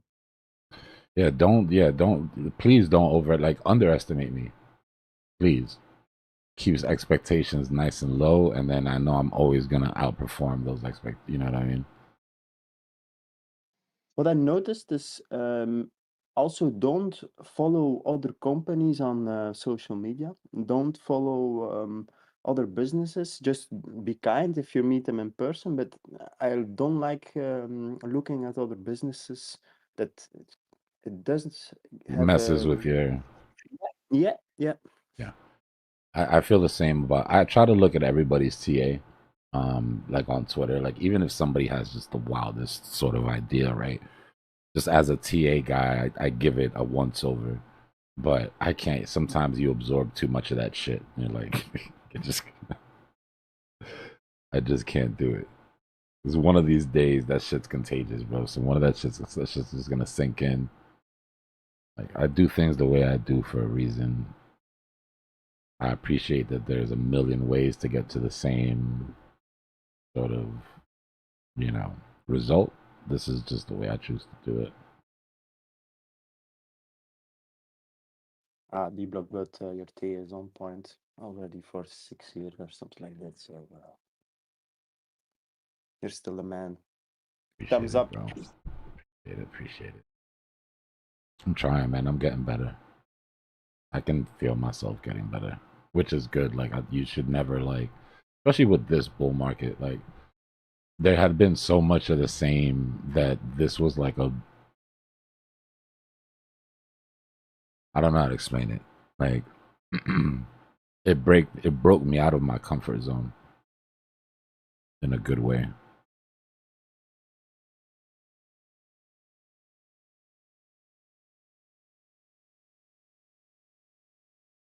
The increased difficulty level, right? Like pushes you to another. Yeah, but this bull market wasn't an easy one either. With that. That's what I'm saying. I mean, we saw so many brand new things happen. Just the monetary policy that we were in. Like, I like to keep a sort of track list of how Bitcoin runs and operates and shit. And before this market, we didn't. There was a hole in the data, right? Like there was a gap. Like how does Bitcoin run through quantitative tightening, where the money printers are shut off during strict monetary policy? And there's one more gap. There's one more gap in the data. The gap is how does Bitcoin perform while the stock market while real estate's going down. That's a gap in the data that nobody can fill. I don't care if they've been here for 15 years, right? Bitcoin was born out of the ashes of the last real estate crash. It never went through that cycle. I see on my paper. You told me it's gonna be this year. It's the 8.5, 8.6 Yep, 6 months. We're getting really close to it. We're going to experience this this gap. Yep. So that's exciting. For me, I love that type of shit. Like, yeah, to make money, cool. I would love for it to be boring and just follow the cycle exactly and do what it's supposed to do and just click, click, click. But like, for the sport, I like the challenge. And the nerd in me is just like, bro, there's data missing. We don't know. So how would you not be excited about actually finally getting to find out? What if we get a deeper bear market than we're used to, right? What if diminished returns gets flipped on its head because this is the first bear market where real estate's going down? We don't know. I say 40, I say 43. Some people say we've already bottomed. But what if?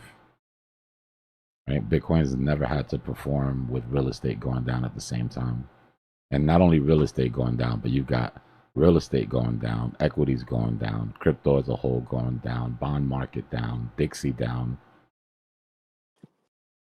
Actually, honestly, we tapped 60,000 T-block in February. Nuts. It's nuts. From my opinion, we're at least 3 months ahead of time. At least 3 or 4 months ahead of time. It's crazy. That's I honestly see 25, 30 again, 27 level, It's the tight possible. range. Absolutely love it. possible, bro. All of it is possible, which is what's crazy. Because, like I said, we've never seen what happens during a real estate crash for Bitcoin. So I've got my metrics that I watch that are going to be momentum based. I think we have a good mechanical way to know when that bottom is. But knowing how deep it's going to go, there's nothing that can tell you that except for historical context. And this is going to be a historical by definition. This will be a brand new sort of novel thing for TA guys. We'll have to figure this out. I'm sure people have plenty of opinions. I mean, I'm two ways about it. Does it cancel itself out? Is it supposed to be a more heavy bear market? But now we've got institutions and that same pressure from institutions that makes people think that it's only going to go to 59 or, you know, we've already bottomed or it's only going to go to 50. Maybe that just keeps us from going to 20s. You know, and we end up in the middle somewhere. Do you think the likelihood is that institutions push the price up to get price to drop so quick in an attempt to like speed up the bear cycle process so that they could have a tool and instrument to accumulate into sooner before the real estate I think market like crashes fully? I think the speed of the drop is twofold. One, retail is gone. So what you have is a bunch of institutions that understand the cycle and a bunch of old school traders that understand the cycle. Right? So when we got to the 6th, 7th, 8th, 9th of November, when we got to that week that should have been when the 4-year cycle topped, people had no problem selling. And the problem is that what we don't have is the retail that is trying to FOMO to buy those dips. There was nobody to buy the dips. We had plenty of long liquidations to eat through that gave us gas, right? But there was nobody to buy the dips on spot because there's no euphoria. Euphoria is what makes you buy that because it's going to go to, you know, this is just a dip. We're going to 200K.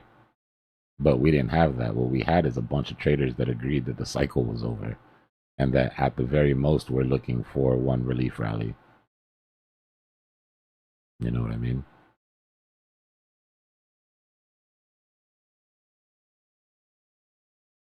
Yeah, copy that.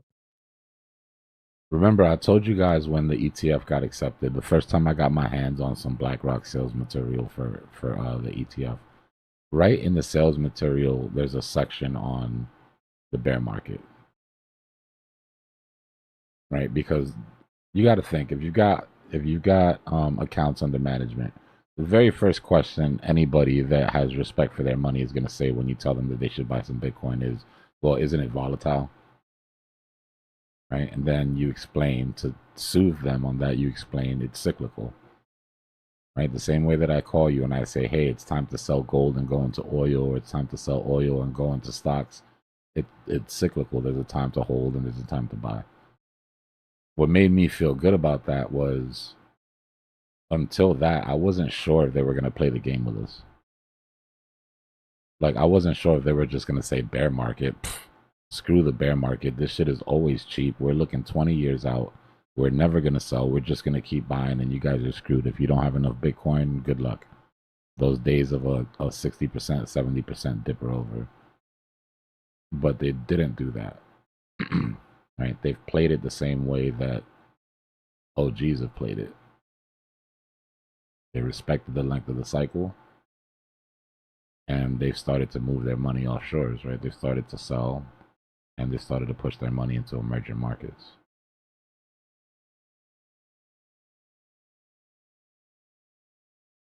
Yeah, you were saying metals, emerging markets, and what was the other one that you think some of that money's going to rotate into?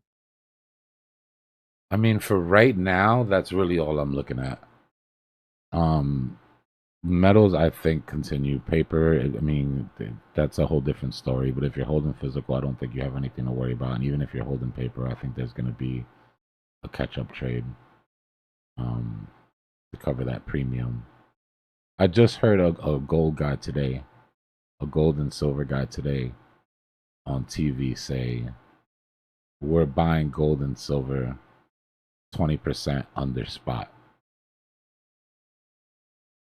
And I was just like, damn. Like, they are getting to the bag right now. You know what that means? That means that while gold is on the Shanghai market at 110, on the physical market in Asia at 110, 120, sometimes even higher, at the time that we're selling, I mean silver, at the time that we're selling it at 179, 169, they are giving people 20% under $77 an ounce and accumulating because people don't know any better. You go ask that same guy that's willing to give 20% on their ounce, ask him how much he'll charge you for an ounce. And you'll see your mouth drop. Yeah, my bad for the flashbang. US government needs to get their life together.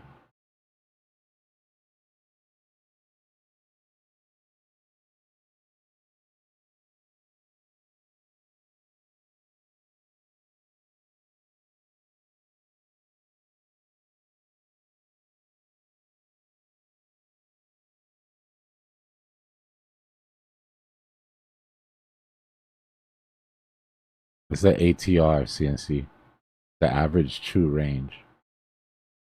ATR oscillator.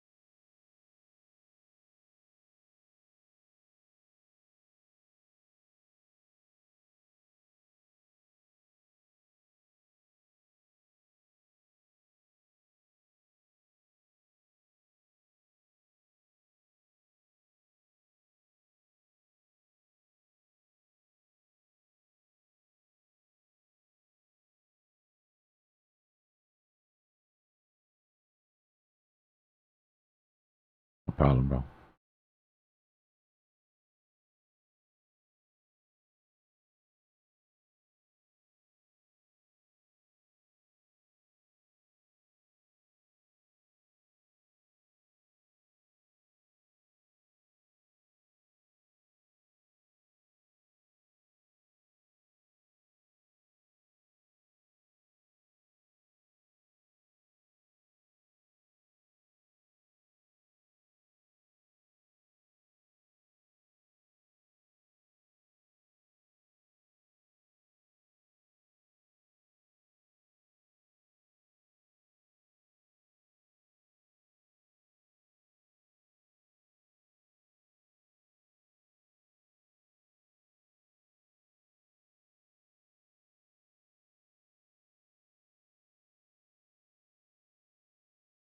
Still underneath this 50.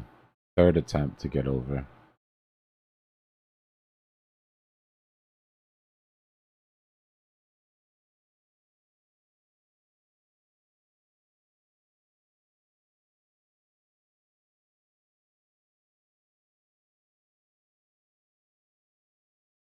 Dbloc, what's the indicator You for the scared the liquid shit out of me. events? No bullshit. Oh, the camera's on, so you saw me. Okay, yeah. I was about to say, if my camera was on, you would have seen me jump. It sounded like you were standing behind me. What happened? I'm gonna have to roll the tape back. I was wondering what the liquidation that you use is called. I think, is it the one by Sonar? Nah, it's the one by Leviathan. Oh, I've got the in the Discord. There's down there somewhere. Liquidation levels I by thought Leviathan, and I it's tried got to the find it. settings. What channel is that under? It is in. I should have this memorized, huh? I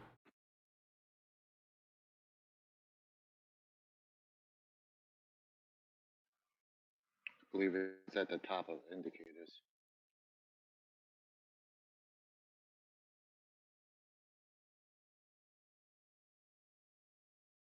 Yeah, I need to add an indicator section. Yeah, I don't see an indicator section. The education? I've seen. Oh, here it is. It is underneath. Yeah, education. It's one of the ones that has the little hammer on it. Liquidation levels indicator. I don't see it. I see market cipher indicator, Go PFSRA indicator. to go to browse channels and make sure that you have everything clicked on. If you don't go into a page for a while, it just hides it, but it's there. It's Oh, underneath the 5-minute scalping indicator specifically. yeah, I see that, but it's not there Yeah, for it's me. it's not showing for her. Yeah. She's got to find it in the browse Yep. channels. There's like a little checkbox. If you click on the checkbox, then it'll always stay up on the side. It's just for people who Gotcha. want to turn certain things off if they don't use it. It just does it automatically. I need to start telling people to do that more often when they come in. Just go into browse channels and click on whatever you're interested in and make sure that you're able to see everything.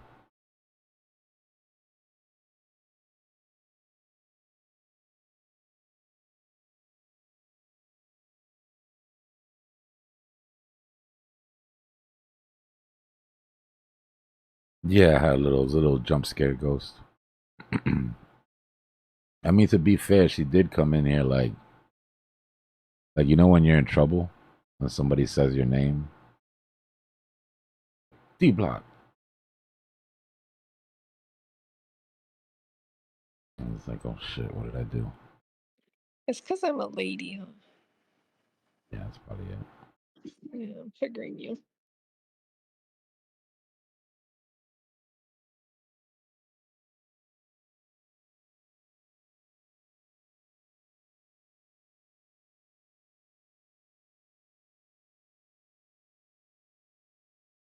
Somebody's gonna lose this fight here.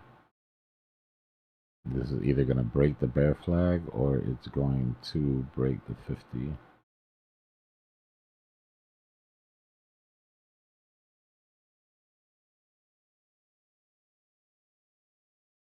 Yeah, I hope.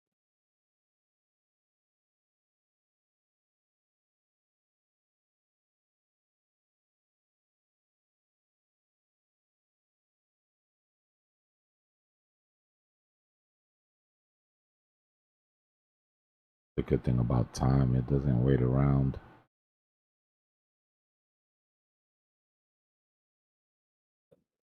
You want to We be just go indecisive, sideways forever. Bitcoin? This is the only place you can live, and you only have about 10 minutes to live there. Maybe 12. And you're going to have to shit or get off the pot.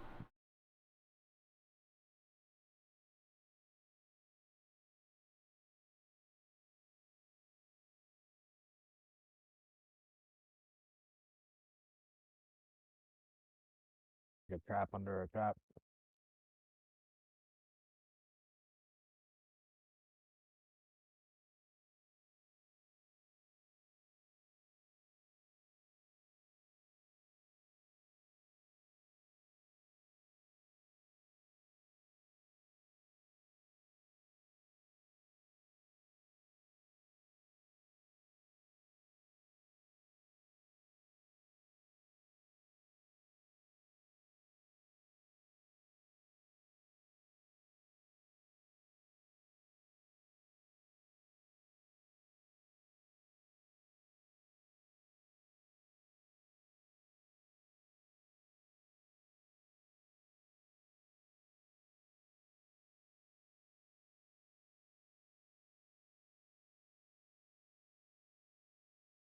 Let's go check on our bots real quick and see how they're feeling.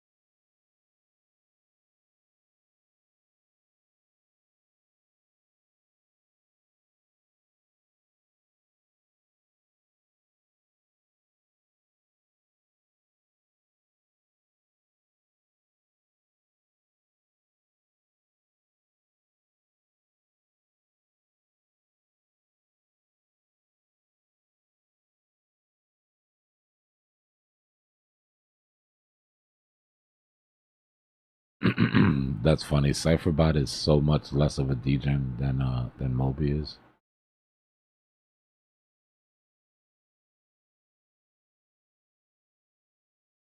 I asked Cypherbot, what's one thing that you think people need to hear now?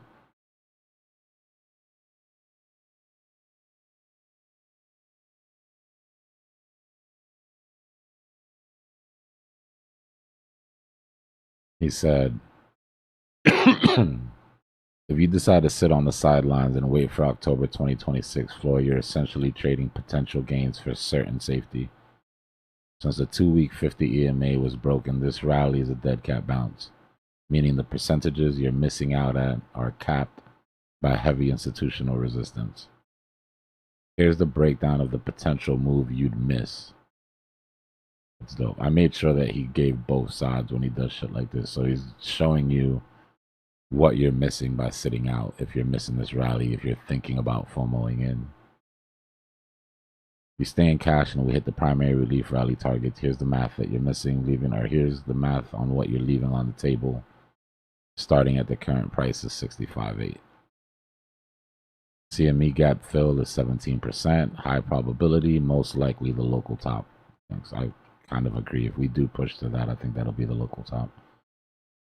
Upper CME edge requires aggressive ETF by the dip flows. That would be 28%. And then the 2-week 50, if we manage to get all the way back up, would be 36%. So the maximum you're likely to miss is a 17 to 28% move. In crypto terms, is a significant trade, but in a bear market, that move can be wiped out in 48 hours.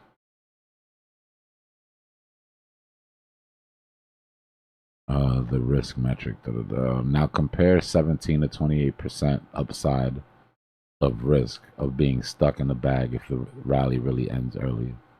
The bull trap risk. If the market fails to fill the gap and rolls over from here, the next support is 52K.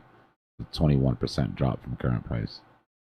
The bear floor risk historically, once the 2-week 50 EMA breaks, the market seeks the 200-week SMA. If the cycle plays out towards our October 6th terminal date, we could see a drawdown of 35, yeah, pretty good. 35K to 40K range, that's a 40 to 45% drop. By not trading this rally, you aren't losing money. You're paying 20% opportunity cost to ensure that you don't lose 40% of your total capital. You're paying a 20% opportunity cost to ensure that you don't lose 40% of your capital. If you trade it, you're fighting for a 17% gain against a 40% structural downtrend. That's bad math, negative risk reward. If you sit out, you're missing 70% poverty rally, but you called it the poverty rally. Jesus Christ, Cypherbot. But you preserve 100% of your dry powder to buy the generational floor late 2026 when your risk reward flips to 10 to 1 in your favor.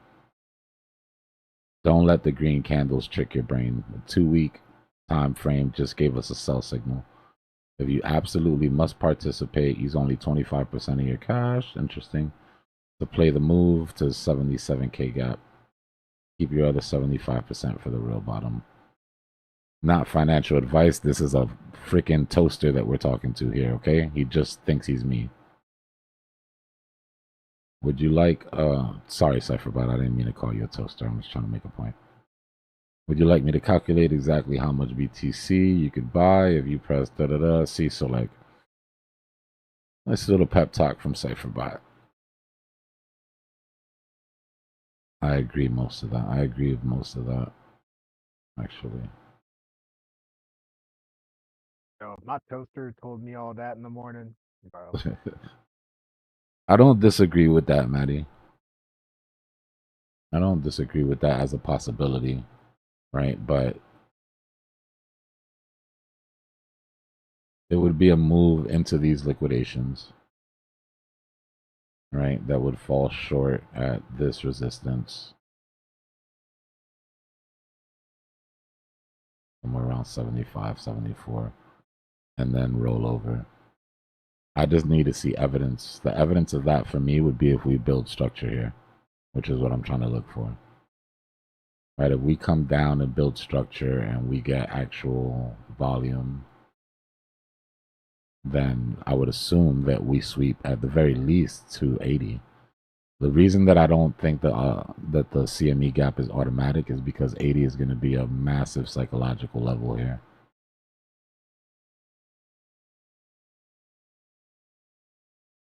But if that does play out and we do build that structure, then it'll look like this. And that measured move would take us through those liquidations into the bottom of the CME gap. Actually, it'll take most of the CME gap. 83.6. But like I said, the psychological at 80, I think would be enough to stop that trade.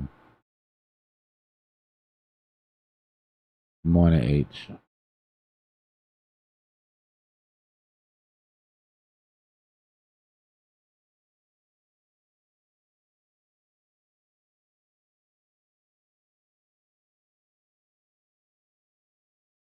So that type 2 entry is what we're sort of looking for here, right?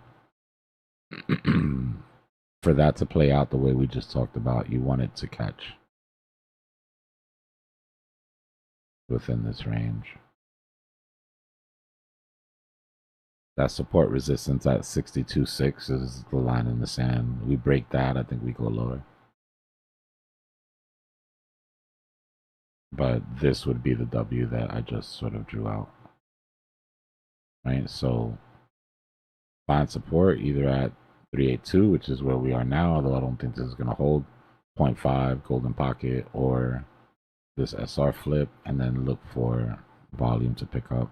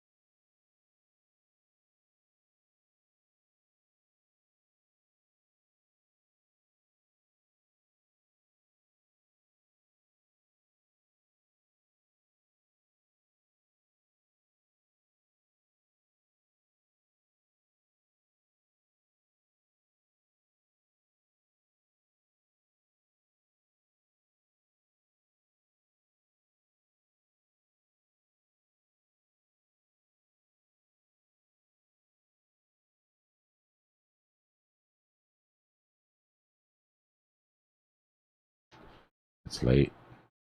Time snuck up on me today.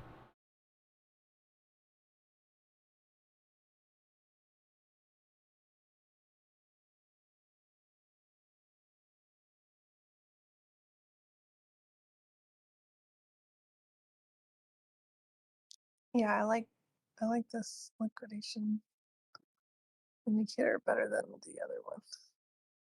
Did you got. find my Oh, it settings? died. Because it looks like shit out of the box. Yeah, I did. Okay.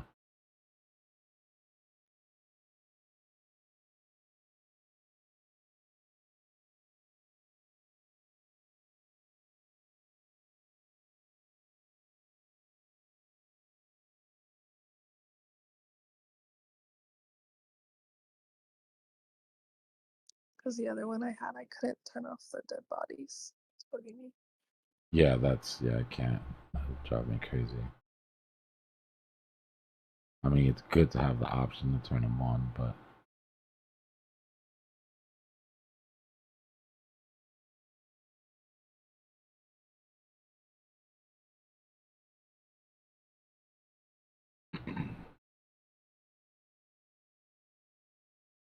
The only thing I can't get quite right is the how your vectors show those boxes. Like TR main has boxes, but those are crappy boxes. I have to turn it off. no, go to your boxes. My boxes? I mean, go to your God, Dbloc. Go to your colors. I feel like you used to call it unrecovered imbalance zone with PV RSA, but I've used different ones. So it's in the TR main. Yeah, TR main, Yeah. and go to your regular up and down candles. Mm-hmm. I changed mine to blue and purple because when you're zoomed out, I want the vectors to pop out. So change the bodies to blue and purple, but then bring the opacity way down so that they appear hollow. Not all the way down, but. Okay. And then your borders will still be the color of the candle, like how this is, but your bodies won't. It makes the vectors pop out more. Yeah, but like those white boxes showing the zone of the vector there Mm-hmm. to recover. Oh, Try to get All right, go to scroll down and find the section for it. Right here. And then click override color.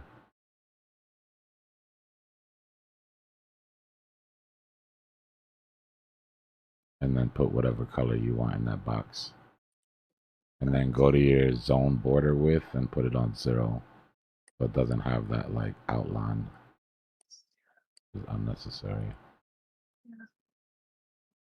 It's already at 0.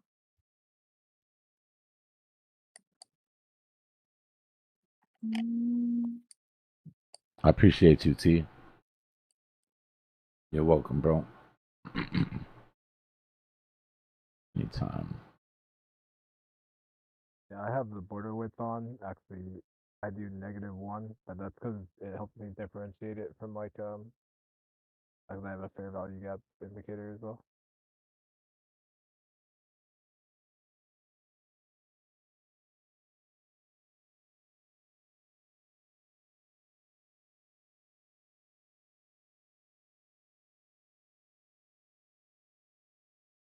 Yeah, I think we might be, Davy boy. We still have to see if we can get above that 50, but the 50 on the 5 was really my goal. But we can't even get over the 50 on the 3. We're like sitting here fighting this thing. We're still wedging in. Like I said, it's gonna have to decide one way or another. Either this bottom is gonna hold or the 50 is gonna break. Only got like one more candle of this bullshit, and then they're gonna have to pick a side. The good thing about time, that shit don't wait for nobody.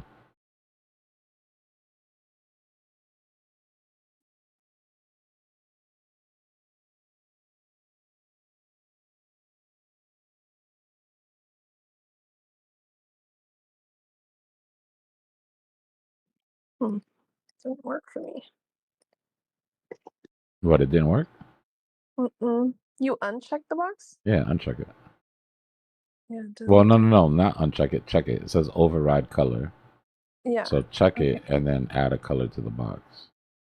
I'm gonna just pick blue, to see if it does anything. Did you check the show VCZ vector candles down? The what? So above there in that same section, it says show VCZ.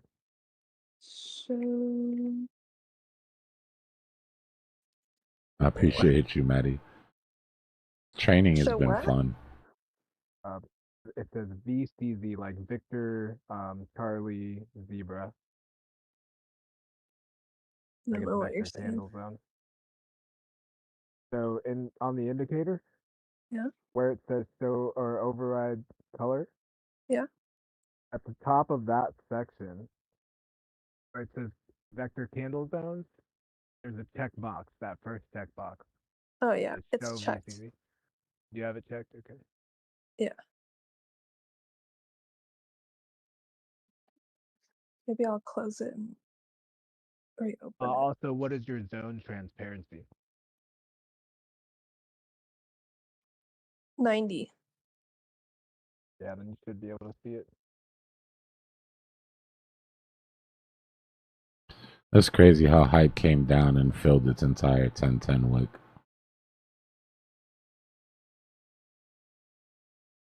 Looks good though.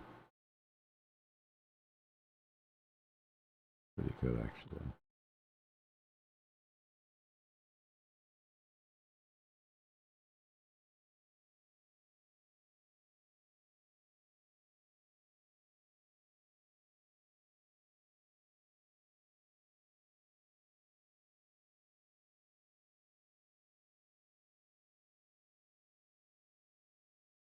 Oh, it's because you have to have boxes checked. Yeah, that might help.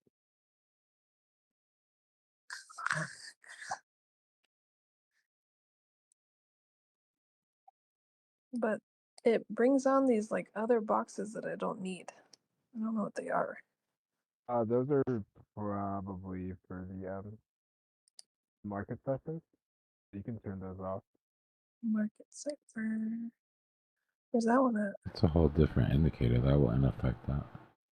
No, I said market. Sorry, market sessions. That's probably the market session indicator instead. Like it's showing you the New York Oh, and all of those. Those will be like kind of that bottom section. I mean, oh, okay. So I just have to put the transparency all the way off because I want the market sessions, like the text to show. You can turn on. You can still have the text and not have the box. I think.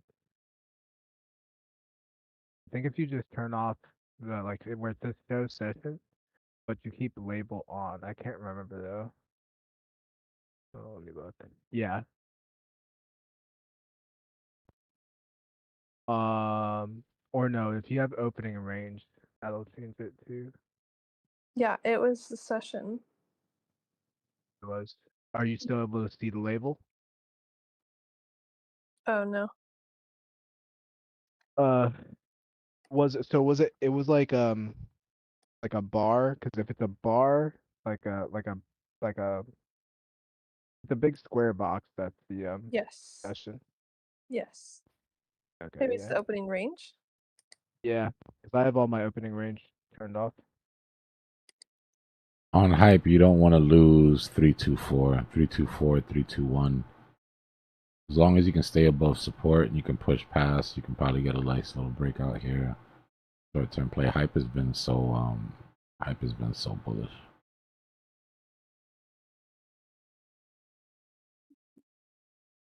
Right, but just another baby step. You notice it's the same exact thing that we just did. Like if you can't see it.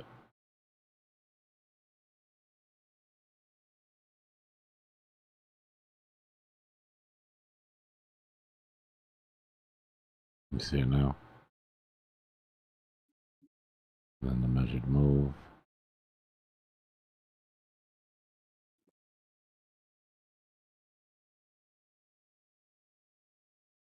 Just fractaling out. But you want to hold these ranges. Start to lose these ranges, things are going to go left pretty quick.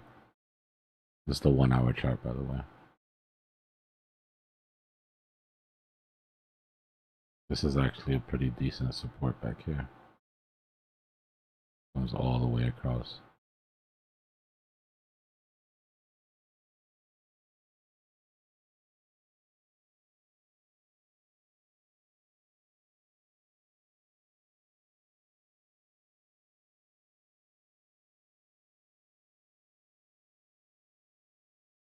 So if this plays out again, if it continues to fractal, or the sign you're going to look for to see if this is fractaling again is this resistance right here. Right? Price will struggle to get above, but once it gets above it, if it holds,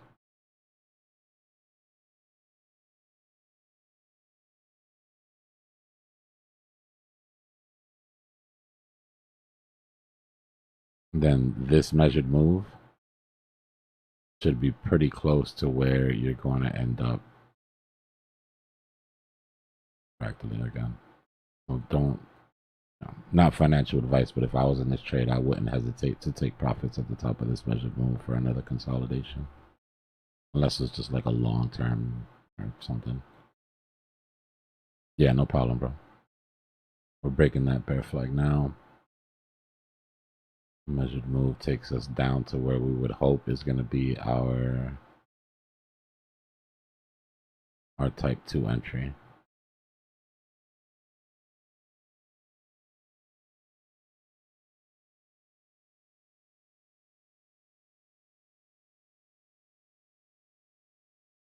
Golden pocket.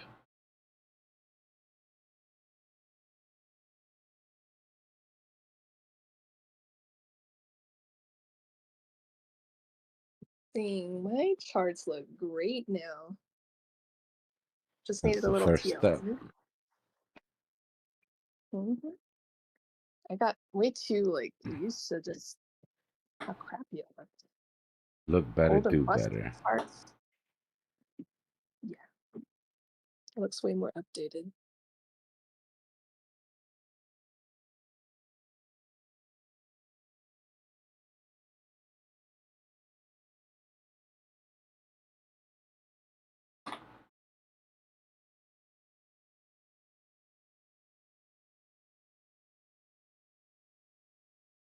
I'd hear other people ask you about it, and I'd just be like, I don't want to ask him.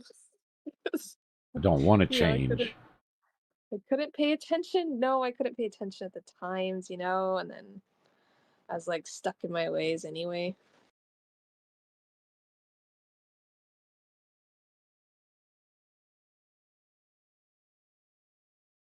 Remember I told you guys that Price was going to have to make a decision based on time because of the structure of the pattern and the push of the EMA.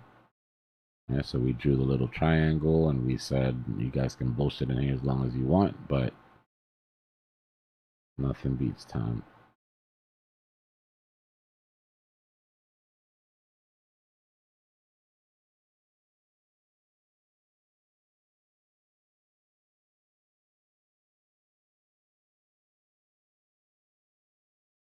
Hopefully, if Golden Pocket holds, if Golden Pocket holds, and people actually step in, right, and we get volume, then I wouldn't mind taking it.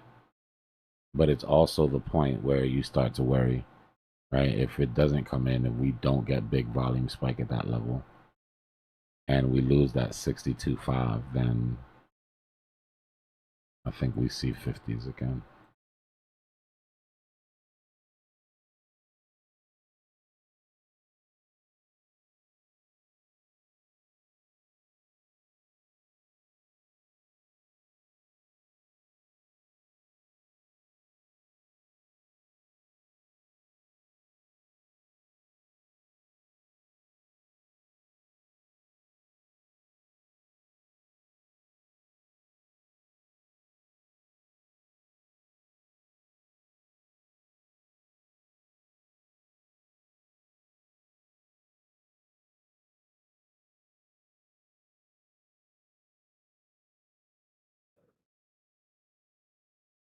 Yeah, if you buy the same size bag, your average goes smack dab in the middle between both of them.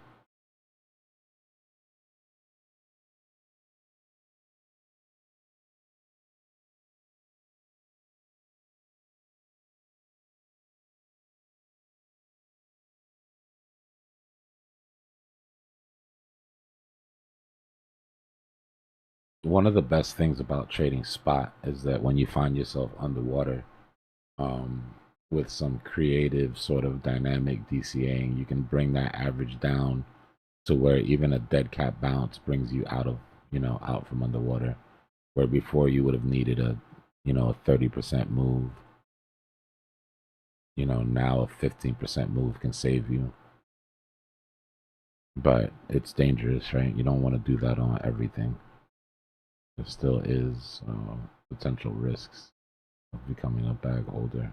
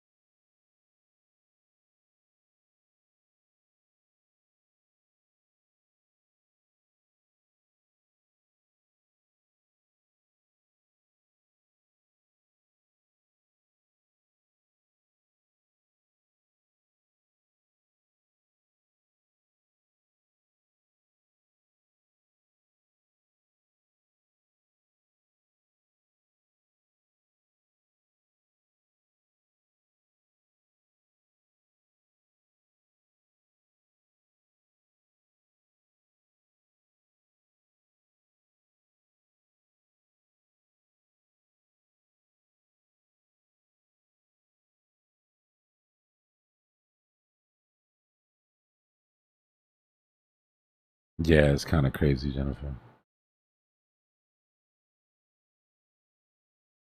I appreciate that. I try to stay unbiased. I mean, bias isn't good. Whenever I find myself biased, I try to check that because that's a good way to cost yourself money. It's all probabilities, right? And if your math is right, then it doesn't need it doesn't need the support of the emotional bias. It clouds you from seeing when things change.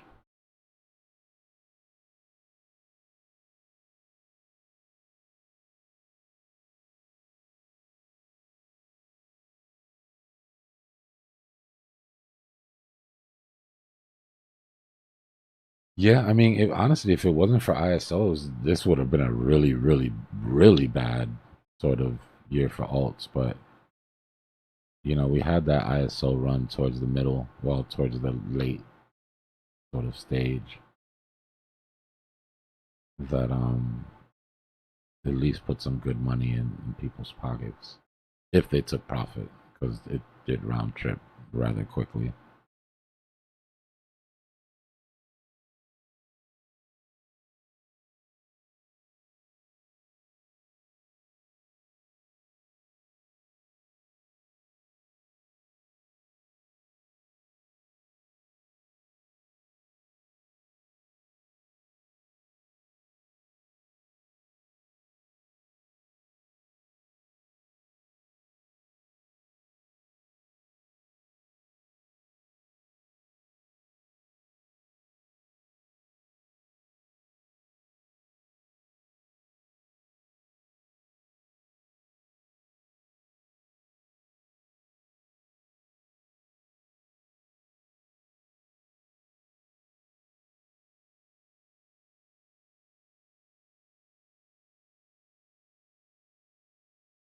Bullish pressure on the order book is well, was picking up for a bit, but starting to lose the hold here.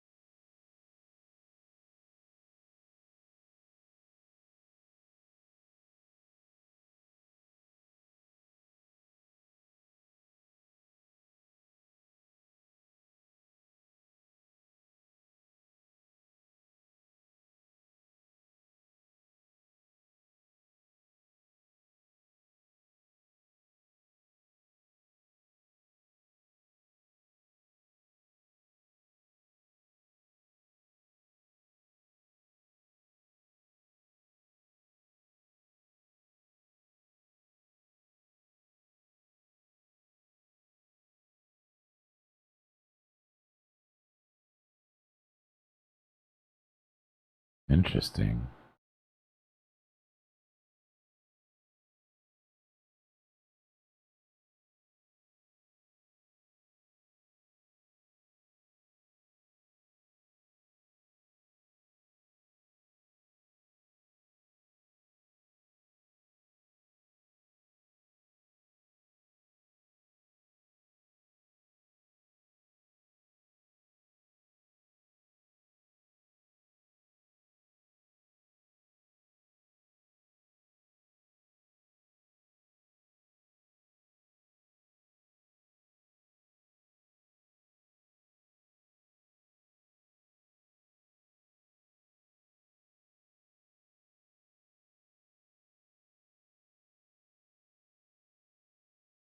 Kiyotaka has a poly market. What you call it now?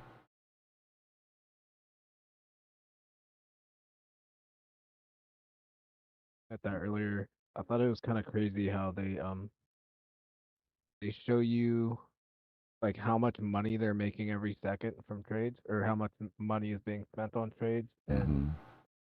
yeah, that now I understand completely why everyone and their mother and their brother and their sister is opening up their own poly market.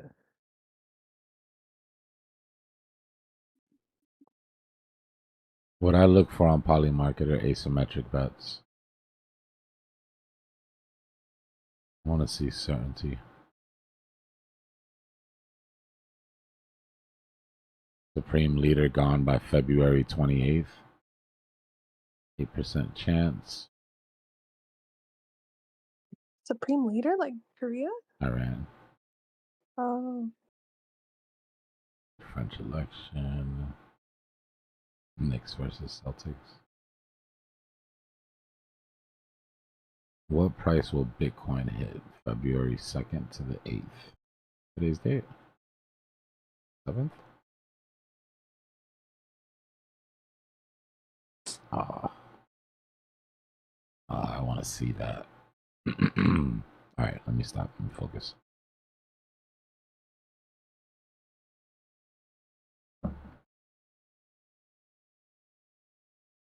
All right, how the hell do I get out of here?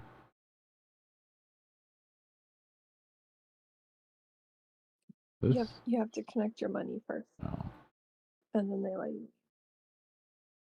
let me go. That's not it.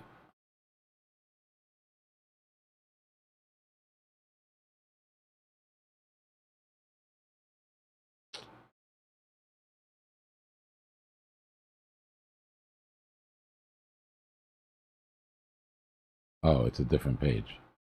Huh, that makes sense.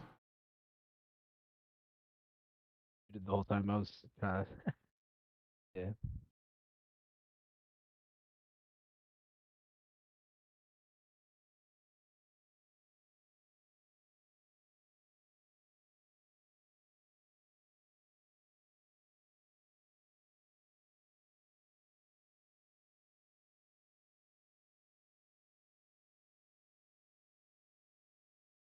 All right, where's the interest? 400 Bitcoin at 6.6. Where's the real interest? Yeah, this is what I'm looking for. 600 Bitcoin at 58. Almost 700 Bitcoin right underneath.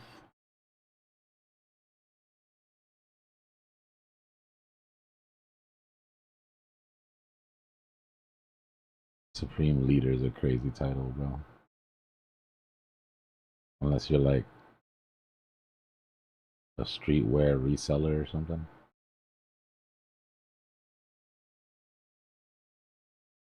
Oh, crazy name.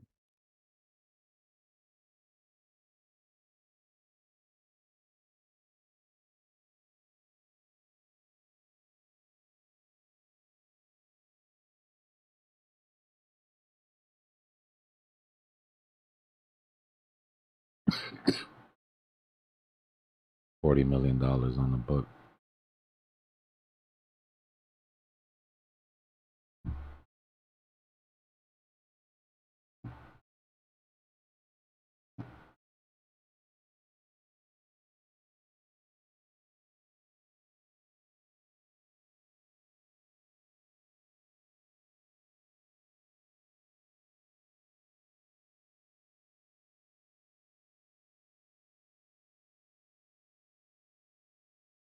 Fight.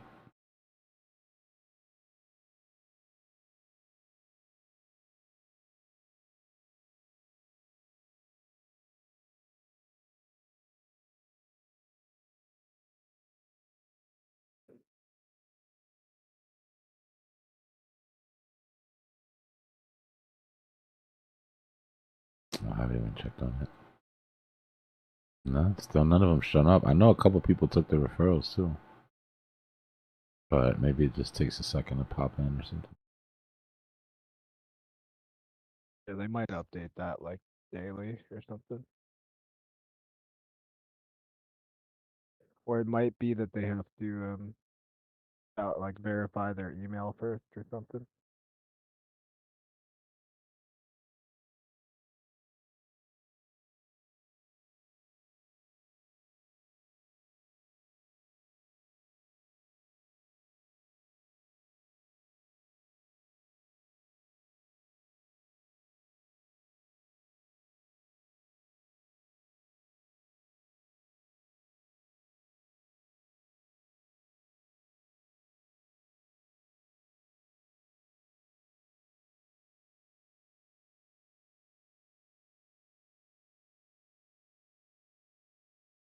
Is it?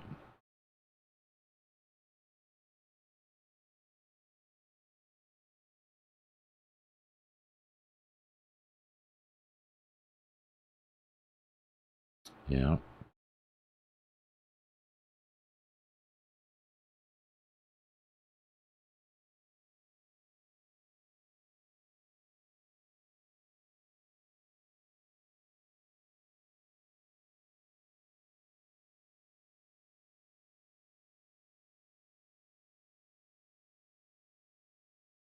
That's really quick. I'll see if there's another email I can sign up with. Nah, it'll get filled naturally as people come in. It's gonna take a minute.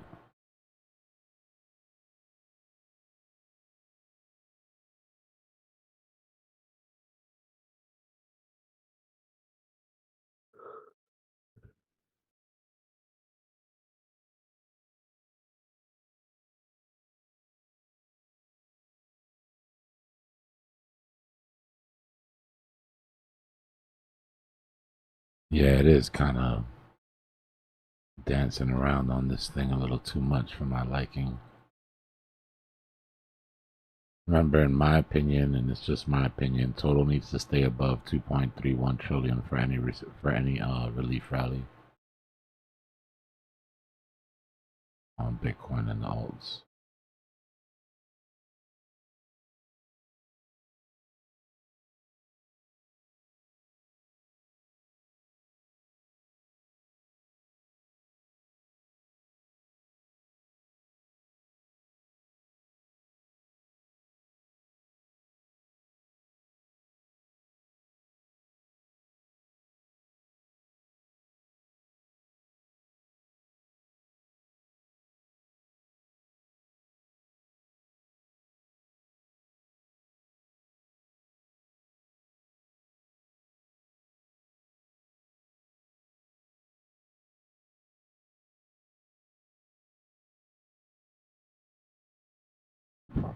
Type 2 entry, just like everything else, is the only thing that can save total here.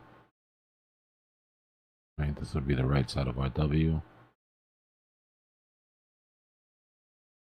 And you would want to come in for a left here somewhere. I know that's vague. Give me a second.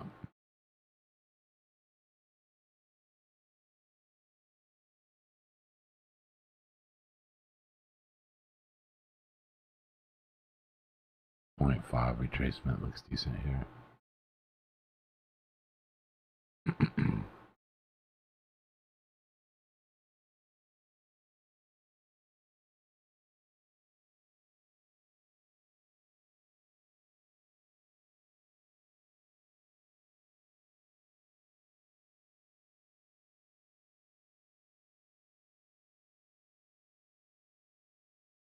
You're looking at vector recovery to 382.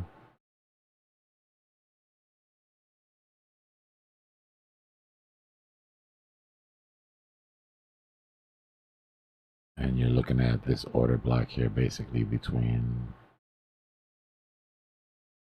0.5 and golden pocket.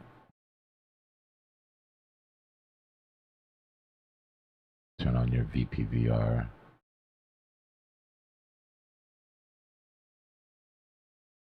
The hell is it?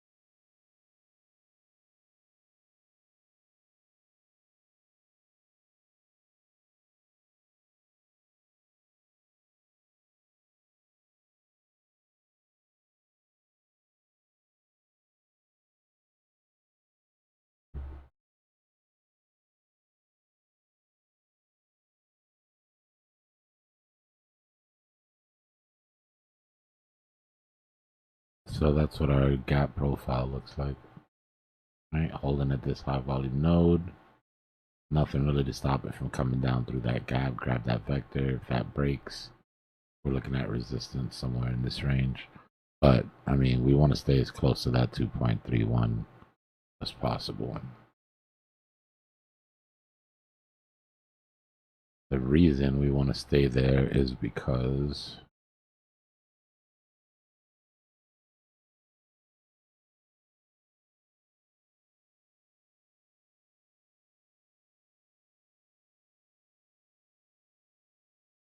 that's our macro support.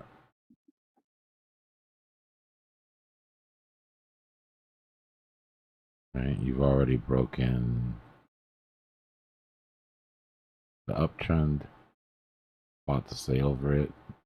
Breaking that macro support is the last line in the sand before things start to move their way down to 1.6 trillion. See that gap underneath us?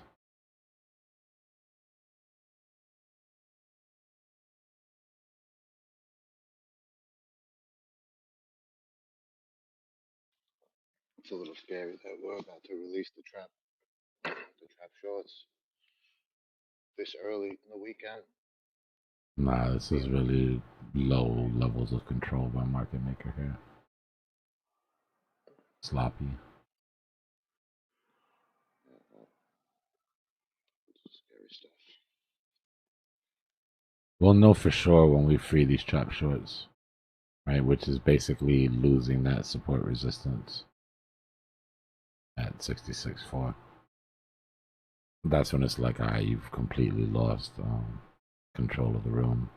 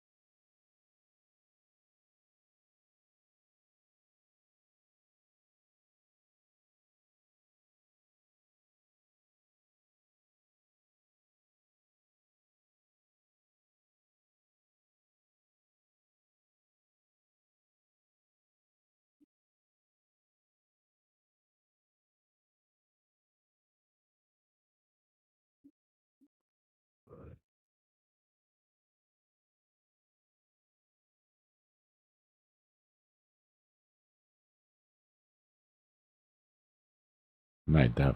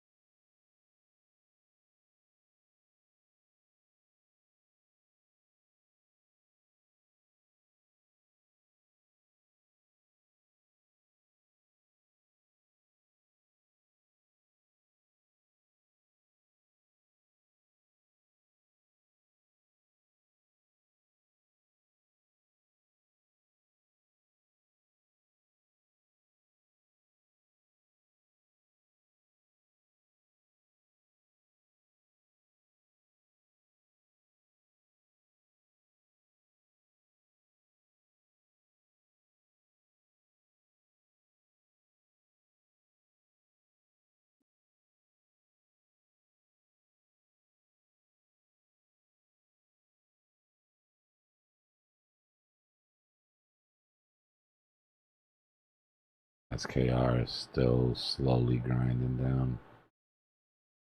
Guess it's gonna be no trade for me tonight. I was hoping to maybe grab this before bed, but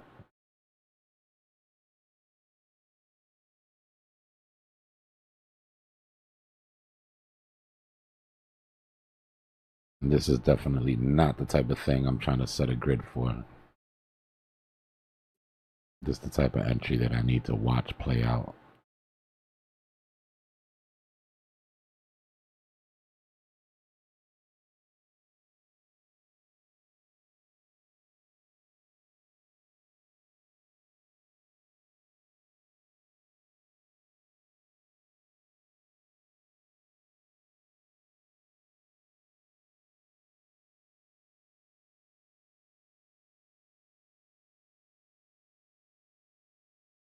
Yeah, less trades, more high quality entries. Most profitable strategies, like if you go in the back tester and you just look some of the most profitable strategies, or you play around with a strategy so you can see how profitable it is, you'll notice that the more profitable it is, or the most successful the strategy is, the smaller amount of trades it signals for you.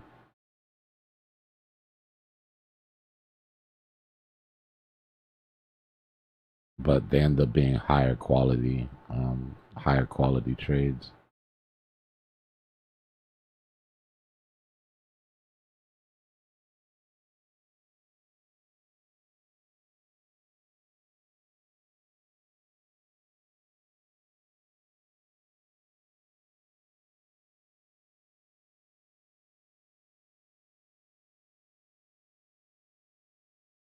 This W was invalidated, so we can get rid of that. That gets rid of the top measured move. But at this point, I'm just shooting for my original trade here. I'm not getting greedy. But let's clear up the chart a little bit. I'll take that out, and I'll leave the target where it is. Now just give me a type 2, and I'll be more than happy to play this.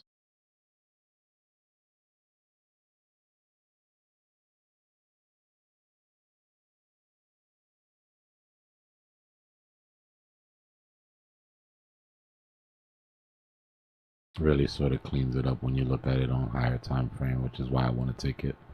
Right, vector recovery is expected.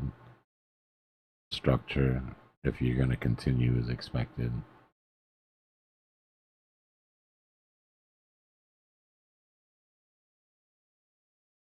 Good night, Def.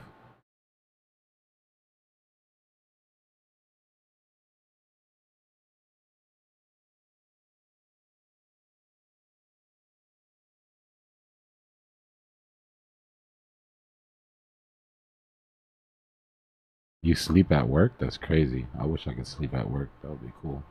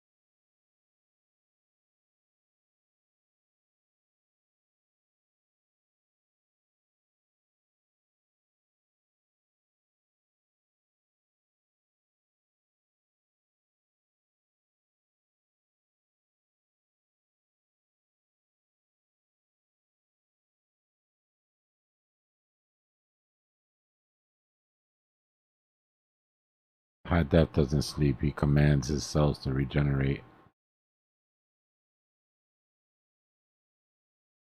Like a real man.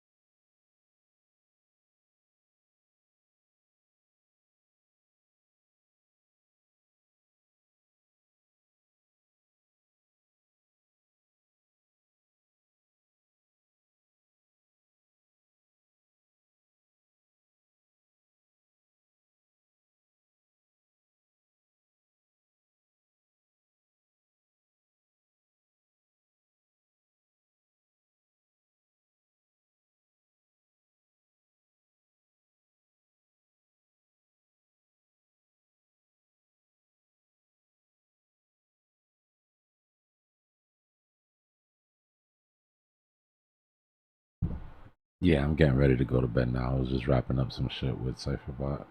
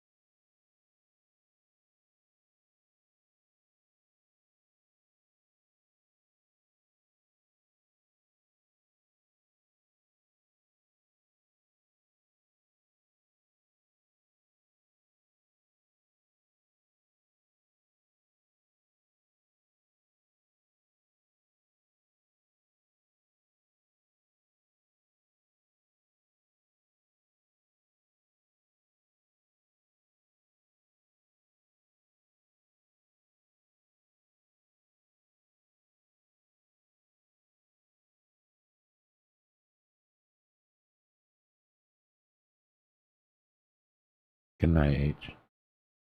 Yeah, I'm getting ready to log out now. Restart the stream. Take my ass to sleep.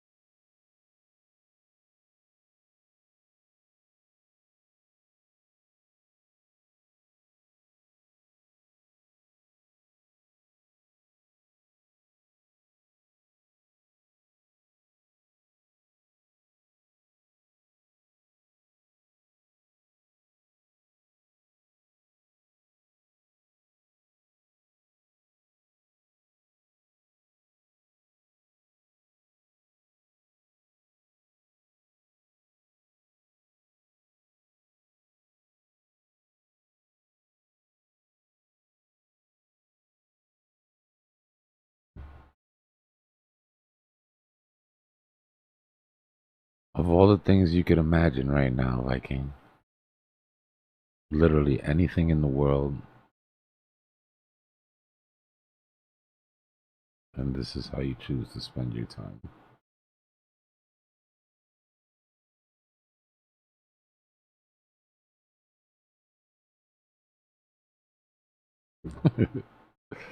All right, good night, y'all. I'm gonna restart the stream. We'll be back in 1 second.